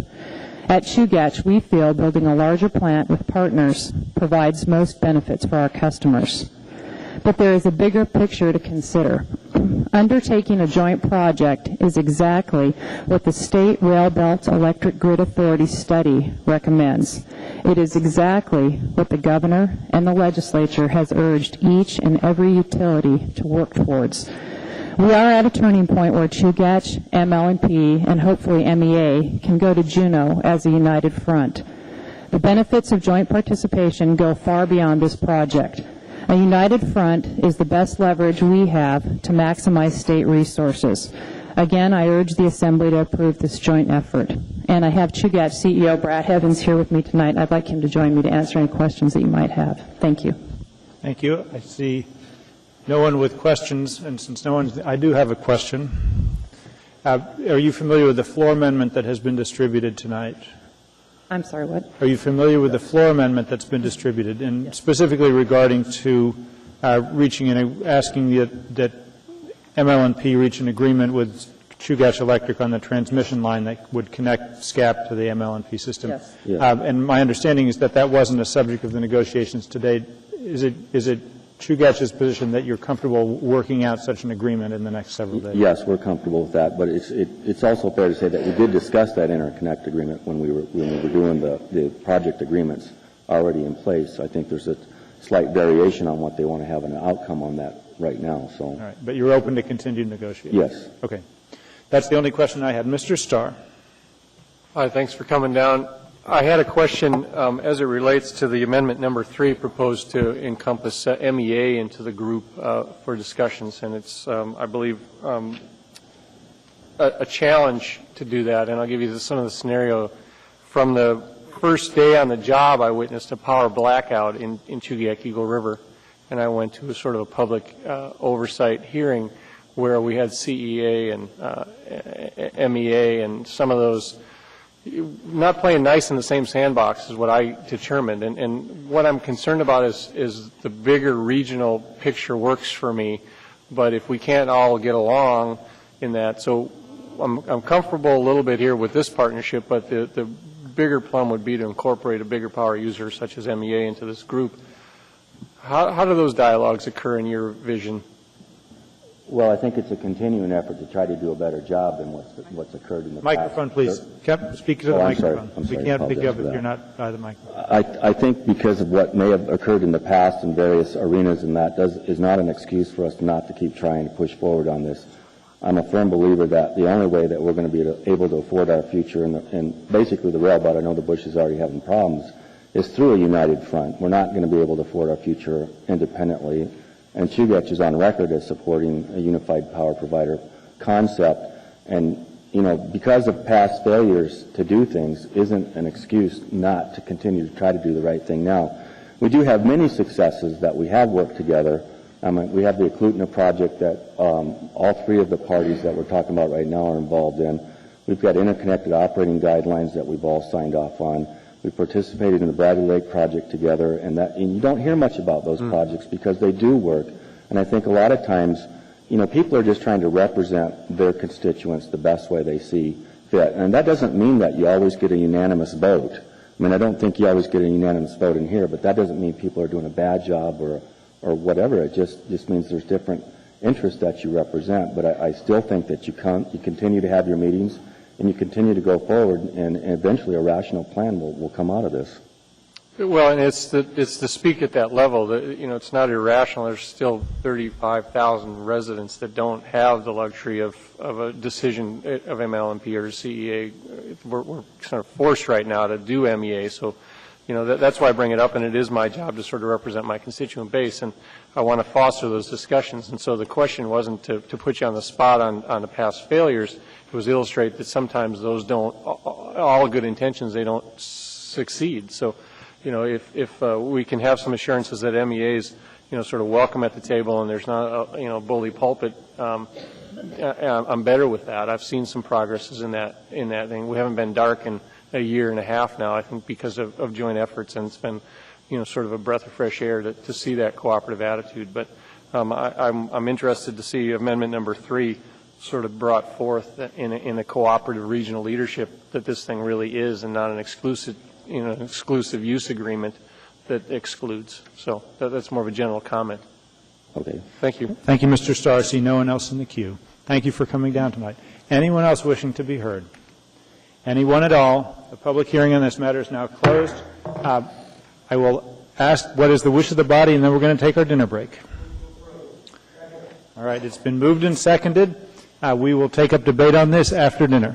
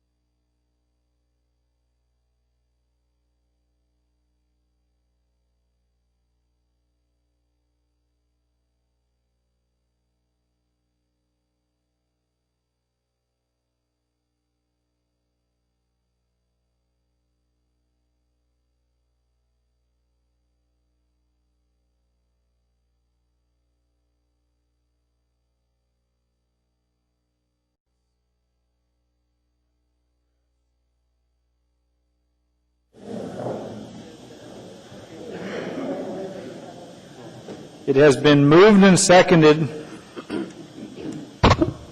by the body to approve AO number 2008-94.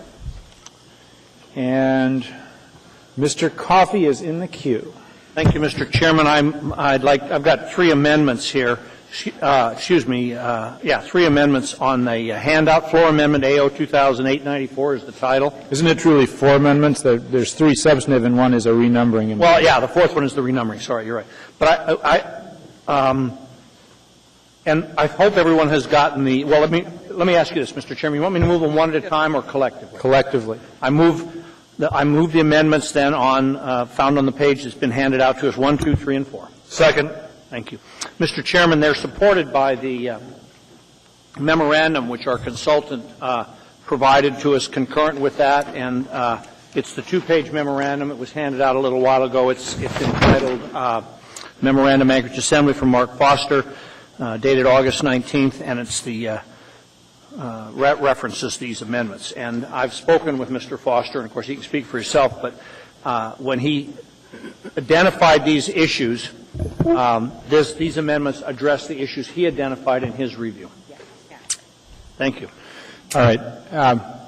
Mr. Flynn is in the queue. Mr. Foster, I know, is here to answer questions both about his report.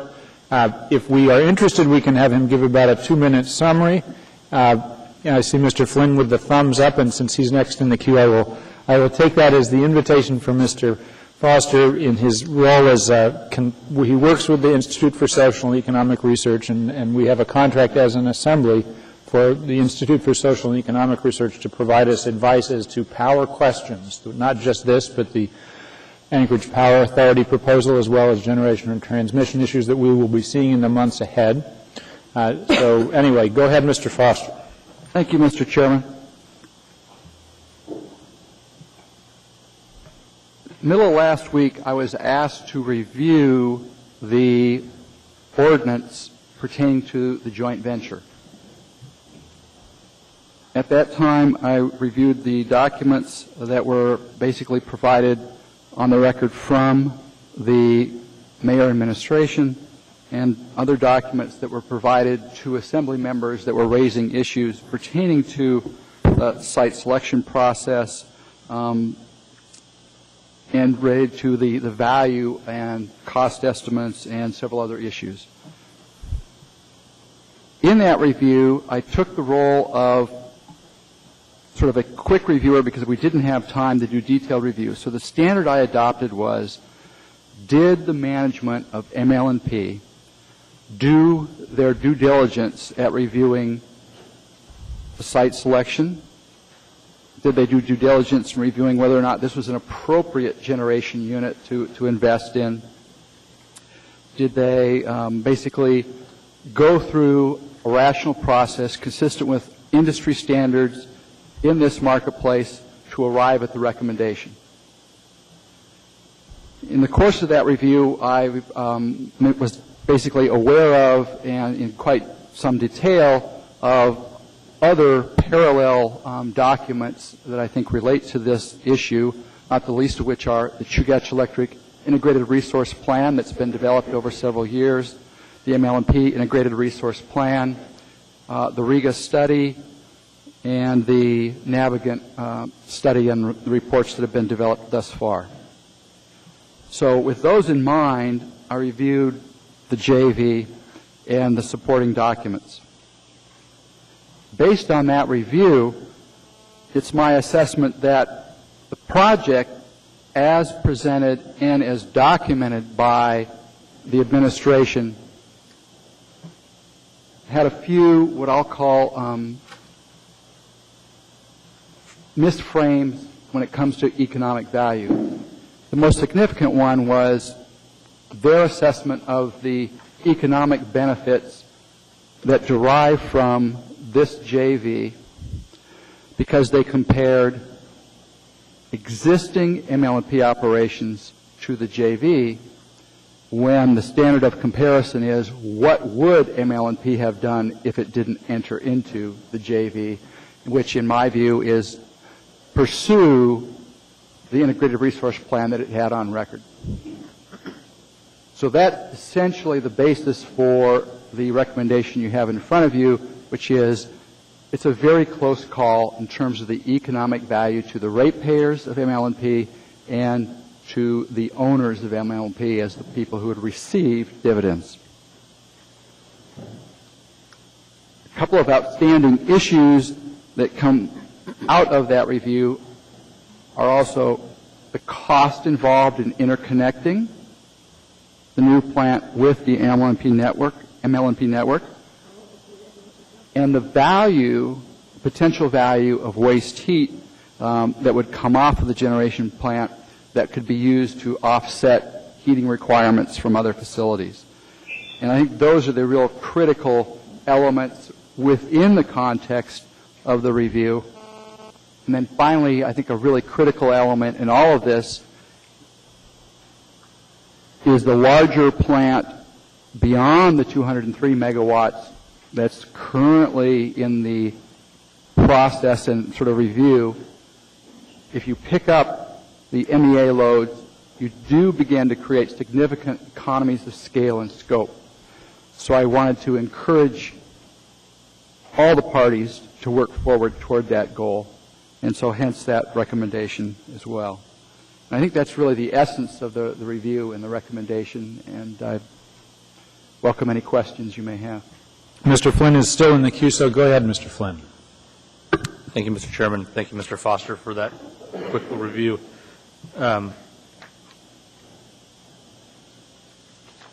One of the factors we are looking at in reviewing this proposal is the greater good of consolidating electrical generation in the rail belt. How would you say this agreement, this proposal, balances the more parochial what's absolutely best for ML&P versus what's best for the rail belt as a whole?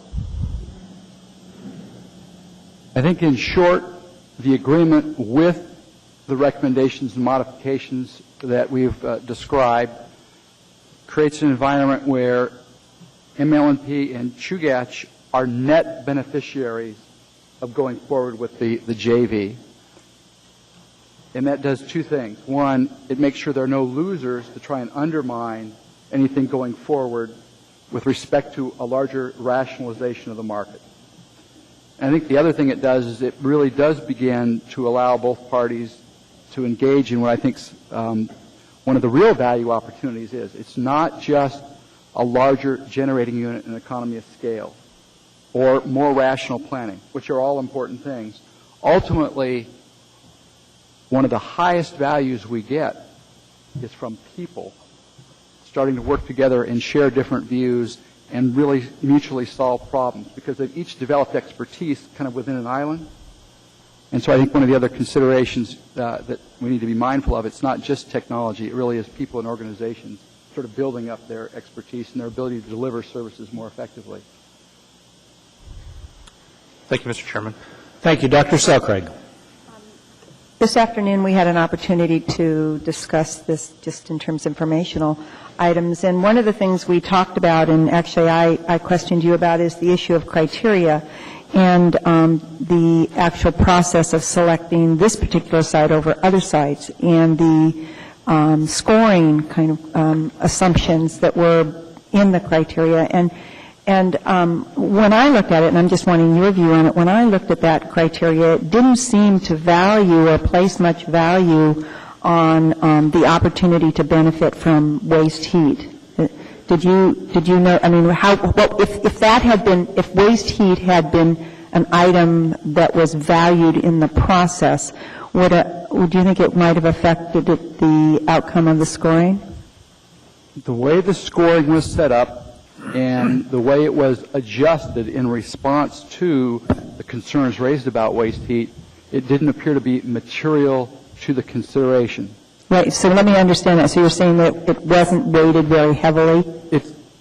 It wasn't weighted very heavily, and so even if you sort of made a different assumption or a significantly different assumption within that weighting category, it wouldn't change the results. Now, having said that, I do concur that a more rational process would have taken account of the value of waste heat, because it is a very valuable product as you look across the cost of energy statewide. They didn't do that. So I think that's a flaw. Now, the question in my mind as I reviewed it was, is that a flaw that makes me say you need to go back and redo the exercise? Looking at Chugach Electric site selection process as discussed in the document that was before you, and in prior, basically industry knowledge about what they've looked at, and looking at ML&P in their site selection process described in the IRP from November 2004, they didn't do the best job at looking for waste heat, but they did an okay job that's consistent with industry standards in the rail belt. Now, that's, I think, really the question that comes up. Is that standard high enough or not? And in my judgment, they met that standard. But different people could have a different judgment about whether that's the appropriate standard. And did the criteria take into consideration site contamination or considerations of potential site contamination? That was included in the criteria that Black & Veatch used to evaluate the different sites. And how did it evaluate those sites in relation to one another? Do you happen to remember? I don't have a detailed memory of it, but it struck me as I reviewed it at the time that there didn't appear to be, based on that evaluation and the comments they received and the responses back, a material issue there that I could glean that would make me think I need to get into this deeper based on the amount of time I had. I'm going to have to just look at my notes for a second.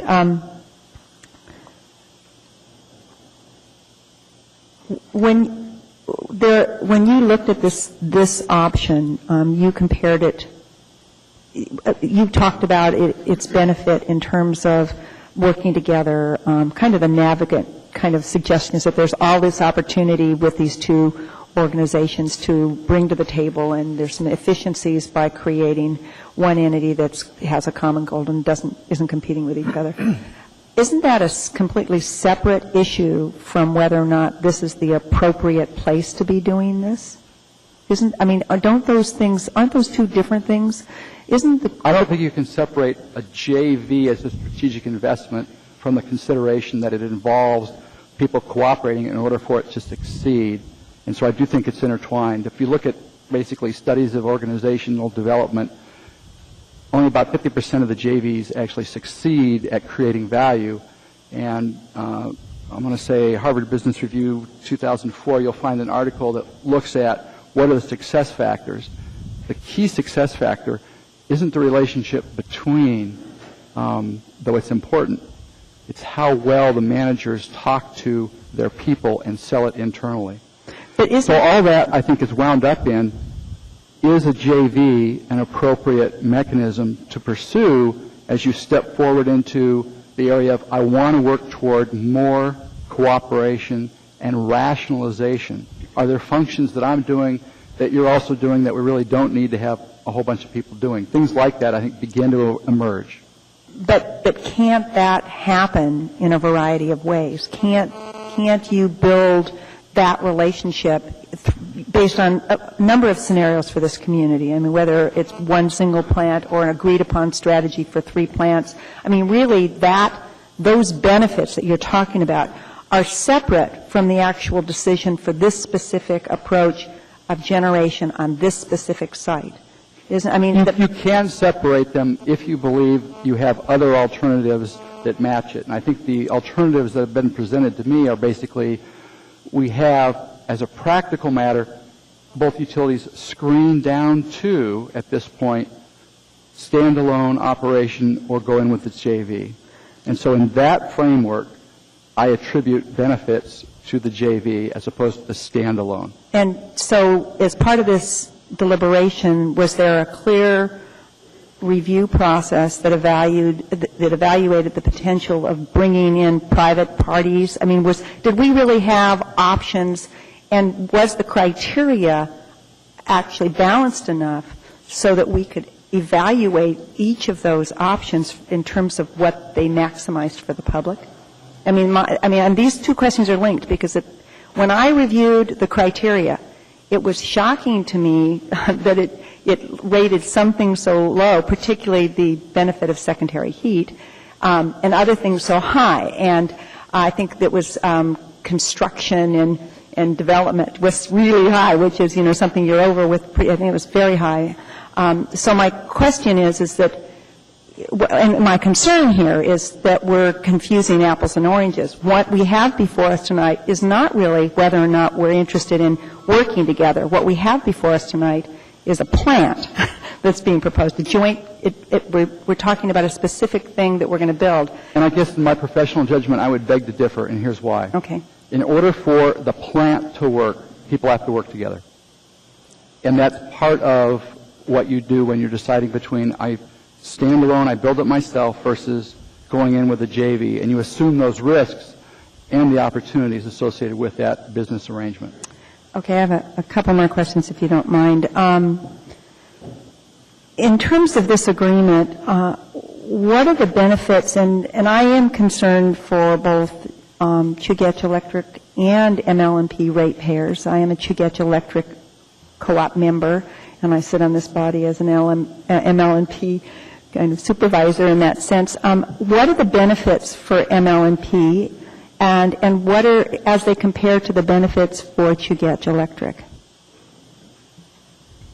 Rough order of magnitude, the benefits for ML&P, I think, primarily relate to the ability to access state capital grants going forward into this next cycle of capital grants in the January through April, May, down at the legislature. And I think that I should have a paragraph there that gets to that. You've got closer working relationships where you're going to create value for both organizations, and the other big value is you've got a common unified front going down. I do concur with Ms. Logan's comments. That's a very critical strategic consideration with respect to this. Does ML&P, is it important to ML&P's financial health to pursue this? I think the financial health of ML&P right now is healthy, so the incremental benefits go to basically the larger grid. So the incremental benefits to ML&P might be modest compared to the overall rail belt and the other members in the rail belt utility business. So there's probably a greater benefit to Chugach Electric in this. It's probably more important to them in terms of its long-term strategies and health than it is ML&P's. Is that? And others in the Golden Valley, MEA, HEA, City of Seward, I'd say all of those also stand to benefit. To the extent they join in, I think they're better positioned. And then how does this agreement affect the capacity for the plant that we heard about earlier that serves the railroad? What happens to that plant's potential in this, or actually any private plant that would like to come on board or be part of the solution? How will it affect those plants?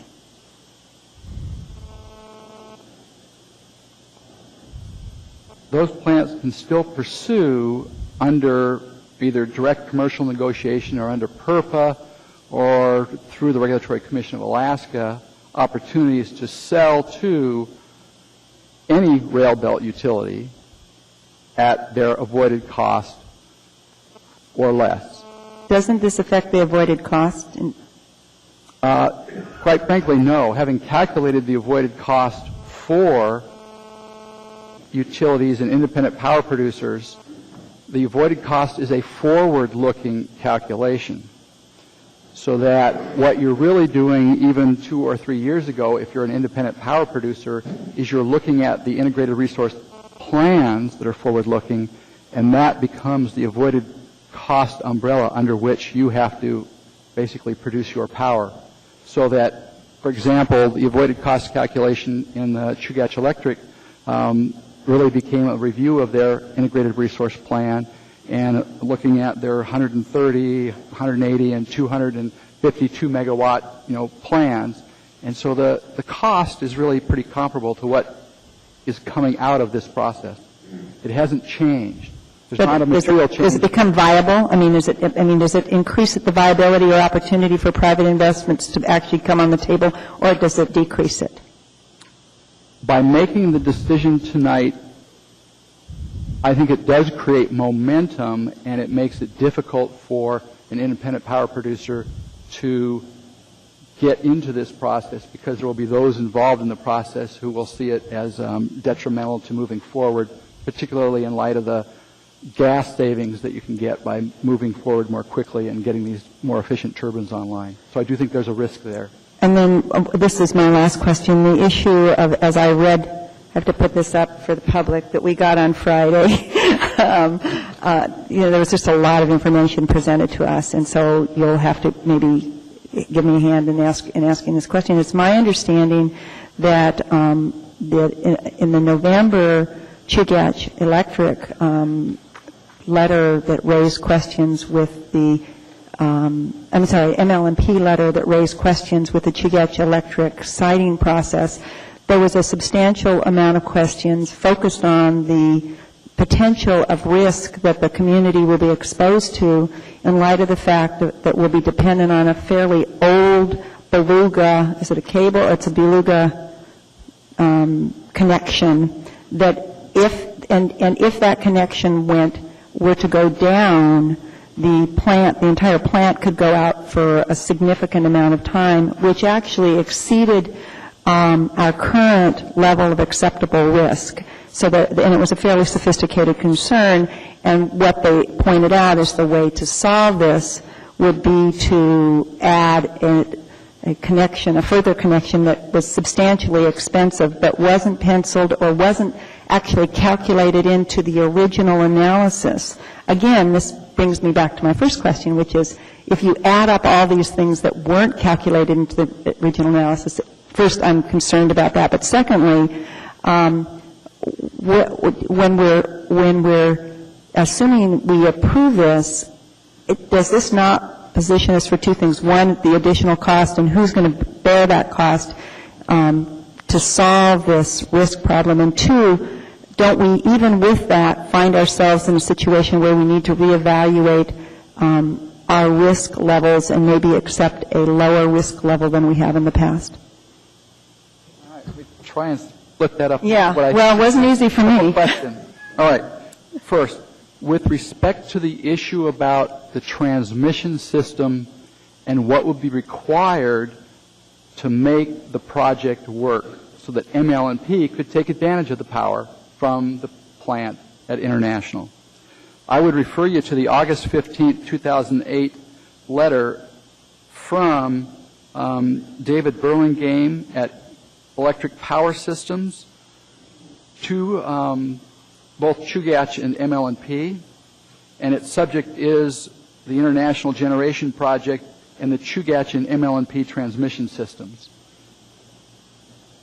They've done additional studies of basically transmission flow studies subsequent to the exchange of information embodied in the appendices to the siting study. When did we get that? Was I that don't know if you've received it or not. I've had an opportunity to maybe review in the it. pile. Yeah. Yeah. I believe it came by email. Okay. Oh, okay. Right. I've looked at it. Mm-hmm. Yeah.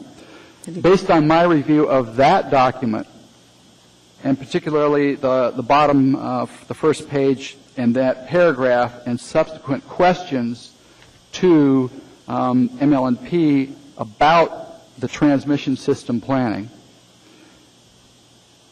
it appears to me that the intertie referenced here, which is the one being recommended. The intertie, but is this in relation to the Beluga issue?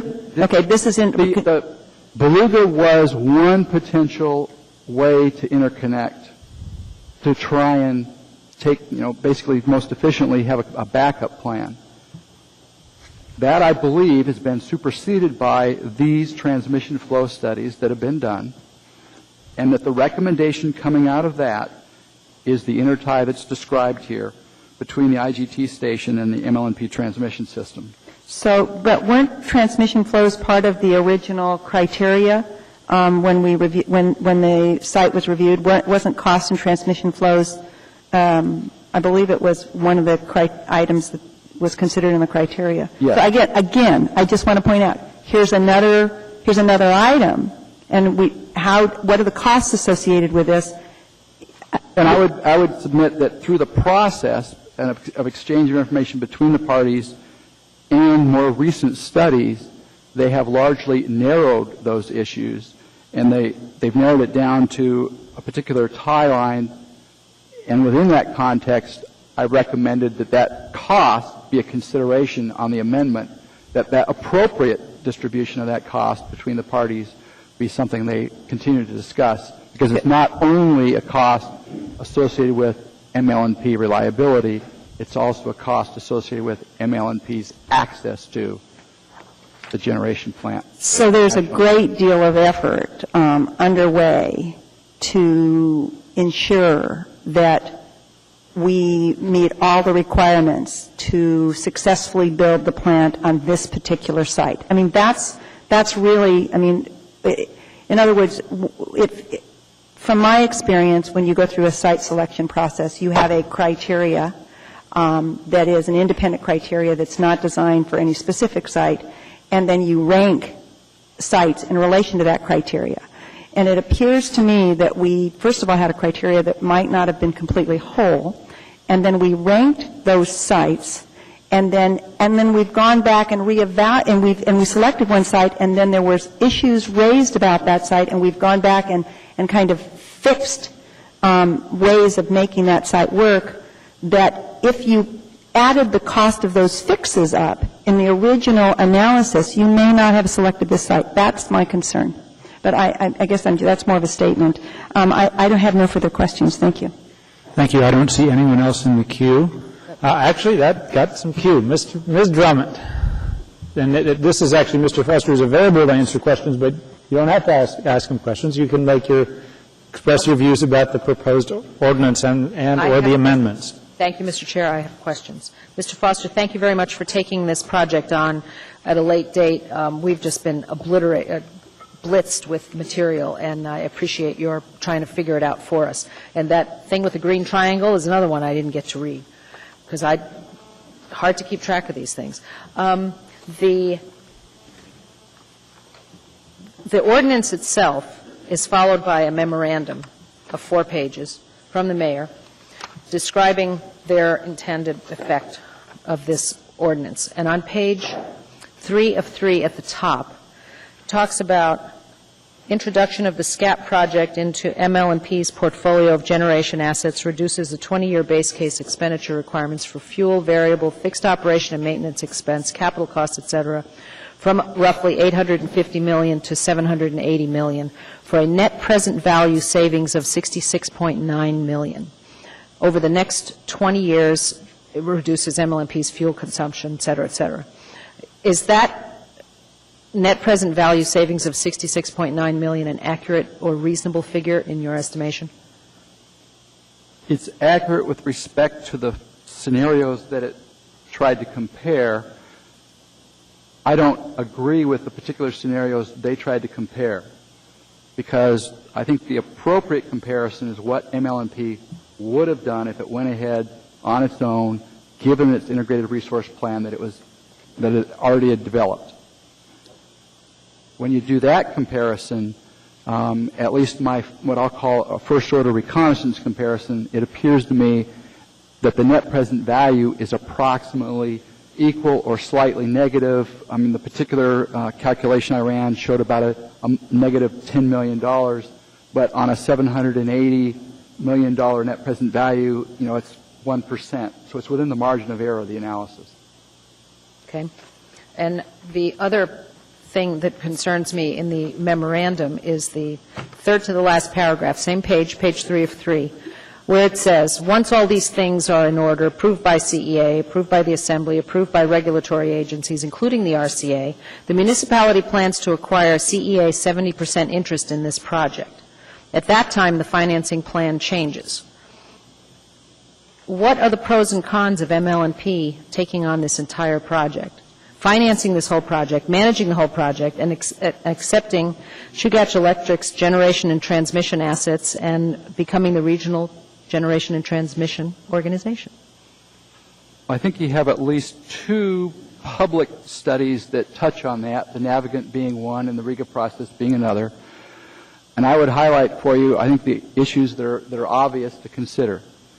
ML&P and the municipality of Anchorage has a number of key assets that it needs to evaluate how best to achieve value, whether that's through any particular acquisition, whether it's a Chugach Electric acquisition or some other partnership or other G&T arrangement, I think is still an outstanding question, both in the various public processes that are trying to describe it and within each utility who has taken their cut at what should we do. The key issues that you need to evaluate are what's the long-term value of the Beluga gas asset, and who benefits from that and how, who benefits from what I'll call the strong balance sheet of ML&P. If you total up, as I did for ANGDA, the total capacity of the rail belt utilities to enter into gas contracts or gas transmission requests in an open season for a gas pipeline, you'll find ML&P is basically the strongest utility by far in terms of the financial balance sheet and its ability to enter into arrangements that require financing. I think those are some key considerations that you'd want to think about. How does MEA figure into that picture if MEA was to come into this JV?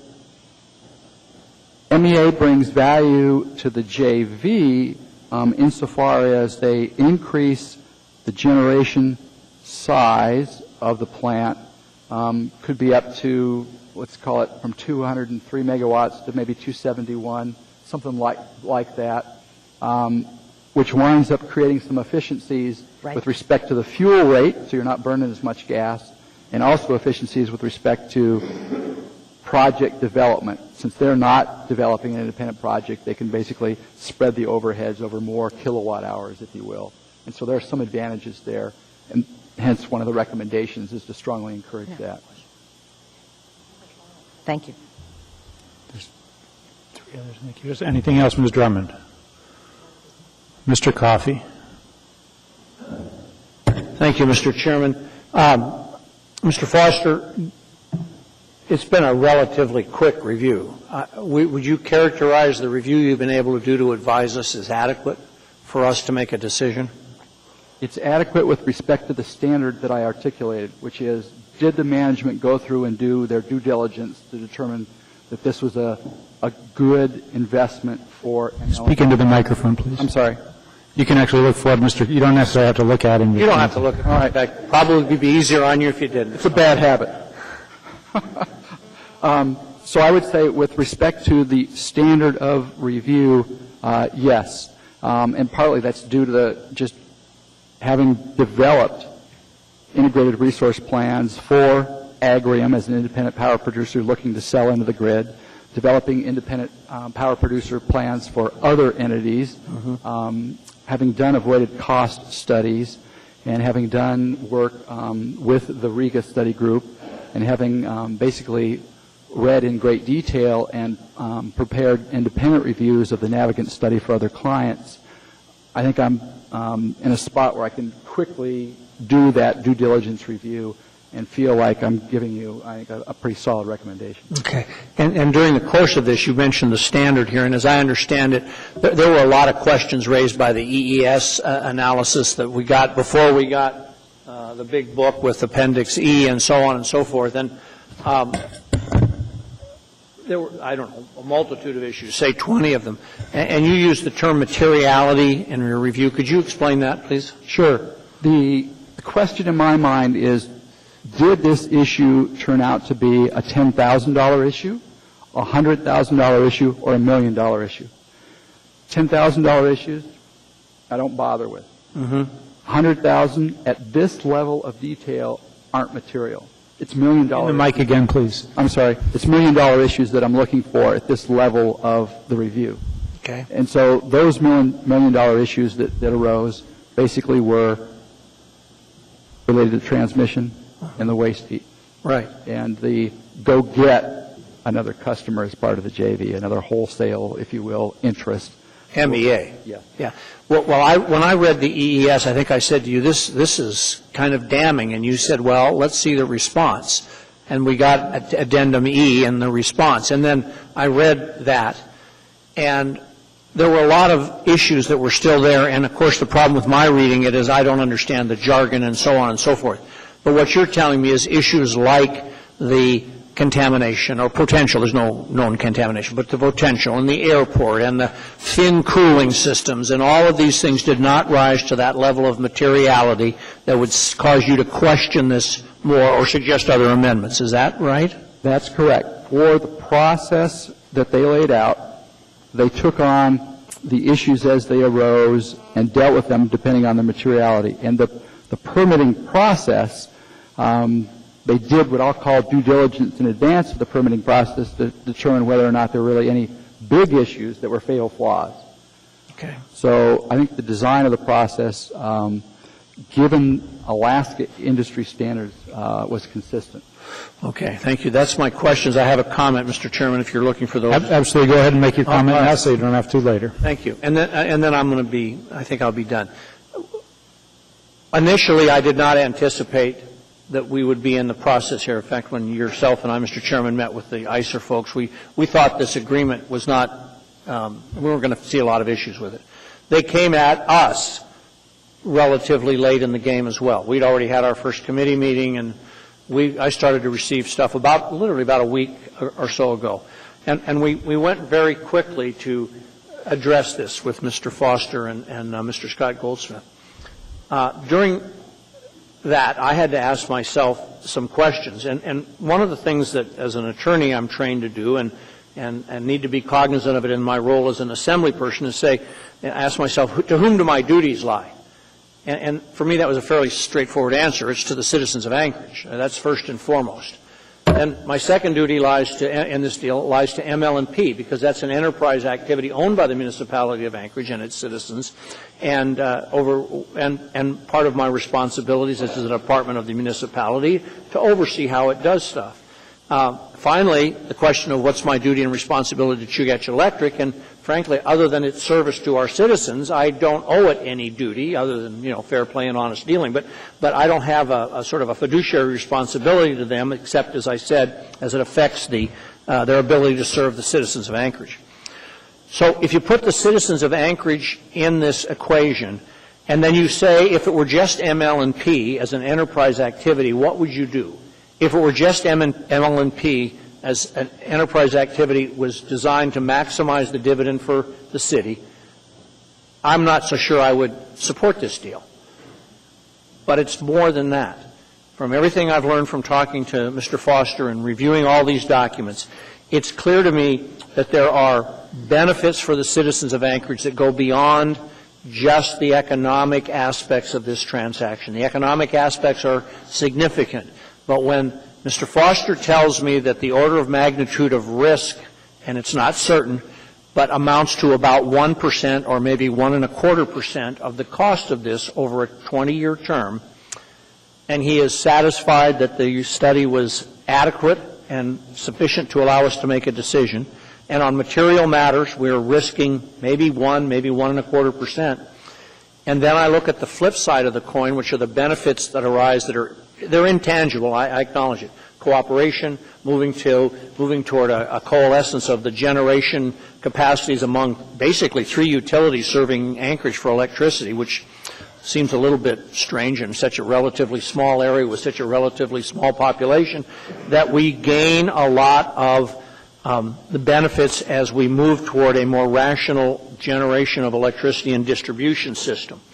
I'm very pleased that sort of the utility wars, which remind me of the old phone wars, they've come together with a recognition that we're all better served by working together.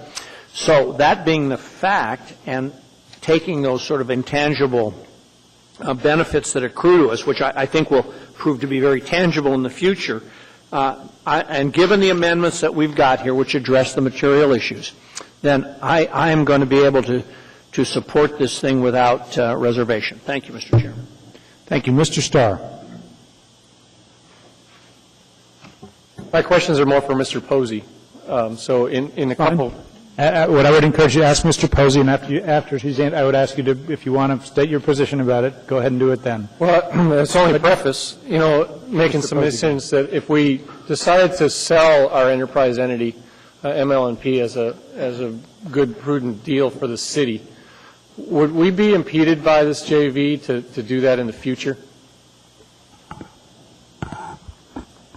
Through the chair, Mr. Starr, those that have looked at doing a private buyout, looking around the edges over the last 5 or 6 years, given what they were looking at and how they were going to do it, and the impediments that they saw that may give them pause, no. I think if they're still interested, and there's still a lot of money out there, international money, this deal would not prevent them from coming in and making an offer.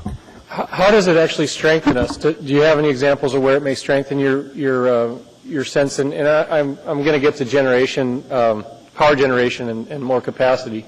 But in the relationships with the others that they're intangible, does it actually have any sort of tangible benefits to somebody that may be looking at us to buy us out?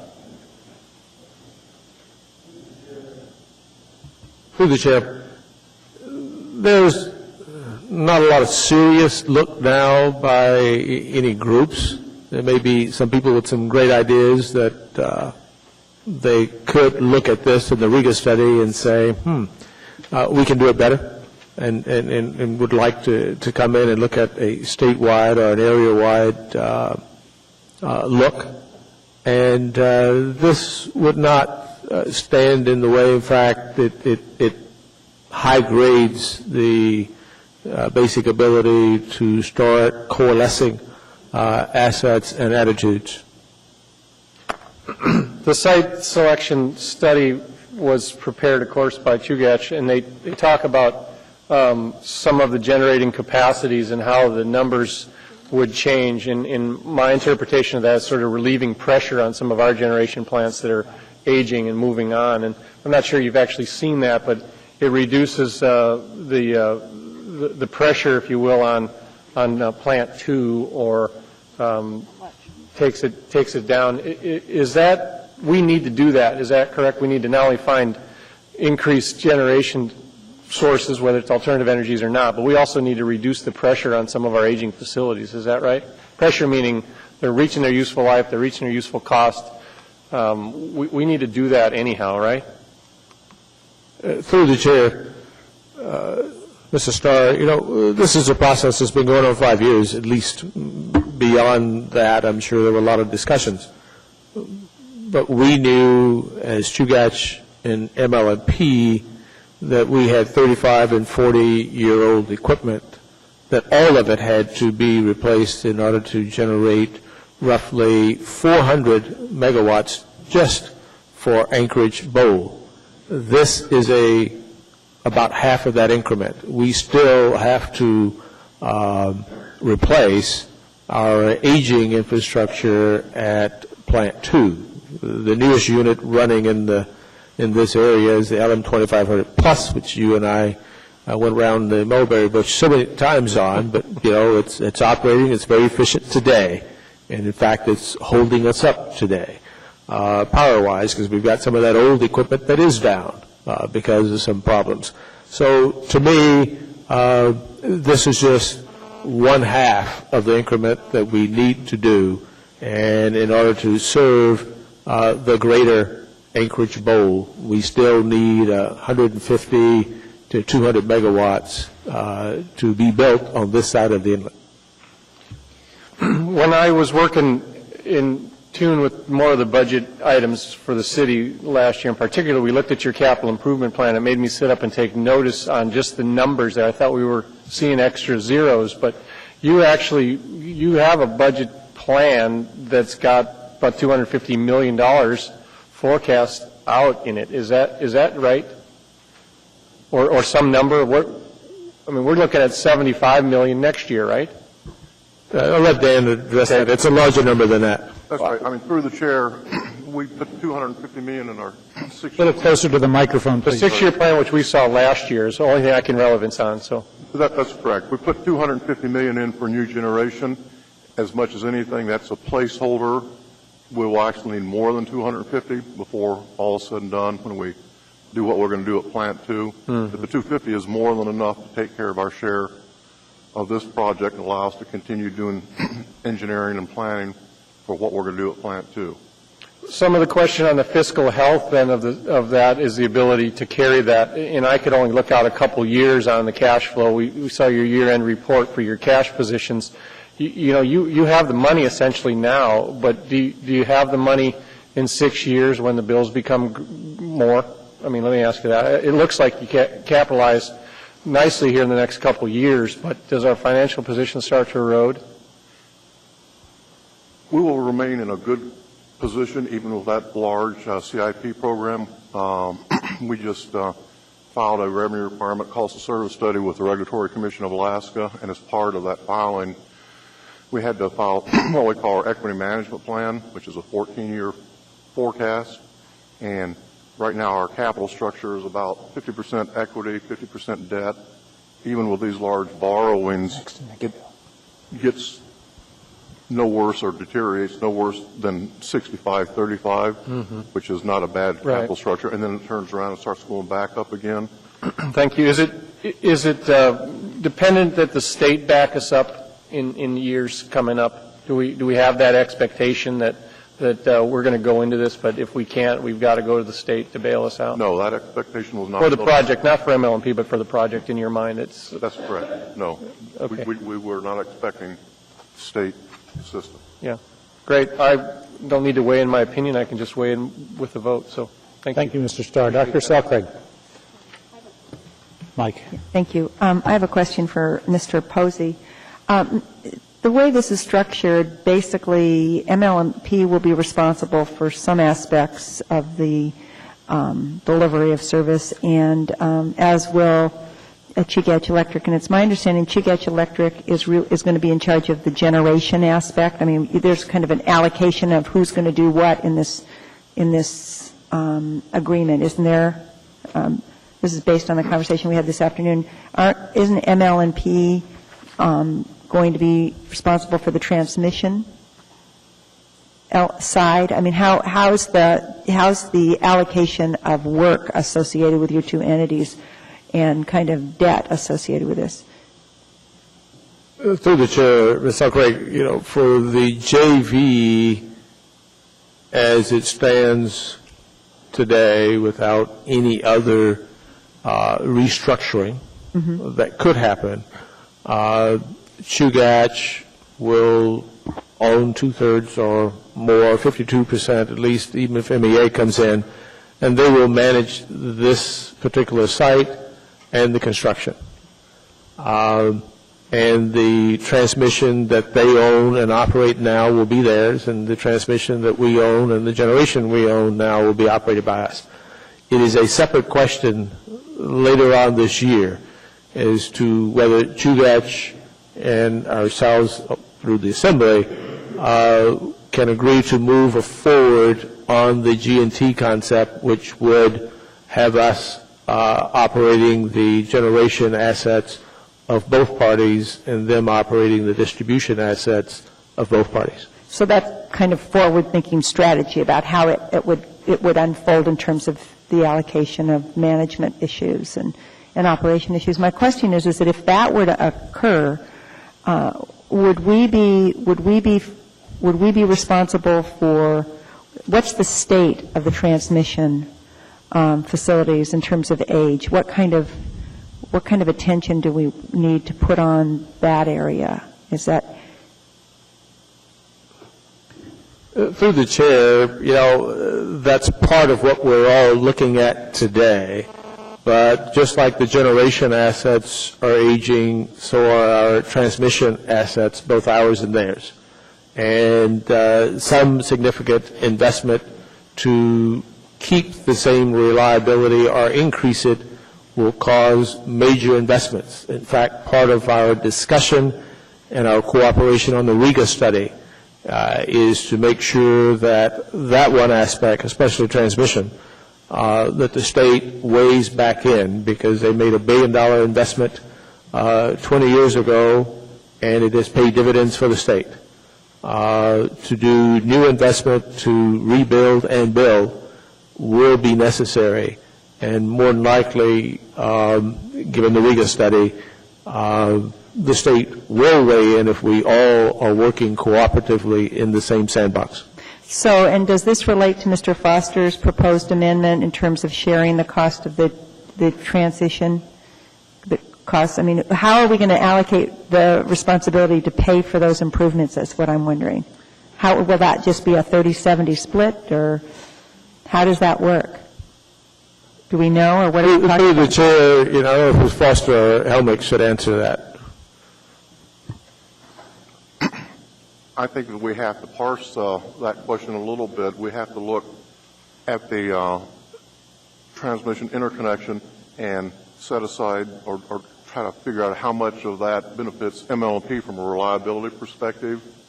And once we do that, then we'll decide whether it's a 70-30 split or 60-40 or something along those lines. Because this is so complicated, I'm just going to – so does the reliability link back to that issue of kind of a backup system, or what is the reliability is linked to what? Does that link back to the kind of making sure that we have redundant systems so that if there's a shutdown, we don't completely? That's correct. Both that side of the question, plus we think that it also adds a little bit of reliability to ML&P's other transmission assets or system. Okay. Thank you. I have one more question for Mr. Foster. And that was in response to Mr. Coffey's questioning about the time that you had and the constraints of your study, and your quite elegant and good answer for the time you had. But my question is that if you had more time, what other items do you think would be important for us to consider regarding this particular topic and this decision tonight? How much more time? Well, let's say you had a 6-week period to analyze this whole deal rather than a 3-day period. I'm sure I could bill you for a lot of time in 6 weeks to dig into these issues. Now, the material question really is, as the clock ticks, what am I giving up just with delay versus what additional information might I find? Or is important. I'm asking you, yeah. I mean, I assume. I'm just sort of working through, the consideration from my perspective. It's possible I could find some other material issue in there. It's not likely, but it's possible. Partly because a whole lot of people have been working on this and looking at it for years now. And most of the issues and have been not only vetted, but a lot of the sort of arguments have been vetted, many of which you've seen rise to the surface here, most of which have been dealt with through the process of design and basically narrowing the options. Are there still some, areas where if you had to do it again, you'd do better? Yes. Waste heat, certainly one of them. It's a tremendous value. How do you capitalize on that? And did you look carefully all around the bowl at places where you might be able to acquire a site that's slightly more efficient? It's possible they could have done that more rigorously than they did. And if 6 weeks I spent my time sort of sorting through that, I might find, something else, but it's not likely in my mind. The additional time I don't think is going to get me anything material that I would add to this process, because I do think you've got a lot of people who are already on it.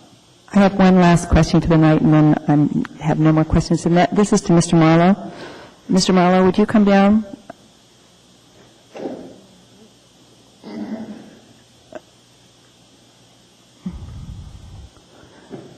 One of the items that Mr. Foster just pointed out that we might have more information about, should there be more time to consider this item, was waste heat. And it's certainly something that I looked at in terms of the criteria. I was concerned that it wasn't valued very highly in the criteria for the actual site selections. Could you just take a moment and share with the Assembly what waste heat is and what the value is of waste heat, short-term and long-term, in terms of power generation?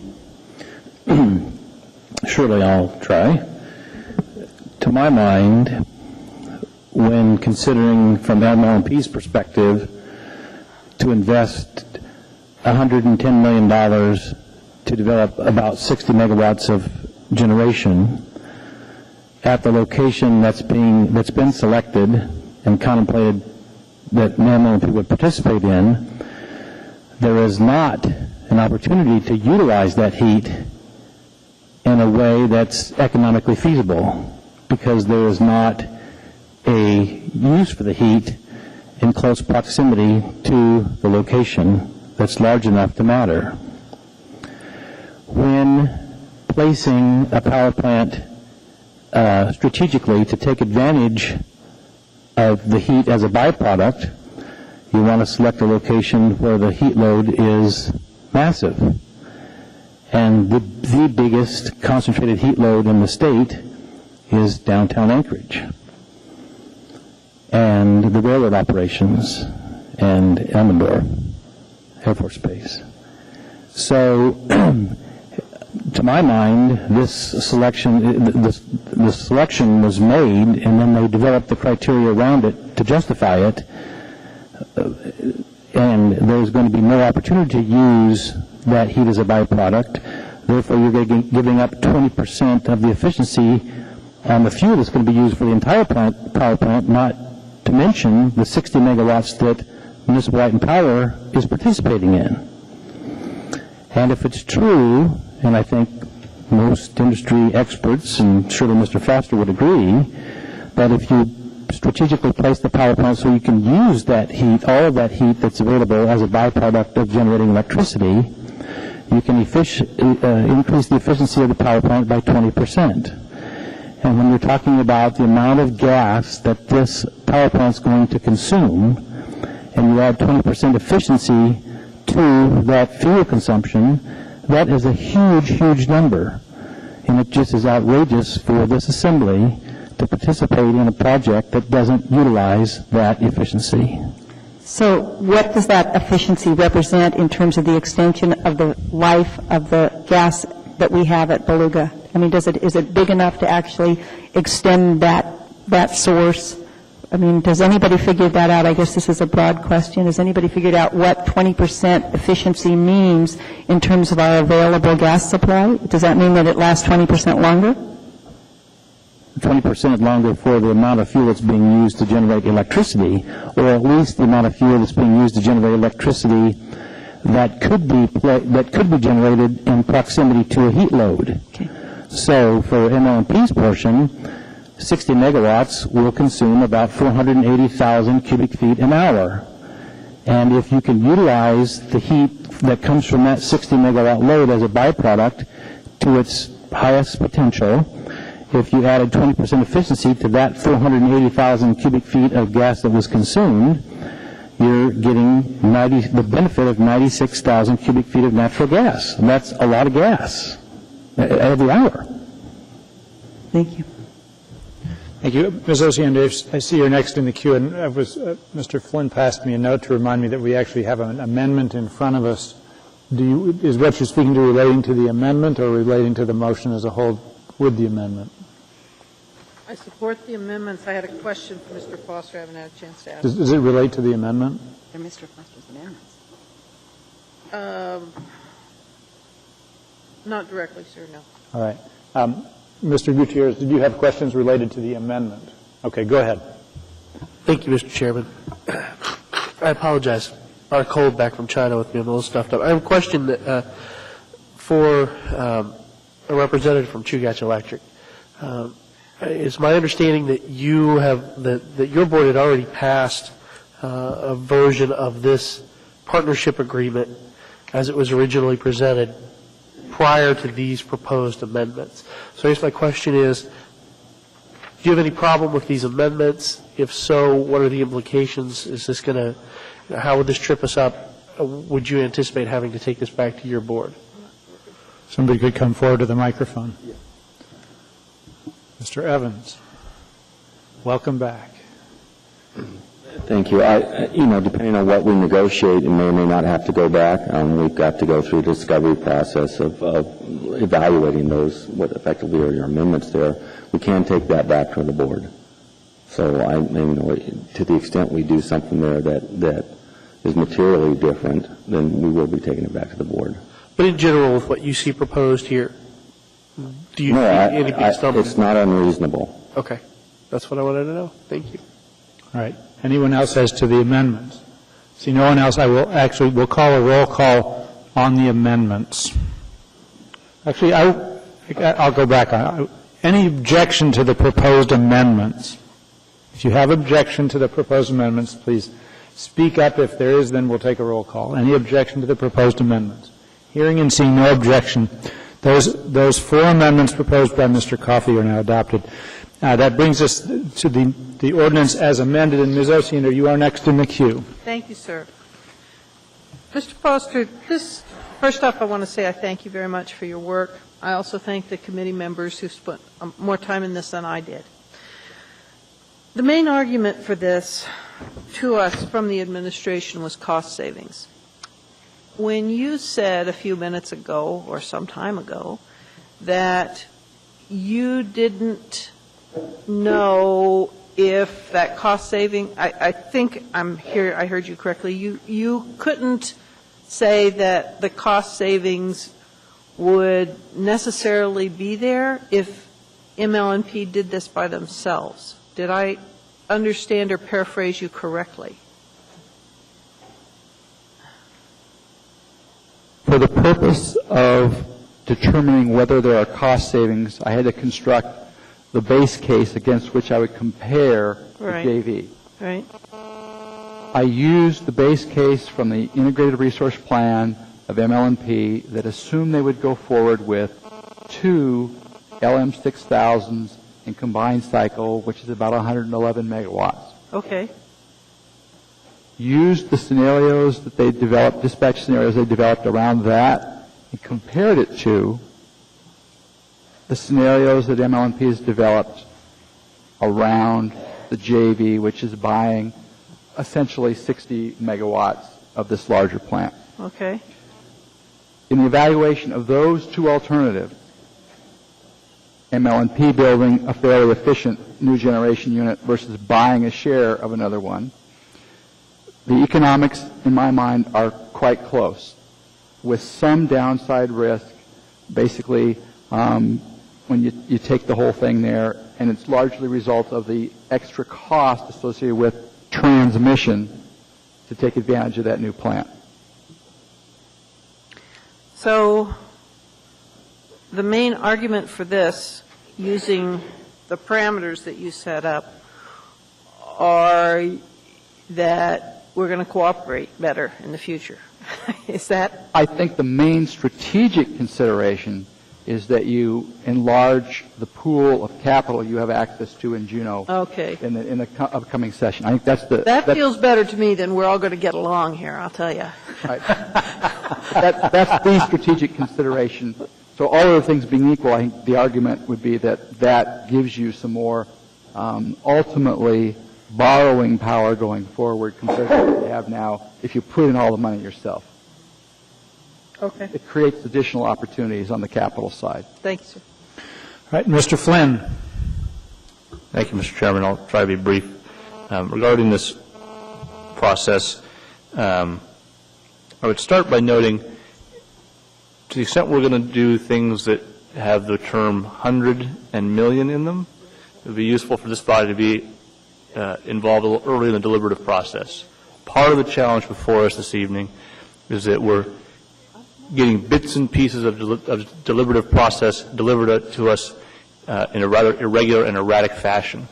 That said, I spent a lot of time reading a lot of material, asking a lot of questions, and the challenge of the decision is, do I focus on the parochial interests of ML&P as the supervisory body for ML&P and as somebody who represents nothing but ML&P ratepayers, Or do I look at that greater good of consolidating generation?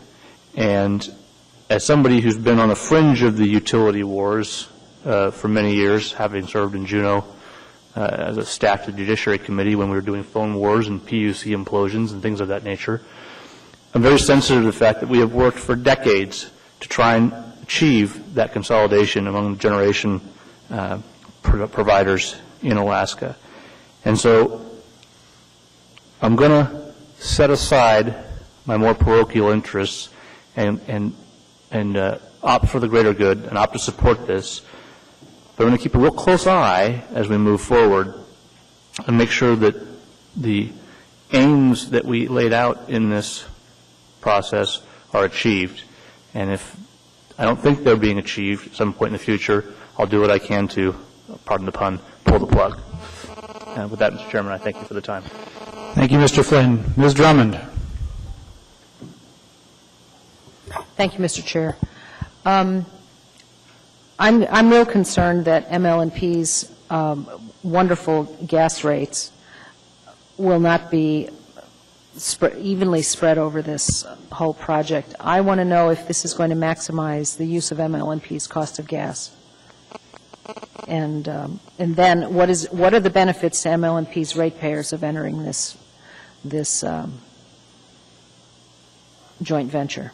I've heard Mr. Posey refer to the ratepayers of ML&P have a different are of a different economic level than the ratepayers of Chugach Electric, and I want to make sure that those people are going to continue to benefit from your excellent rates.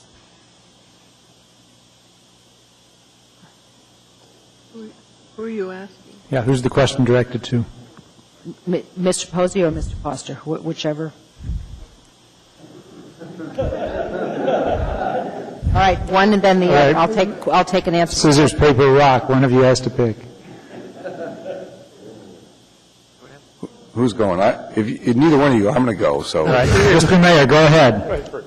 I think your concern, Ms. Drummond, about ensuring that the ratepayers of MLP over the term of this long-term investment maintains, I think, the answer is yes. I mean, I think the number, Mr. Foster, you can correct me here, the 1% number is within the margin. And I think the benefit of the gas will continue to be a benefit of MLP ratepayers. But at the end of the day, an MLP ratepayer tomorrow could be a Chugach ratepayer.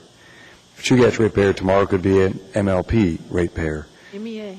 And MEA. Thank you. And all of us, when we're downtown doing business at City Hall, you're all a MLP ratepayer when you're sitting in there or in here.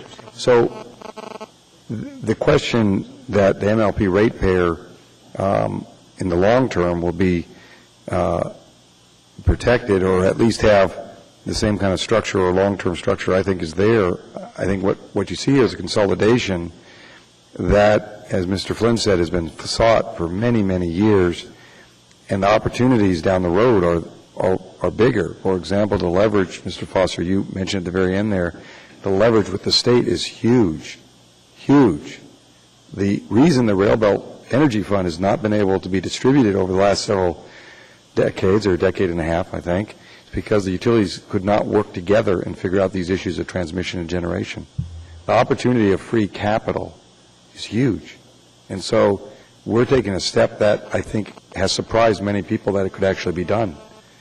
And just the fact that we even have the word MEA talked about in this room with CEA and MLP in here is another huge step. So the opportunity is huge for the MLP ratepayers down the road of capital that we do not have today, and Chugach capital they do not have today.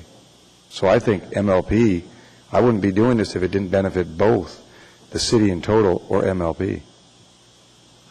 Ms. Drummond, on the question of the gas, I think it's safe to say that there could be no action that would allow that gas to be used for anyone other than ML&P ratepayers without the active participation of a lot of different entities. That would include the RCA and definitely this assembly as well.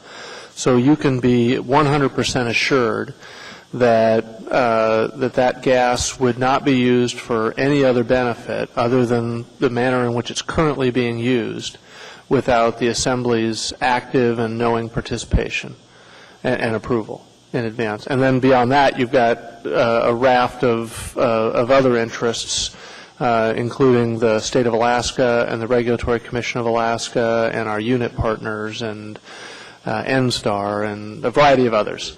So that would be a full-blown community conversation, and it may or may not ever happen.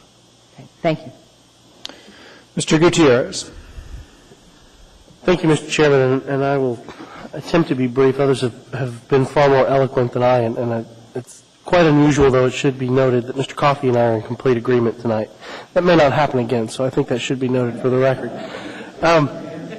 As I look at this issue, politics is often a zero-sum game. There's a winner, there's a loser, and there's nothing in between. And it's not often that you get to have more than one party come out on the winning side. In my district, the vast majority of my constituents are CEA ratepayers. However, there's a good chunk of us that are, and myself included, MLNP ratepayers, and are very fortunate in that regard as well.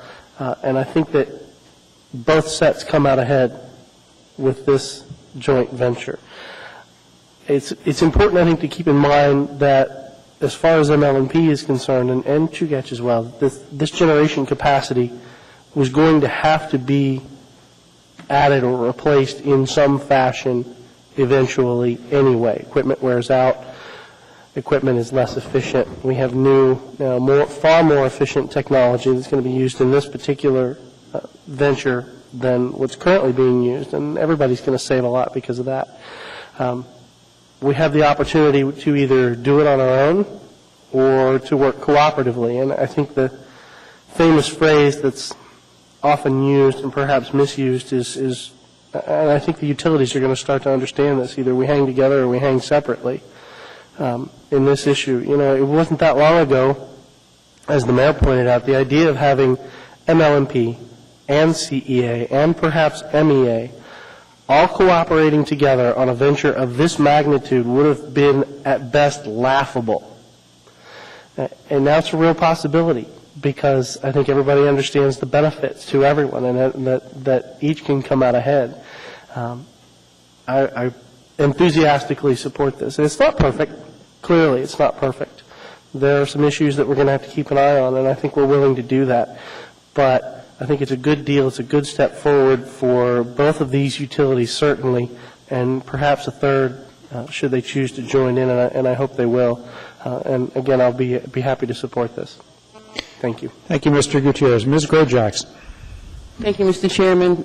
Well, I spent 2 years working with Municipal Light and Power, and I heard a lot about joint generation, but I want everybody here to know that I had absolutely no idea that it was this complex, and it has been. I want the public to know that I read all of your emails, and I read a lot of the materials that were given to us, but I just simply didn't have time to read everything. I just didn't. I tried real hard, though, and I'm saying that to say how grateful I am to Mr. Coffey and his committee for doing their homework, and as he said he was going to read all the materials this weekend, and it sounds like he did, and he was able to come forward with some amendments that I thought were really good, and that's why I voted for them. And I also want to thank Mr. Foster for the work that he did. And one of the things that helped me when Ms. Selcraig asked Mr. Foster if he had more time, would he have anything else to basically report to us, and what he said was that it's not likely that he would find anything material to bring to us. I think that this is a good thing. I feel very comfortable voting yes on this because it is a good thing. Thank you. Dr. Selcraig. I guess I want to make a point that I, too, am committed to the community as a whole, and I don't perceive being against this as a parochial position. I am very impressed and pleased that the mayor has had the capacity and the skill to bring together the parties that need to be brought together to solve our energy problems for the community. And when I initially saw this deal, I was very excited. I'm happy at the idea that we're talking to each other and making a commitment to work together over the long haul, to be one kind of agreed upon, committed community to solve the problem. My problem with the proposal this evening is that I don't think that it's a modern proposal. I don't think it's a proposal for the future. I think it's a proposal based on technologies and approaches that have been really appropriate when there was a lot of cheap gas and when we didn't have to worry about whether or not it was important to get a 20% increase on what we invest. And I really believe that this proposal is designed to give Chugach Electric kind of a hand. I think that they are not as in a strong financial position, and we are. And you know, actually, if we were talking about is it worthwhile to do that, I think it is worthwhile to give Chugach Electric a hand. But what I don't want to see us do is build a system that isn't designed for the future. And systems designed for the future are systems that are located close to where the service areas are, so you can capture excess heat, and so you have those efficiencies. That is the future. What we're doing tonight is spending $100 million on an approach that was appropriate to approve in 1970, but not today. So I'm extremely happy that we're able to talk to each other.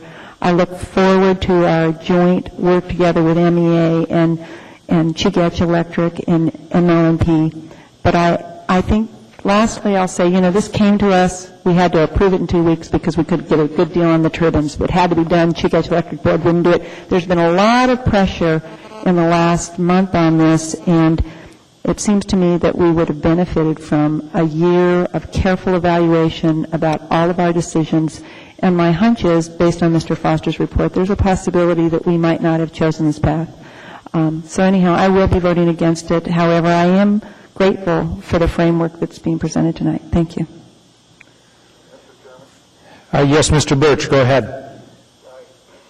Been listening to the debate, and actually I've waded through most of the 237-page draft in the Alaska Rail Belt Grid Authority proposal.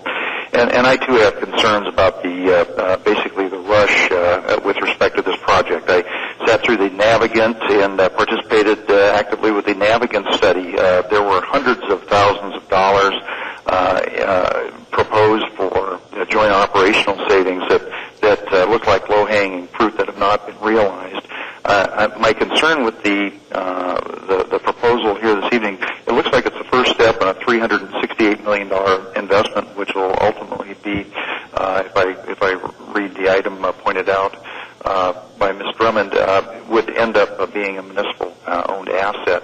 I think we really need to be competing these type of dollars. When we have this type of investment in this community, I think we need to have competition in there, and I think we need to, not be rushing to judgment here with respect to the timing of a turbine purchase. I think that there's just too much at stake.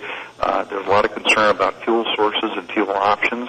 And I think the competitive forces out there in the market would serve well to sort through those as well. So I will not be supporting this. I think it's certainly a step in the right direction from the standpoint of having the utilities work collaboratively together, but my preference would be to see that integrated with the Rail Belt electrical study that's in draft form, extensive and comprehensive, and I think it was supposed to be completed, if I understand it, here in the next month. So I for one, would prefer a postponement to approving this evening. Thank you. Thank you, Mr. Birch. I see no one else in the queue, and as is my custom on major decisions, I'll articulate the reasons why I'm voting, or how I'm voting and why. I'm supporting this. I'm supporting this because I believe, as essentially the board of directors of MLNP, we actually have more responsibilities than just to MLNP. We have the responsibilities to MLNP, but we also have the responsibilities to all the citizens of Anchorage. And I think we have to look at that in the context of our state.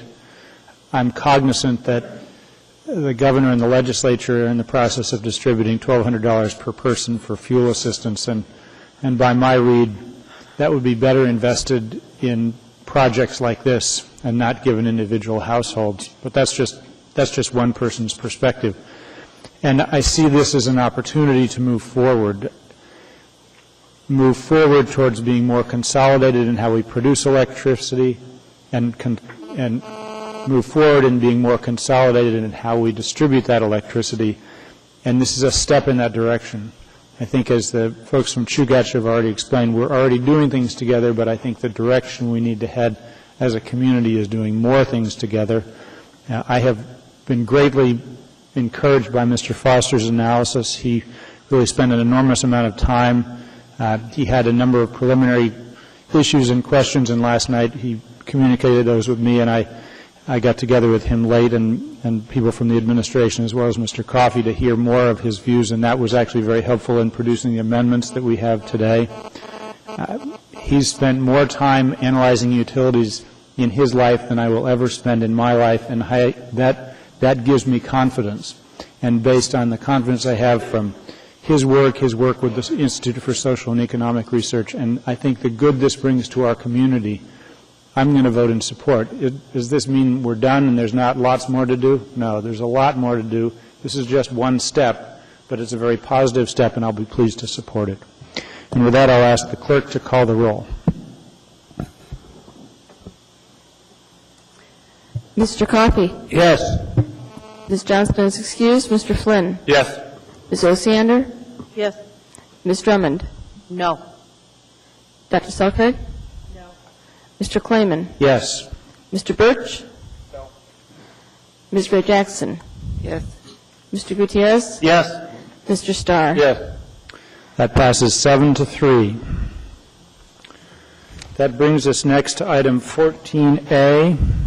Actually, before we take up 14A, Mr. Coffey, did you have a motion with regard to item 2008-15S2? Move to reconsider. I get a second. I'll tell you why. Is there a second? Thank you. Thank you, Mr. Flynn. Go ahead, Mr. Coffey. Well, at the end of the discussion, I asked staff at the planning department if they thought there was a risk associated with process if we didn't clarify it in the ordinance. They said they did not think so. The Department of Law had dropped its pencil at the time of that question and did not speak up, but they did subsequently. And they said safety and clarity and security of this process would be better served if we were to add some language that would fix and make it clear where you go after we pass 2008-15. So if we reconsider, I will have an amendment that I hope there's enough copies here. I believe that's been distributed. Everybody should Okay, have good. one.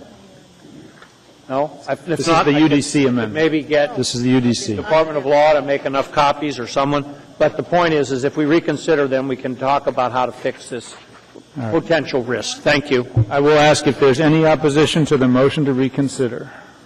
I'd like to see the amendment. Oh, Yeah, where's the amendment? I have one copy. It adds 4 words. Mr. Chair, can I ask a question? Sure, go ahead. Why can't we see these amendments on these screens? We've spent all this money on these things. It would be really nice to share it with the public, not to mention ourselves. I couldn't agree more. Be passing around the very old-fashioned piece of paper. Right on. Wouldn't you like to see what's... I couldn't agree more, but we don't have it today. Is that an overhead projector that's supposed to do that for us? It wouldn't. What is the purpose of that device right there in the middle of the testimony? Ms. Drummond, your points are well taken, but we're not going to fix it tonight. Please take a look at the Copier's warming up. No, I'm going to keep it because I got to ask them. All right. Everybody had a chance to look at the Reconsidering, Mr. Chairman? Any opposition to reconsideration? Here. Hearing and seeing none, we are reconsidering. Wait. Oh, sorry.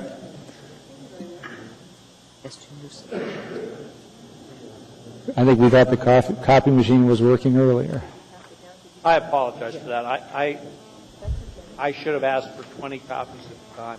Well, even 3, Well, Coffey's going to move it. Anybody? Chairman, I moved that. Everybody's seen it. It's very simple. Any opposition to reconsideration? I don't hear and see any, so we're under, the motion to reconsider is approved.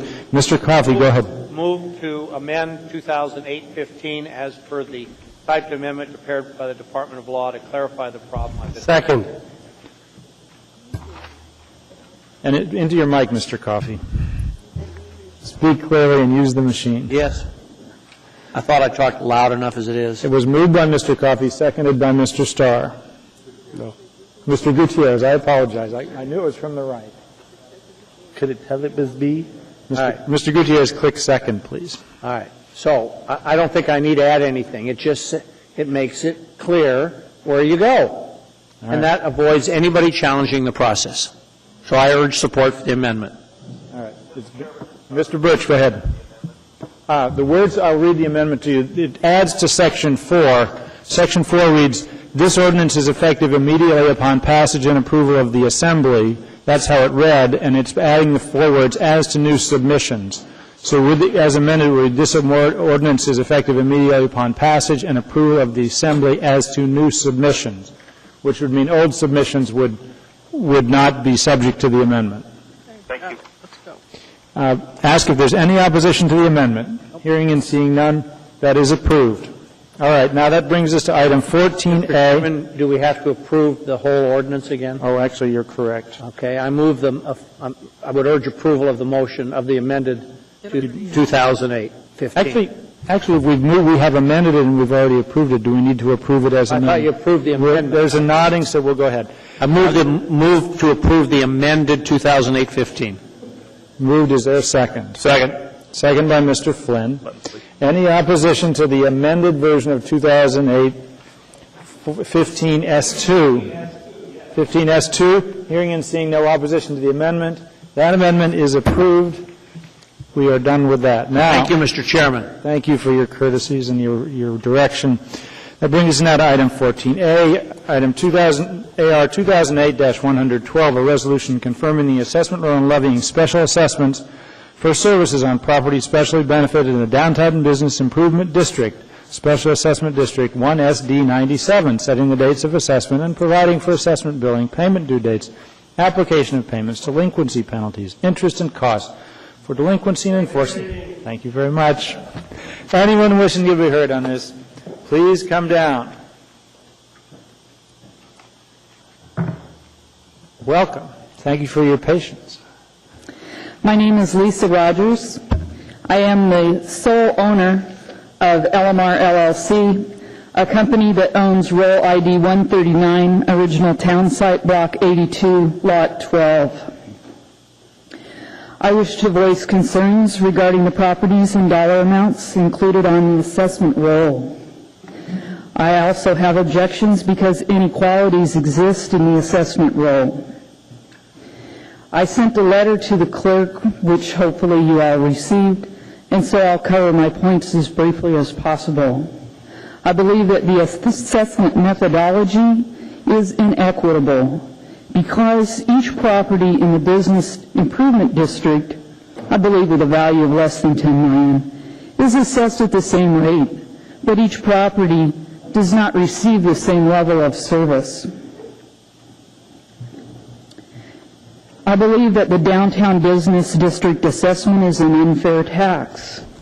Many of the general services the Anchorage Downtown Partnership provides to promote the vitality, stability, and improvement of the business improvement district provide no more direct benefit to me or to my business than that to someone who lives or works in Government Hill, Midtown, or any other area of town.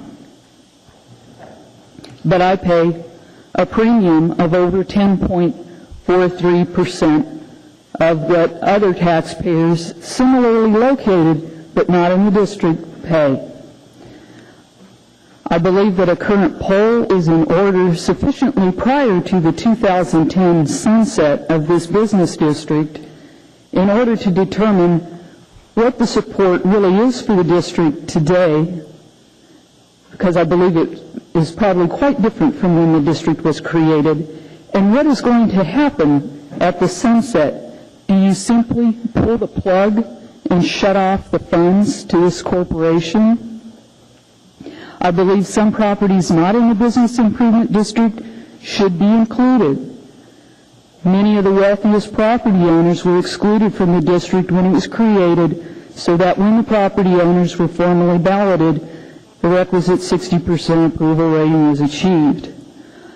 I obtained a map of the district from the city property tax group, and I've been studying this map, and it's a little hard to really study because the properties in the rural are identified by a number, not by lot and block, and then I get a map and it's laid out in lots and blocks, and I see that my next door neighbor is exempt when, last time I checked, the land was owned by a for-profit and the building is owned by a non-profit, and I don't see why the building owner should be exempt, and I can't find him on the roll. All right, your time is up. You have questions, though, from Dr. Selkirk and Mr. Gutierrez, and so that may give you a chance to get all your thoughts completed. Dr. Selkirk, I'm sorry. Do you have any additional comments that you didn't get to in the time allotted that you wanted to cover? Yes. Would you go ahead and cover them, please? I question the competency of the Anchorage Downtown Partnership staff. They held an annual meeting and election without properly notifying all of the members. All of those that are of us that are being assessed, they used bulk mail and it didn't get out, and they had to redo their meeting. And those kinds of costs are preventable. I asked for a copy of the executed bylaws and the income tax return, Form 990, and they weren't able to produce it immediately. And under the Internal Revenue Code, if I was to walk in the door and ask for that 990, they're supposed to be able to produce it, and it leads me to believe that the management does not understand its responsibility to keep proper books and records and to be accountable to its members and to the public. Thank you very much. I don't see anyone else with questions, but thank you for coming down. Anyone else wishing to be heard on this matter, please come down. Let us know your name so we know who we're hearing from. I'm Wally Brooks, live in South Anchorage, a taxpayer. This is the third year in a row I've made this appearance. And first thing I'd like to say, there's benefits to the downtown partnership. I travel out, last few years I've traveled outside quite a bit. And people who visit Anchorage, the statement they always make to me, they're impressed by the flowers. So the flowers are a big benefit. I question whether or not some of the other expenses are, worthy of the tax dollars that go into them. But I won't get into that. Lisa has covered things that I won't repeat. When I made this appearance last year, when I left here, I was impressed that there are a lot of new faces on the assembly. But I believed when I left here last year that all the assembly members were in complete agreement that there was an inequity. And they decided to have a work session, and I believe that they recognized their responsibilities to do something about this inequity. And I believe that by this time, this year, they would have done something about it. But another year has passed. We still have an inequity. And if you'd like for me to talk more about that, I can. If there's anyone that feels that there's not an inequity, and a big one in the way that we are assessed in the downtown partnership.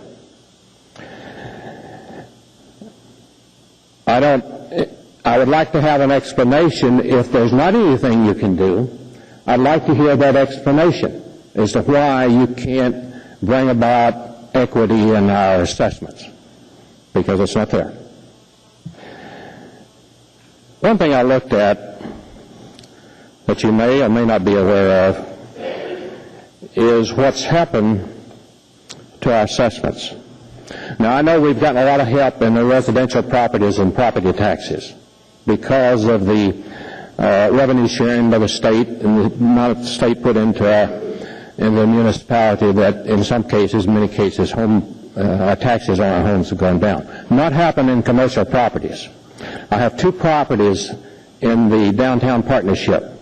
I have one right on the Park Strip. I get zero service in that property. I have one on 4th Avenue. I don't object to paying for that. The only question I would have is the same one that Lisa brought up, is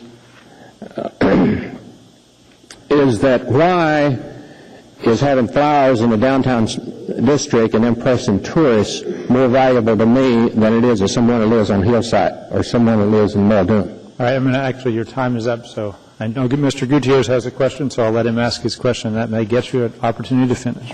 Thank you, Mr. Chairman. I think it probably will. I just wanted to give you a chance to finish your thought and then to say that, I wasn't on this body last year to be around for the discussion you're talking about. So if you could briefly bring me up to speed, I'd appreciate that. Well, when they drew the boundaries of the downtown partnership, I think it's widely known that the Hickles were able to exempt the Captain Cook. And so the boundaries are, and there's other areas like that, but the boundaries are not where they should be because it's primarily a benefit to the downtown core area. 3rd, 4th, 5th, 6th, maybe 7th Avenue. Down on 9th Avenue, we get no services from it. It goes all the way out on the east side, it goes to Campbell. There's a lot of people out on the east side that get no benefits from it, or very little benefit from it, let's put it that way. My building on 4th Avenue is next door to the gas light. I have a few times people that walk out of the gas light and intoxicated and barf, if you excuse me bringing that up, in front of my building. I'm not going to wait for the downtown partnership after they come to work at 9 o'clock to take care of that. Take care of it myself. And that's the case on quite a few things.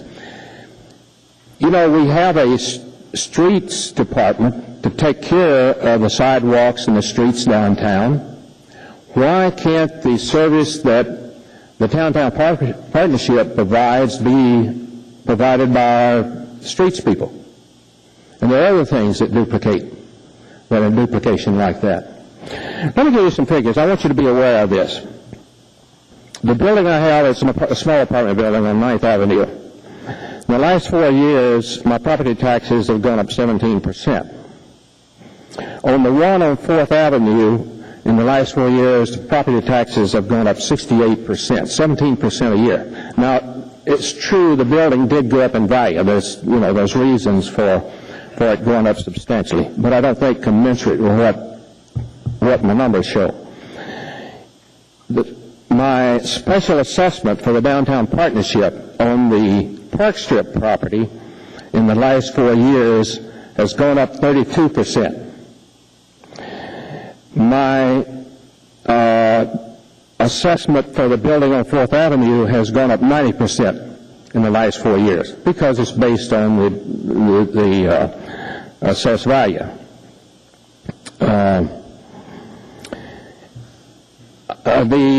Chris at the Downtown Partnership was good enough to give me some numbers, and you may or may not be aware of this. In 2001, their revenue for their budget is divided between the assessed revenue and other revenue. And I asked Chris, well, where does the other revenue come from? It's donations. There are people really outside the core area that donate to that.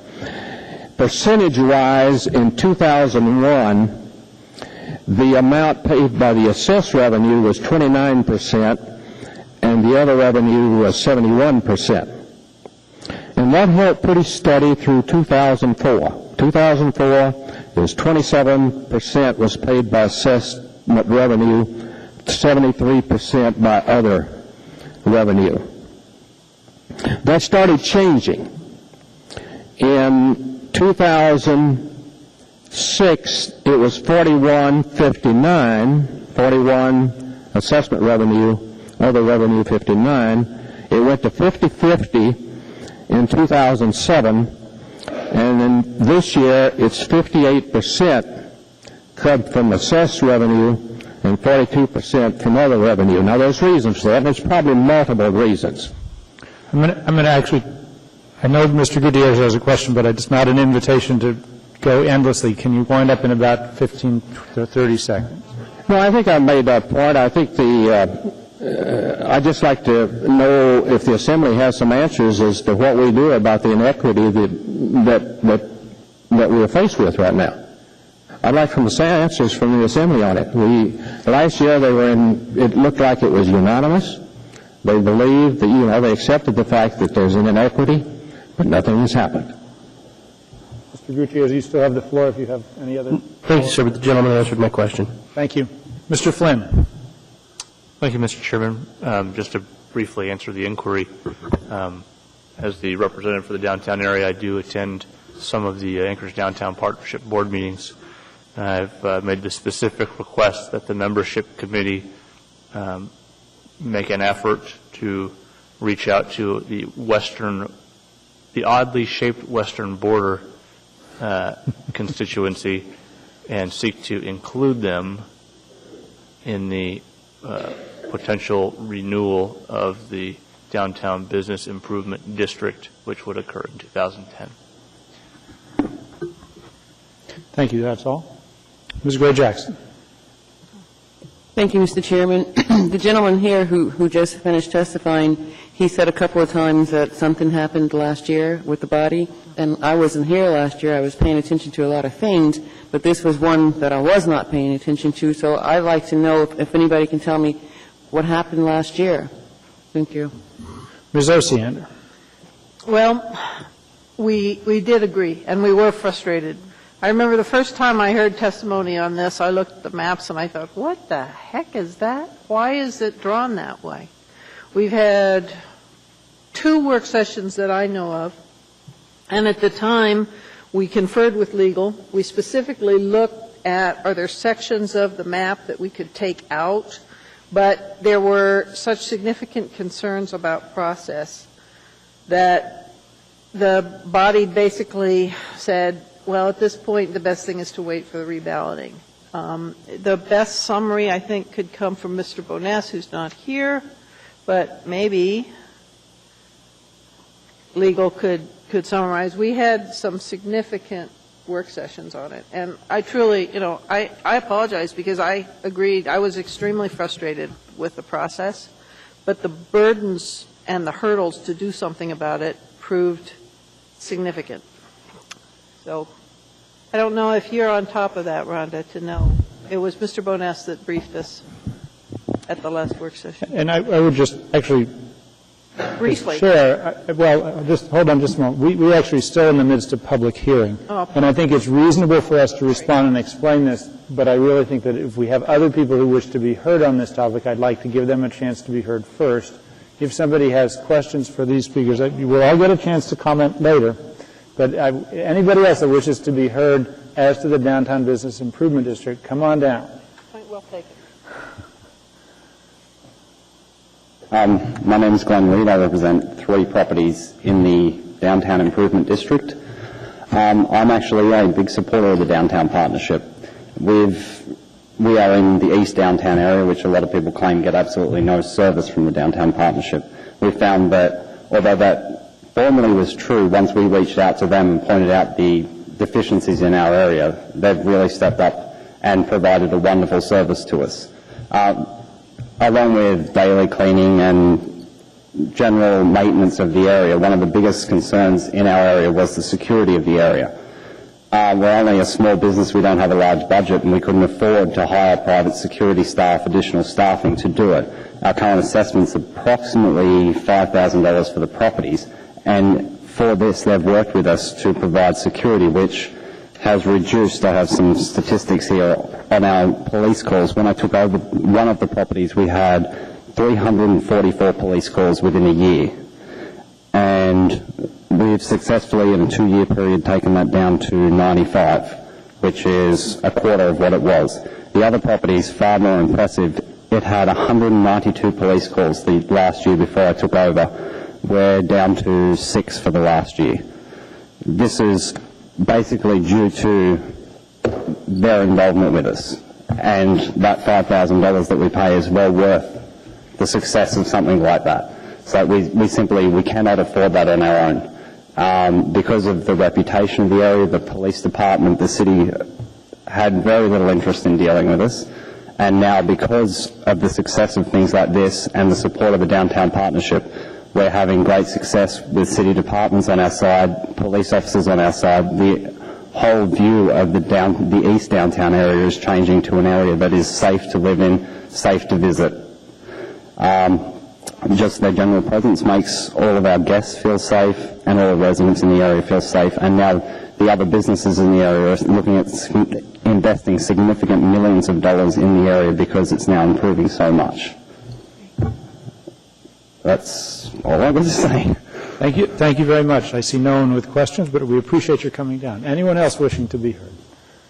Please come down. It's always nice to end on a high note. Good evening. My name is Chris Schutte. I'm the current Executive Director for Anchorage Downtown Partnership, and I'm here tonight to ask you to approve the assessment rules, and I wanted to take this moment to address a lot of the concerns we've heard already from the audience that we continue to hear from stakeholders, that we've heard years past, and that you have tasked us, as a body, have tasked us to address. And so one of the things that I have focused on in the past couple of weeks in preparation for this assembly meeting was taking an opportunity to try and reach out to each of you individually to share some of the progress that we've made on many of the fronts that have come up in the past. The number one being ensuring adequate service delivery throughout the DID, no matter if you live on 9th Avenue or if you live on 4th Avenue. And also, what are some of the other measures that we are introducing to better understand and address the concerns of the stakeholders? And over the course of the past year, a couple of things have happened that I look forward to significantly impacting the quality of the service delivery in the improvement district. And the first is we've brought on a maintenance supervisor and a security supervisor, both of whom have military backgrounds in Air Force and a long career of running operations, basically. And to be quite honest, they've stepped in and they've revolutionized the operations of the partnership to a degree that I feel that the organization is running more efficiently than it ever has and is better positioned to adequately address the concerns that we're hearing tonight, which is how do we deliver these services, these supplemental services, to the assessment payers. Other means that we are beginning to undertake include things like more sophisticated tracking mechanisms to follow concerns. So if we get a call about puke outside of a property or broken windows or snow on the sidewalk, we're better able to respond to that because of this tracking system and then follow up on it to make sure that these concerns are being addressed. The one thing we don't want is for somebody to call the partnership with a concern about a piece of property in downtown and then for it to just fall by the wayside. Some of the other measures we've begun to introduce is we need to interact more with the stakeholders themselves, and that's one lesson that we've learned over the years, and I think that the last testimony was really testament to that when you begin to work more closely with the stakeholder and the stakeholder with you, the service delivery becomes more improved. Another example that I'd like to use besides his is that there are property owners who were concerned because their clients were coming to work early in the morning. They open at 7 a.m., which is about the time that we start our service. But our service starts on the far end of downtown, and they were closer to the middle. And because that they brought their concerns to us and they were able to work with us together, we were able to modify the service to more adequately deliver clean services to them at a time that was convenient for their customers. So now when their clients come for their appointments in the morning, our guys have already been through the area. So measures like that, the tracking system, more closely involved with our stakeholders. We look forward to better improving the service and working with everybody who's in the district to make them happy. Thank you. Ms. Gray-Jackson has a question. Thank you, Mr. Chairman. I don't have a question. I just wanted to publicly thank you. I met with Chris and his offices with some of his staff last Friday for about an hour, and I was really impressed to hear some of the changes that you were making based on what you thought needed to happen. So thank you for Friday, and thank you for coming here tonight to tell the rest of us your progress. Thank you. Dr. Selcraig. Thank you for coming out and speaking. I'm familiar with the Downtown Business Improvement District, and I recognize the great opportunities it offers to downtown. However, I was here last year as well. And one of the things that came up last year, and I think is kind of the nature of the district, is that there's different levels of service, or at least there's different opportunities to feel the value of the service, from the very core of downtown to, say, the gentleman who just spoke from 9th Avenue, and last year we heard about kind of being closer to the Gamble end, that people felt like they weren't getting service. As you look to 2010 and kind of the reevaluation of this, has your board considered potentially a two-tier assessment so that you could actually say, look, this core area, in fact, is benefiting more directly from the decorations, the immediate services, and this outer area probably gets less service? And have you thought about those sorts of things as maybe tiering the assessment? Through the chair, I'll defer the answer on that to the legal department. It is a question that has come up, and the short answer is no, but I will certainly defer to the legal department if they'd like to dig into it deeper. Is that because you're not sure it can legally be done? Is that what your concerns are? Correct. Okay. So I don't know. I guess that's something we can follow up on, but it seems to me that does the legal department want to comment on this at this time? I don't think we're prepared to do that. Through the chair, Ms. Selcraig, this issue was looked at back in 2000, and my recollection is that there was a legal problem with having a two-tiered approach because that's how it was originally presented to the Assembly. And then it was revised later to have just a single level for all the participants. But I would have to pull the opinion to be able to give you additional information on that. I'd be curious, and I think probably the body would be curious since we've listened to concerns in those areas. I think that's it. Thank you very much. Mr. Flynn. Sorry, Mr. Chairman. I want to make my comments after we're done with the public hearings. Okay, that's fine. I see no one else in the queue, Mr. Schuette. Thank you very much. Anyone else wishing to be heard on the Public Improvement District or Downtown Business Improvement District, please come down. Hearing and seeing no one, the public hearing is now closed. What's the wish of the body? Second. All right. Mr. Flynn. Yeah, I should have done this earlier, Mr. Chairman. I'm not sure how to. I'm the part owner of a business that is just outside.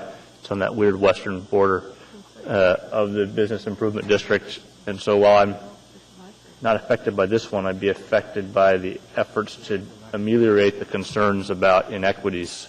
So I don't know if that needs to. I'm not sure if that's a conflict that needs to be adjudicated or just stated, perhaps. I'll leave it in your tender hands. And I apologize. I was getting a question about the follow-up on the agenda, and my error for not paying attention. Yeah.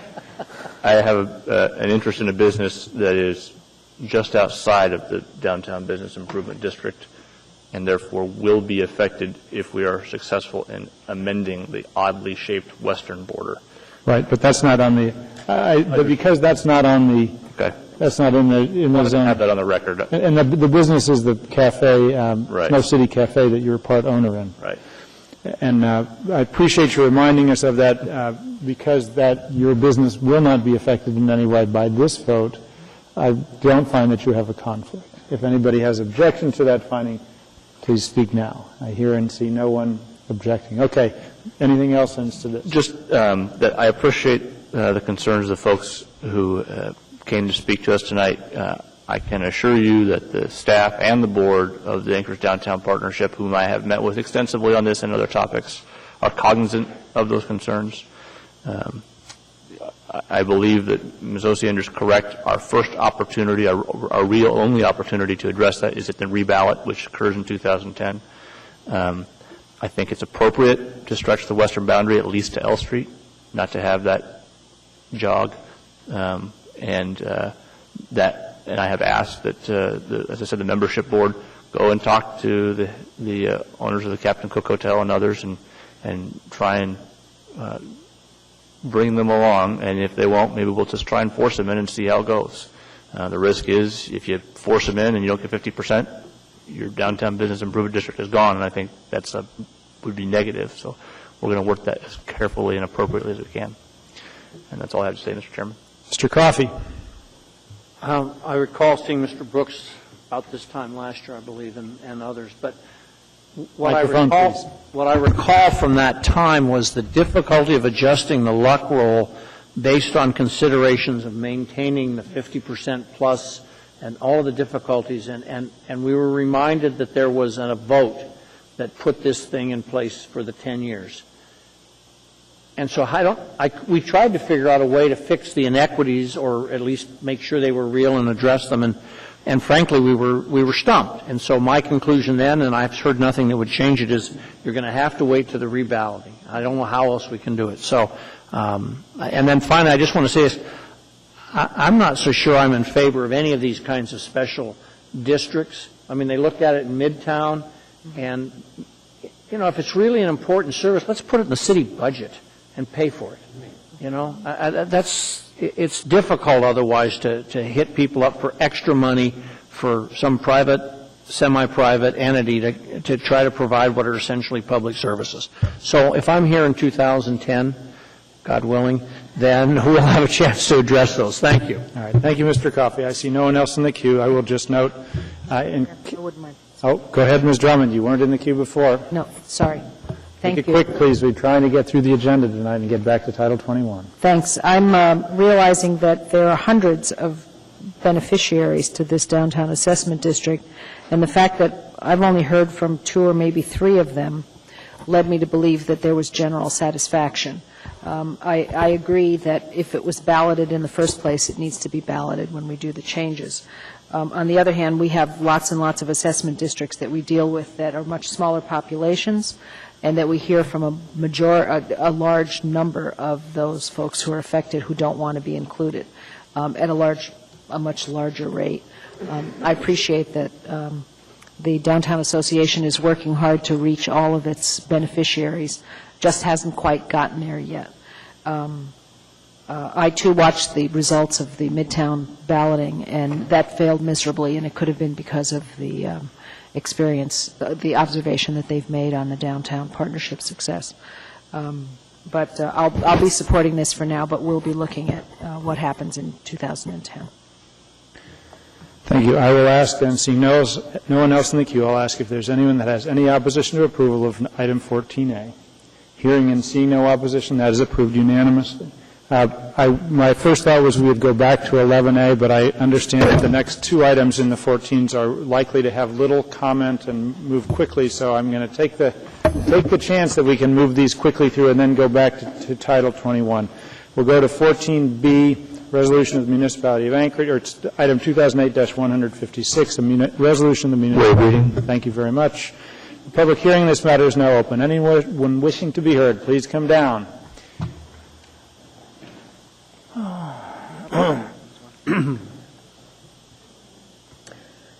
Good evening. I'm Cynthia Wilson, and I'll be very quick and brief.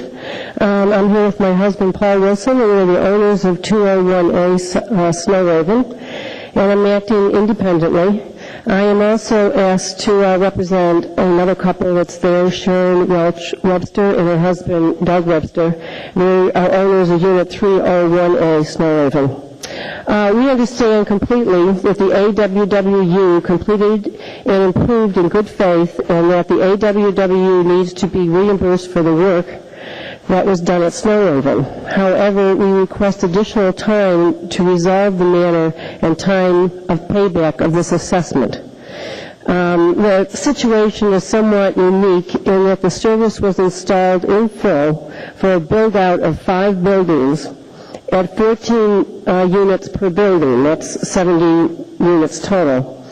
But only 42 of the units have been built. The rights to the remaining 28 units are in control of Hallquest Homes, developer of the property. Hallquest has not stepped forward to assume their share of the 28 units of the 28 out of the 70 units. To share the assessment and to share this assessment, and instead this portion is being inappropriately included in the assessment of the 42 existing units. In a nutshell, those of us who own the existing units are being asked to help and pay for Hallquest's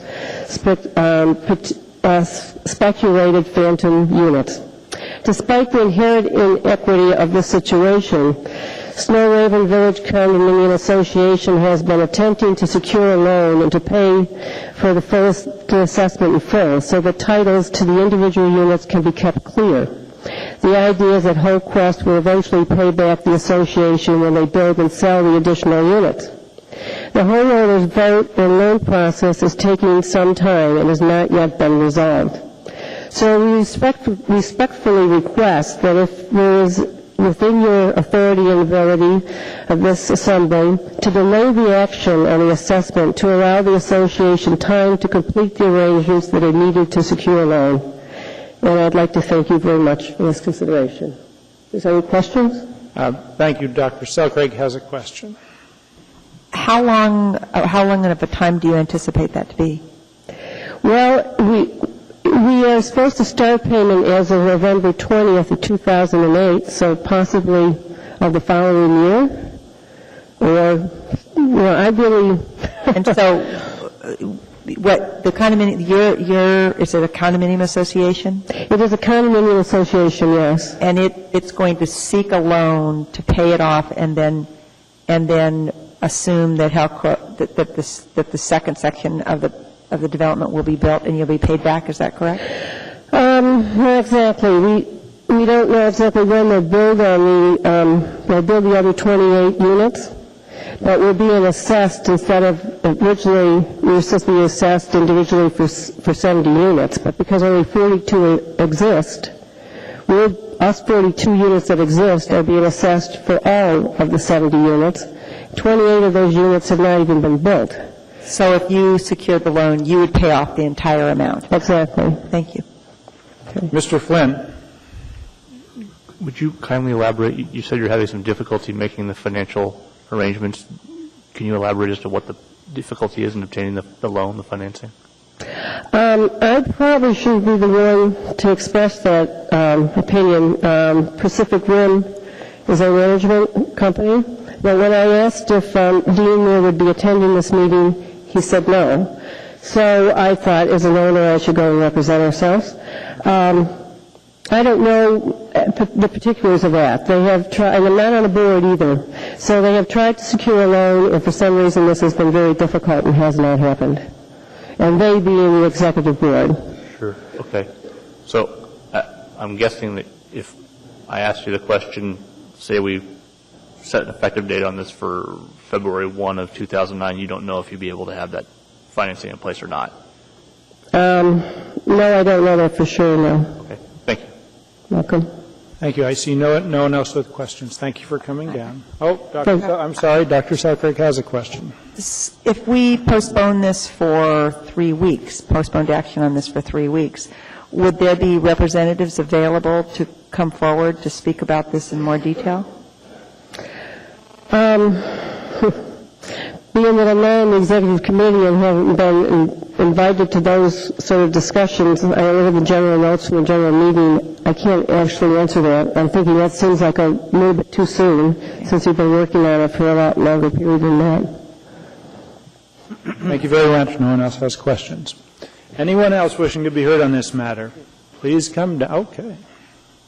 Oh, no, he's not coming down. All right. All right. Seeing and hearing no one, the public hearing is now closed. What is the wish of the body? Move to approve. Been moved and seconded.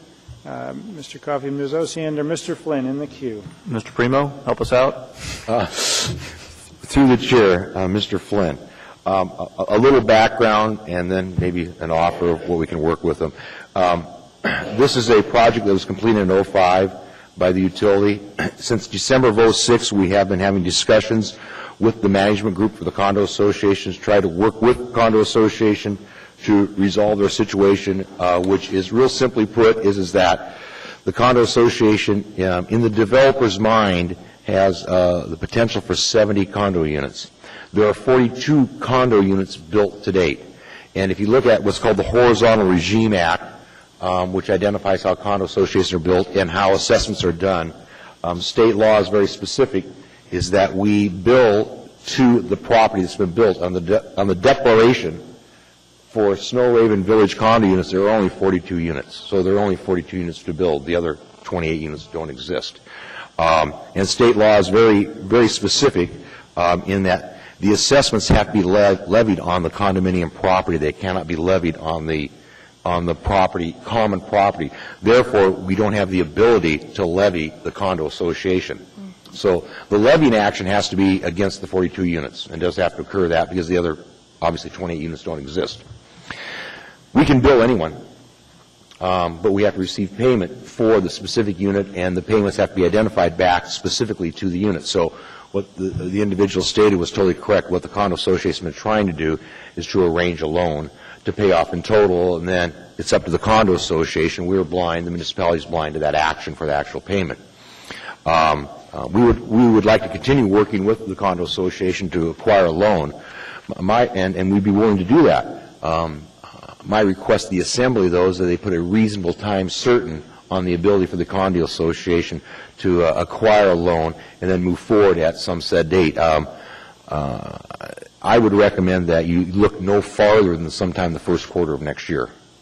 And you know, at that point in time, we bring it forward with the roll as it is now. If the association has been able to come forward and pay it off in total and work out their payments internally themselves, everyone wins. If they don't, we still move forward, you know, with our levying action that needs to be done. And in order to do that, Mr. Chairman, my recommendation is that on the assessment roll that you have in front of you, water luck roll 08 W-1, you delete items number 1 through 42, because that's the only part that takes into account the condo associations, but leave on the roll items 43 and 44.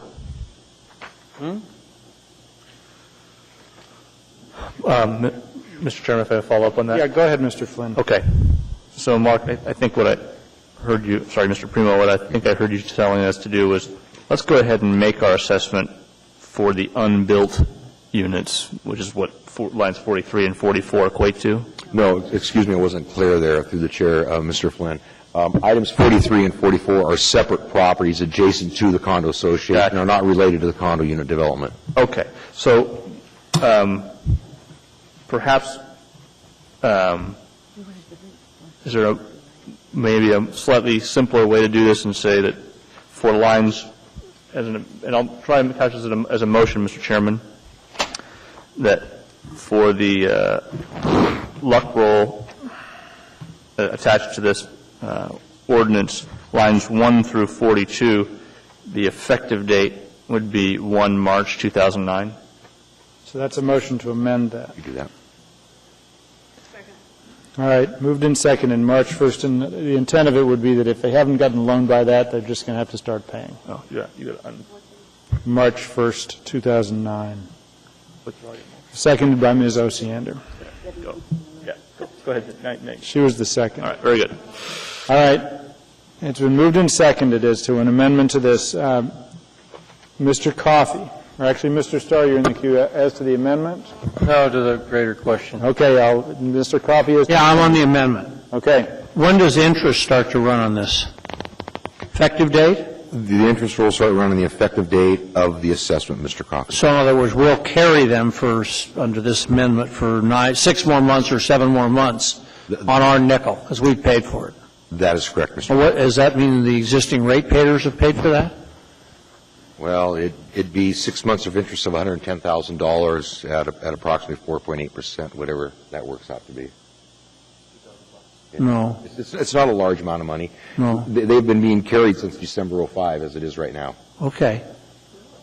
And then, but the others would start paying theirs with, on those 2 adjacent properties right away? Yes, they would by the ordinance. The effective date, I believe, is November the 1st. I don't have it right here in front of me. Yeah, it doesn't have it. Yeah, November 1st, 2008. Okay, now let me ask one last question. How long a term is this to be paid over? As you can see by the roll itself, the term is for 5 years, annual payments of $575 approximately for each of the individual units. units. The years, yeah. Okay, I got it. Thanks. Thank you. All right. All right, I see no one else in the queue as to the amendment. Yes, Mr. Birch.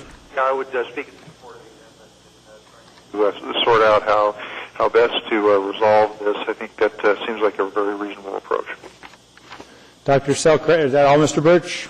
Yes. Dr. Selkirk, as to the amendment. I'm going to support this amendment, but I will say that there's been quite a lot of time that's passed, and I would say I'm kind of surprised that there isn't a more solid solution on the table, and that it would be unlikely for me to extend this beyond the March date if it isn't resolved. Mr. Coffey, as to the amendment. I mean, this is a couple of grand, and I understand that, but how often? I've never seen this before in 5 years. Why are we doing this in this way? What's so unique about this project that we wouldn't just treat them like we do everybody else? We actually, as a result of discussions starting in December of 06 with the property owners, the condo association, in August of 07, we actually went and got a legal opinion on the questions that were raised that we need to deal with. Once we got the legal opinions, we then went back to the property owners and just it's our good faith effort to try to work with them. No other case than that, sir. It was used and useful in 05. That's when we completed construction and the service connects were made available to the associated properties. So now we'll then won't get anything until 09 under this amendment. That is correct, sir. And do we do this frequently?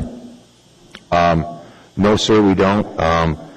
We haven't run into a situation like this in a long time that I can remember in the Horizontal Regime Act where there was a dispute internal to the condo association how to move forward. Well, I'm sorry. I don't have. I understand these folks have got an issue with who I guess they're a developer or something. But what I'm trying to think about is the other ratepayers are in essence carrying this load because we're not getting paid for coming on 4 years. That is correct, sir. All right. Thanks. Mr. Starr, you're not as to the proposed amendment.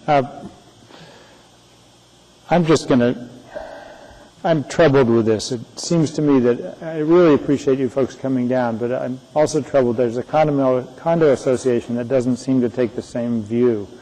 I'm opposed to the amendment because I think there's been a lot of time and we need to move forward. If I felt the condominium association would show up, I would be very supportive of continuing this matter until the next meeting to give them a chance to show up and give the formal position of the condominium association. But I'm not supportive of this amendment because I think there's been a lot of time and plenty of time to get a loan. No one else is in the queue, so we'll take a roll call vote as to whether to allow this amendment. I guess we start this time. Mr. Starr. No. Let her call you first. This is the chair calling you. Mr. Starr was a no. Mr. Gutierrez? Yes. Ms. Gray Jackson? Yes. Mr. Birch? Yes. Mr. Clayman? No. Dr. Selkirk? Yes. Ms. Drummond? Yes. Ms. Osiander? Mr. Flynn? Yes. Ms. Johnson's excused. Mr. Coffey? No. It is. That's the count. I wasn't counting. It passed 6. 6-4, it passes. All right. The amendment has been passed. I would entertain a motion to put this off so we can take it up after we've had more input from the condo. Can I have a few questions answered first? Sure. Go ahead, Mr. Starr. Through the chair, Mr. Primo, I'm concerned that we're doing this and setting a precedent. Isn't the property owner the condo association for each parcel? No, sir. So you send out water bills to every one of these people listed on this bill?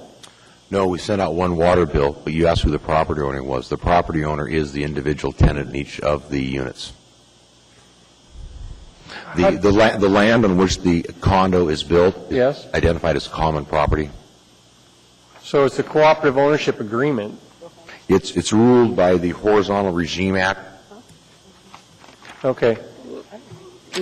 On Hightower, the next question, on Hightower, when we ran that, what was the construction project entailing then? Did we just stub line to the units, or did you have to run Hightower all the way down?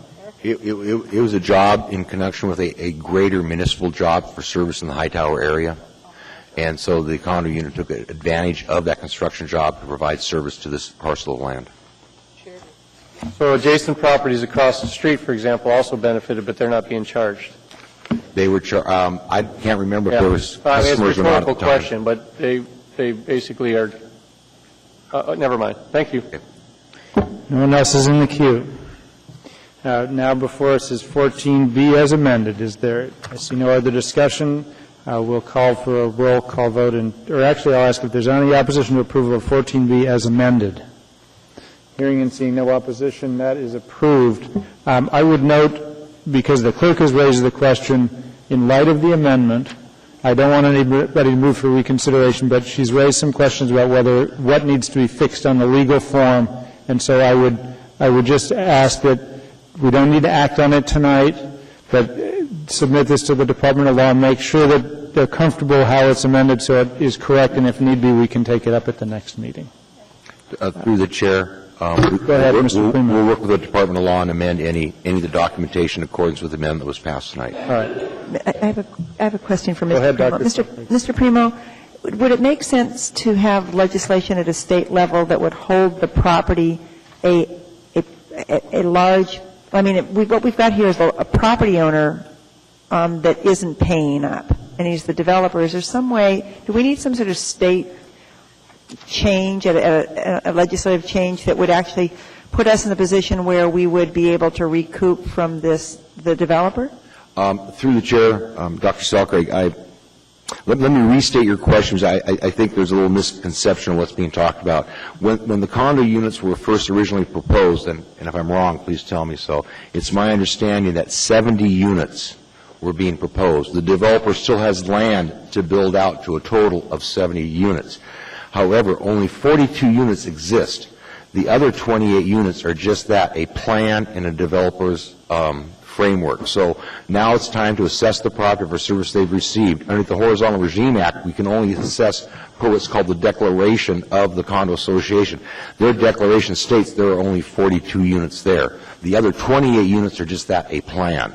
And we have to go forward and start assessing when service has been rendered. And if those other 28 units have not been built out, there's no way we can assess something that doesn't exist. The total assessment doesn't change whether you have 28 units or, I mean, doesn't it? That is correct. The total assessment is a value against the property as its house is divided. Thanks. Thank you. That brings us now to item 14C, item AO 2008-91, an ordinance of the Anchorage Municipal Assembly. Waive reading. Thank you very much. The public hearing on this matter is now open. Quickly, Tim Potter, Dow Engineers for the record, representing Eklutna Inc. I appreciate not being postponed to another date, Mr. Chairman. Mr. Potter. This is a housekeeping issue related to the Mount Baldy access and land trade between the city and Eklutna Inc. As a housekeeping issue, it really just conforms the zoning to the adjacent thousands of acres of Eklutna Inc.'s holdings, and the staff supported it. P&Z found that it was in line with the comp plan and in keeping with municipal code and supported it 6-0, and I appreciate your support. Thank you very much. Dr. Selkirk has a question. What does this do in this house? I mean, it's not clear to me exactly. I mean, I have no problems with it. It's not clear to me exactly what we're doing. The voters approved trading property at Mount Baldy of Eklutna's for 20 acres inside Edmonds Lake Park. Right. And this takes the subdivided property that's now been created, the 20 acres that Eklutna Inc. is receiving, and is changing it from basically PLI-P, changing it to transition, so that, number one, the public doesn't believe that it's still a park, and number two, that it is the same zoning as the thousands of acres that Eklutna holds next door. Thank you. I'm sure that's what you just said, but I needed it a little slower, so thanks so very much. Thank you. No one else is in the queue. Anyone else? Thank you very much, Mr. Potter. Anyone else wishing to be heard? Hearing and seeing no one, the public hearing is closed. What is the wish of the body? Move to approve. Second. Moved, seconded by Mr. Starr. Any discussion? I see no one in discussion. Any opposition to approval of 14C? Hearing and seeing no opposition, that matter is approved. That brings us back now, with 20 minutes left in the evening, or not quite, to Title 21. Mr. Chairman? Yes. I'd like to request that the body consider a special meeting to just finish up Chapter 6. You have my complete support. Actually, this is Title 5. See, I'm getting excited here, Mr. Chair. My question is, what are we doing next Tuesday? How many people are in town? How many people are out of town? Out. We have 4 out of town. That won't work next Tuesday. Ms. Osienda, I am completely receptive, but I don't see that happening anytime fast. September 2nd?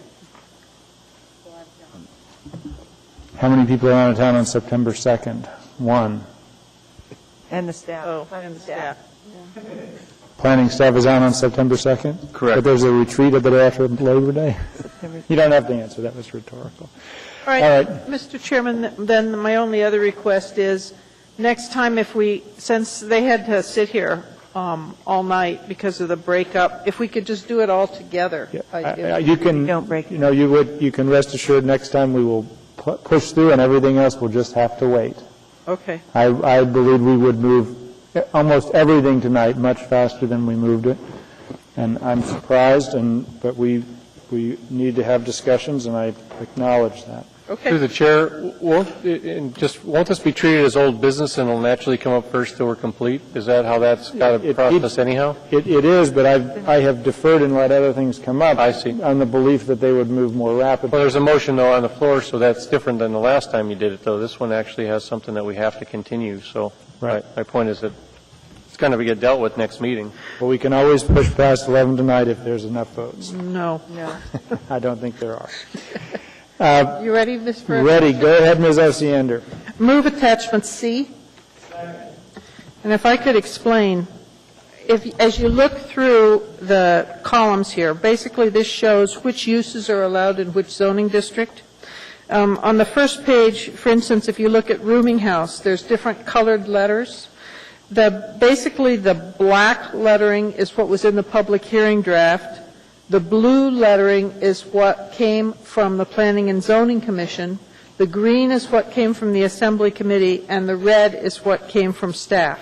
So for rooming house, for instance, the Planning and Zoning Commission recommended deleting the conditional use permit requirement. The committee did not agree with that, but staff did. And then if you go down to child care, the draft had a site plan analysis. Planning and Zoning Commission said a conditional, but both staff and our committee agreed with it should still be just a site review. So what I would suggest is we go through this, and then people, if there's something that you're concerned about, pull it. Basically, my motion is going to be that everything is green. I'm moving all the green in the table. Okay. I do have, unfortunately, a few little tweaks to the table, just like I did for the last attachment. Would you like me to deal with that now, Let me just make sure what we now have. Attachment A has been amended already by Attachment B, Bravo. Yes. As we discussed. And now Attachment C is a further amendment to Attachment A. Is that correct? Sure. Attachment A is the motion. Right. That's the document. We're amending it. So by Attachment C, we're moving to amend, the motion as to Attachment C is to amend Attachment A. Right. Okay. And you're moving your motion is to incorporate Attachment C, and when there are colors, it's always the green. Yes, sir. Okay. And is there a second to that? Or do you want to make changes in that before we take on the second? I do, and I'm sorry. I scruffed my papers together and I lost my attachment E. Be just 1 second. Attachment E? Okay, so that's the amendment. I don't have my right. E. But do you want to borrow my E? All right. If you look at attachment E, starting on page 2, the first item that I want to amend on this is under the towers, which is on the second page of C. And you see it on Type 2 towers, it shows conditional use permit all the way around. Basically, we'd like to remove that because currently Type 2 towers are not allowed in residential districts. Okay, actually, address all three of these, I think you have three on attachment E. I do, sir. Why don't you address all three of those? The next one is on page 8 of this attachment, and if you look at it, we're talking about rail yards here, and the committee wanted to add them as a permitted use in I-1. So that's the second change. Second again, if you need it. Okay. Wait to do the third one. And the third one is on page 11. And this one is specifically in reaction to the public comment that came from that gentleman who represents Starbucks. And his concern was the inequity of how food and beverage kiosk was treated differently in mixed use. And I would like that food and beverage kiosk to delete the site plan review under the NMU or neighborhood mixed use. Delete the S from NMU. Yes, to delete the S from NMU. It's just deletes it. Erica, that's blank then, isn't it? You're right. Means it's not permitted. Right. All right. And then on the building materials store, to change the C, or conditional use, to an M, which is a major site plan review, and that's in the regional mixed use, or the RMU. How do you want a second, Mr. Chairman? Yes. Second to those three amendments. Okay. All right. So, All right. Mr. Chair, can we get a vote on just those three? Yes, absolutely. There are those three amendments. Any discussion as to those three proposed amendments? Okay, now, Hold on. What's that? It's been moved and seconded, these three amendments from attachment Echo to attachment C. Mr. Flynn. Thank you, Mr. Chairman. Just a quick conflict notification. We're liberalizing standards for rail yards, which is great, except I work for a railroad. So, need to note, even though this won't not affect me. Let me just ask you two questions.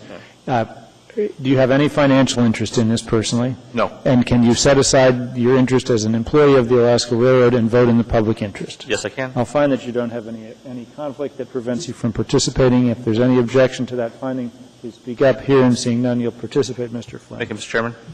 Mr. Nelson, actually, we're running late. I don't think we need administration comment on this unless somebody from the body asks. Dr. Selcraig. Are there any objections from the staff or any comments? We support all of them but one, and that's in regard to changing the allowance for railroad freight terminal in the I-1. Microphone, please. We couldn't hear you. We support all of the proposed amendments except for the one that would allow a railroad freight terminal in the I-1 district. And what's the rationale for not supporting that? What's the problem with that? The I-1 district is intended for light industrial uses. A railroad freight terminal is really considered a heavy industrial use. It should remain in the I-2 district. Okay, thank you. Okay. Dr. Selcraig, go ahead. Okay. I see no one else in the queue. As to the three amendments, is there any opposition to the three amendments? It is one amendment with three changes. Hearing and seeing no opposition, those three changes are incorporated into what is attachment C. Okay. Is there any, now, at this point now, you would move the attachment C as modified? Yes, but also if there's any concerns or questions that people have, I'll be more than prepared to answer. I want to make sure I understand, Mr. Chairman. Go ahead, Mr. Crawford. Thank you. Ms. Ocean, are we going to move 3 and the green ones? C and the green ones, Charlie. I'm sorry, C with all the green. Yes, sir. C with all the green. That's all. I just want to be sure that's what it was. As just changed by the three. Okay. That's the motion, is to adopt attachment C with the three changes that we've just approved. Any opposition to attachment C with the green as just modified? Hearing and seeing none. I have just a clarification. Are we voting on adopting C? Is that what you're? Yes. We're past that. I had a clarification note on my file on how private air parks or airports, such as Camel Airstrip, are classified. And I see what I couldn't confirm was in a residential district such as R6 is an airfield and approved use. Look on page 2, sir. And it's conditional use. Where's airstrip on that? It's about private airstrips under transportation facility. Second line in. I got it. Okay, so that's R5 and above then is going to take care of the ones that we currently have? I hope so. Well, I can't answer that, Mr. Nelson. The other one here, Campbell Lake, is a designated FAA landing strip, and you've got, I know you have R3 around that one. So do we need to make sure we're protected in that? Yeah, I mean, those are basically, they already exist. I see. So they'd be grandfathered if they weren't allowed by conditional use. Just don't want to make another one. If the underlying district allows them as conditional use, they automatically become de facto conditional uses. Okay? Is that all, Mr. Starr? Just Upper Eagle River Valley got one declined, so we're good with R6, right? That's all. Thank you. All right. Thank you. I see no one else. Any objection to attachment C, Charlie, as modified? Hearing and seeing none, attachment C is now approved. Do we think we have time to take up D? Not completely, no, but. All right. I would suggest if we don't have time to fully get through D, I show 10:52. We want to try to push through in 8 minutes, or we want to stop? You're the chairman. I see heads shaking. Mr. Coffey? The only question is we did have sort of a discussion on storage yards that led to freight motor yards. That would be on one of my amendments. If we wanted to talk it, we could do it, but I don't know. No, we're going to go through. The next thing we'd take up is attachment D. There you go. And we will do that at our next meeting. Okay. If you could please save this paper in the interests of saving the planet, it would be a nice thing. So we should keep A, B, C, D, and E, as well as the proposed amendment. You're going to need A too, because if anything comes up, you're going to have to refer back to it. I don't have to. We've got copies. Thank you. All right. Chairman, I move to adjourn. Wait, the two people in the audience, did either of you wish to be heard? Chicken ladies, I think. The chicken lady. Okay. Yay. And we've got your issue. We know about it. Is there a motion to adjourn? Any opposition? Hearing and seeing none, we're adjourned.